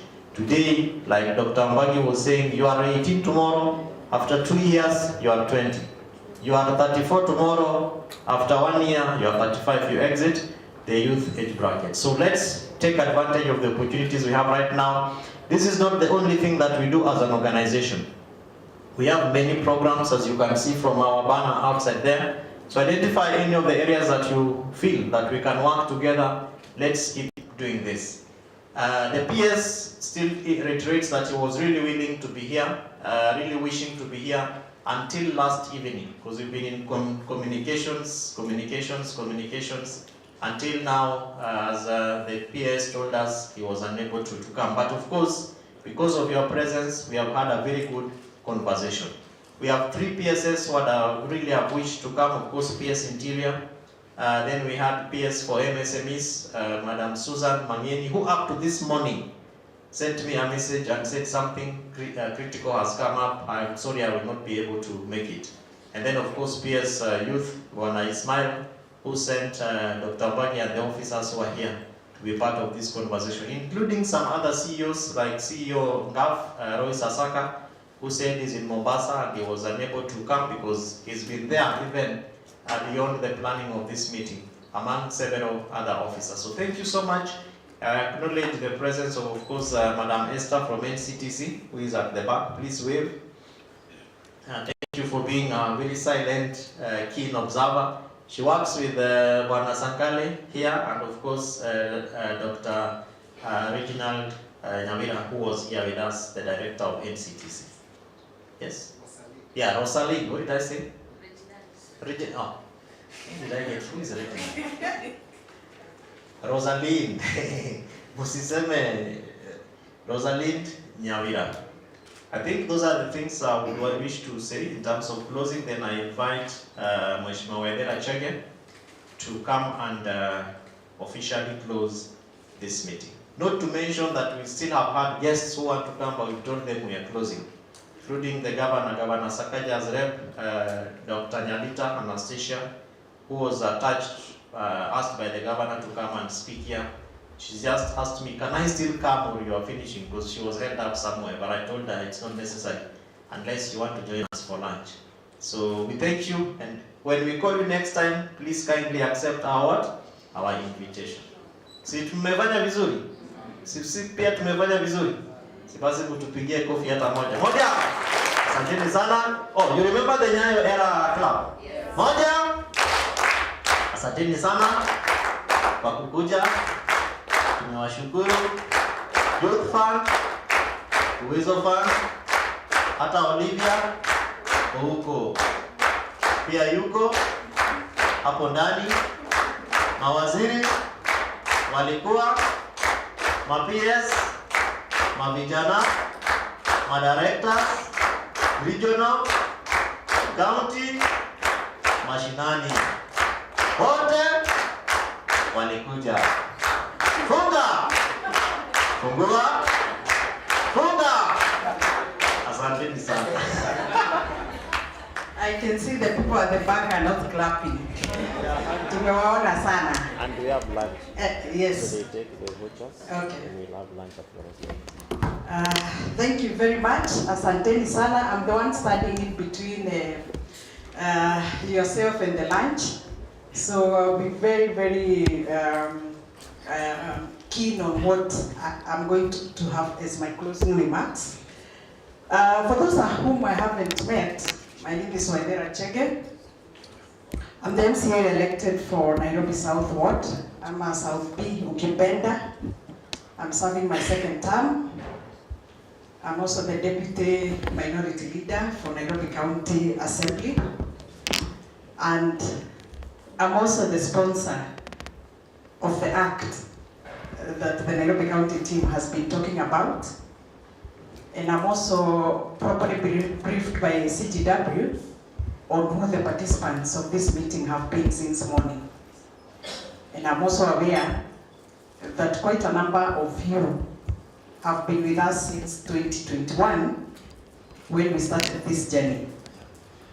And I also want to thank especially the representatives from both the national government and the county government, and especially NCTC, led by Dr. Nyawera and her team, Sankare and Esther at the back, because they have really supported us along this journey. I always tell people that developing a bill, whether the National Assembly or the County Assembly, is not an easy task. It can take you up to 4 years to develop one bill to become an act of parliament. So it's very important when we are at this stage to recognize the support that has been given by ACT through the Royal Danish Embassy, the British High Commission. They really gave us a lot of support when we were developing this bill. And also not to forget all the stakeholders who participated in not only during public participation meetings, but also at the tail end on making sure that the bill was also voted unanimously on the floor of the House. So we are more than grateful for that support. And from here, I think we are not only going to show you the roadmap, because the roadmap already started. We are almost at the middle of that roadmap. And the people, especially from the Affirmative Action Funds offices, I wish to confirm that yale mambo yameongelewa hapa na vijana wa mashinani is true to the best of my knowledge. There are stumbling blocks, there are some bottlenecks that are within that law. And the best you can do, because we cannot be able to amend that law on the floor of the county assembly, it can only be amended at the National Assembly, is to ask you that all the proposals that you have collected, because there's another meeting we did with you at Kempinski, and we also collected information from the residents of Nairobi. All of the information that you have been collecting, you consolidate that, have CGW help you if you don't have a secretariat, and let's have the members of the National Assembly who can be able to lead those amendments. Because I do not have the power to carry out those amendments from the county government. Have the members of parliament help you carry out those amendments so that we can help these young people at the ground. When I was listening to the presentations by the Affirmative Action Fund teams, I realized that there's also something that you are forgetting. That when these groups make the presentation before your offices, they are being told that if the group has not been in existence for the last, I think, 3 months, then they are not eligible.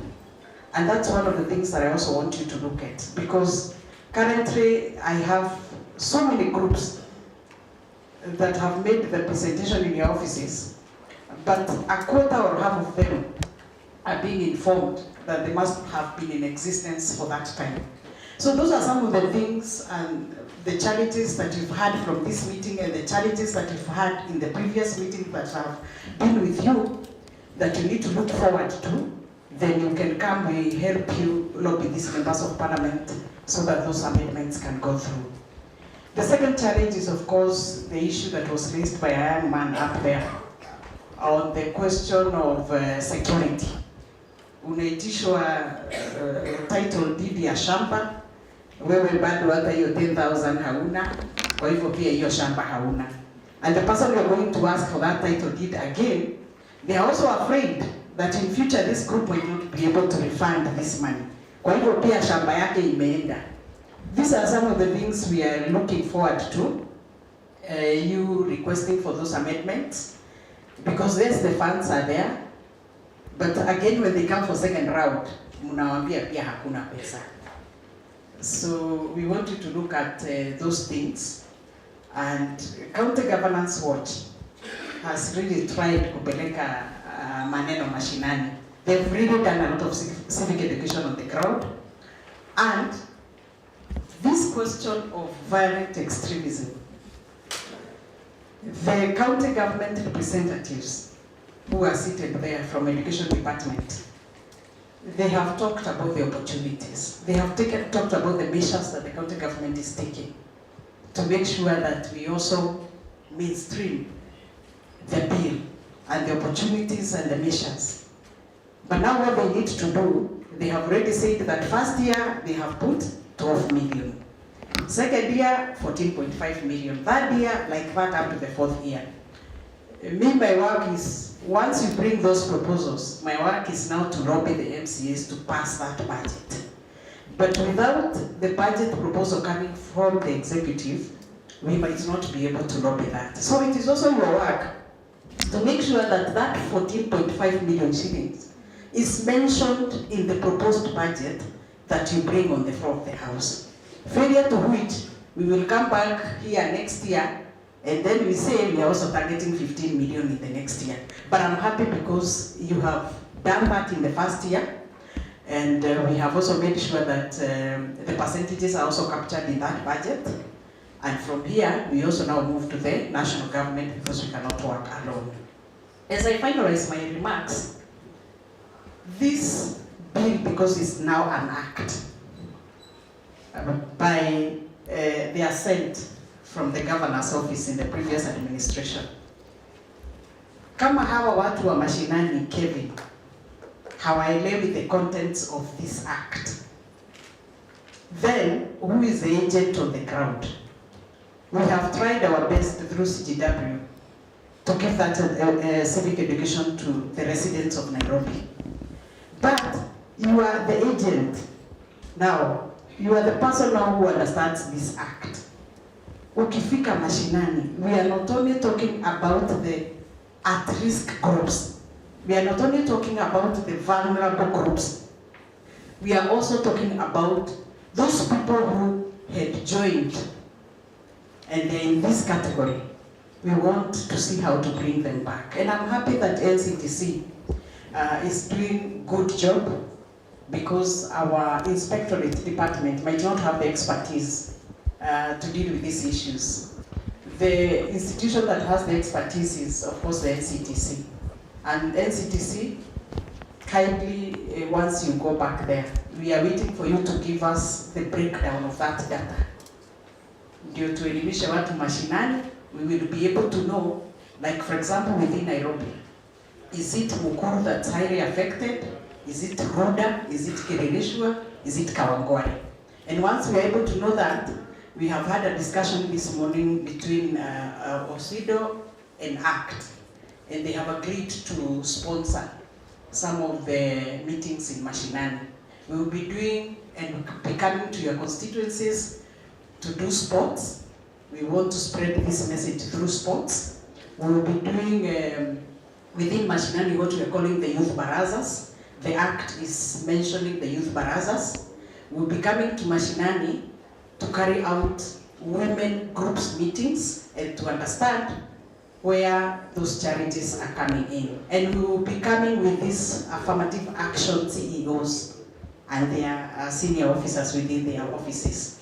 And we also want to join hands with you within those constituencies to make sure that we do not only preach about implementing the Violent Extremism Act, we are preaching about preventing this violent extremism from where we are now, the percentages that we have, to making sure that either we reduce or we eradicate.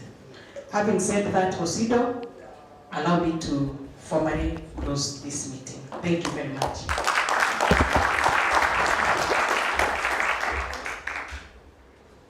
Asante sana, Mheshimiwa Wajira Chege, for those remarks and a very clear way forward and a trajectory on how we are moving. So I want to request a volunteer to come here, one of the under 18s, 18 and 35.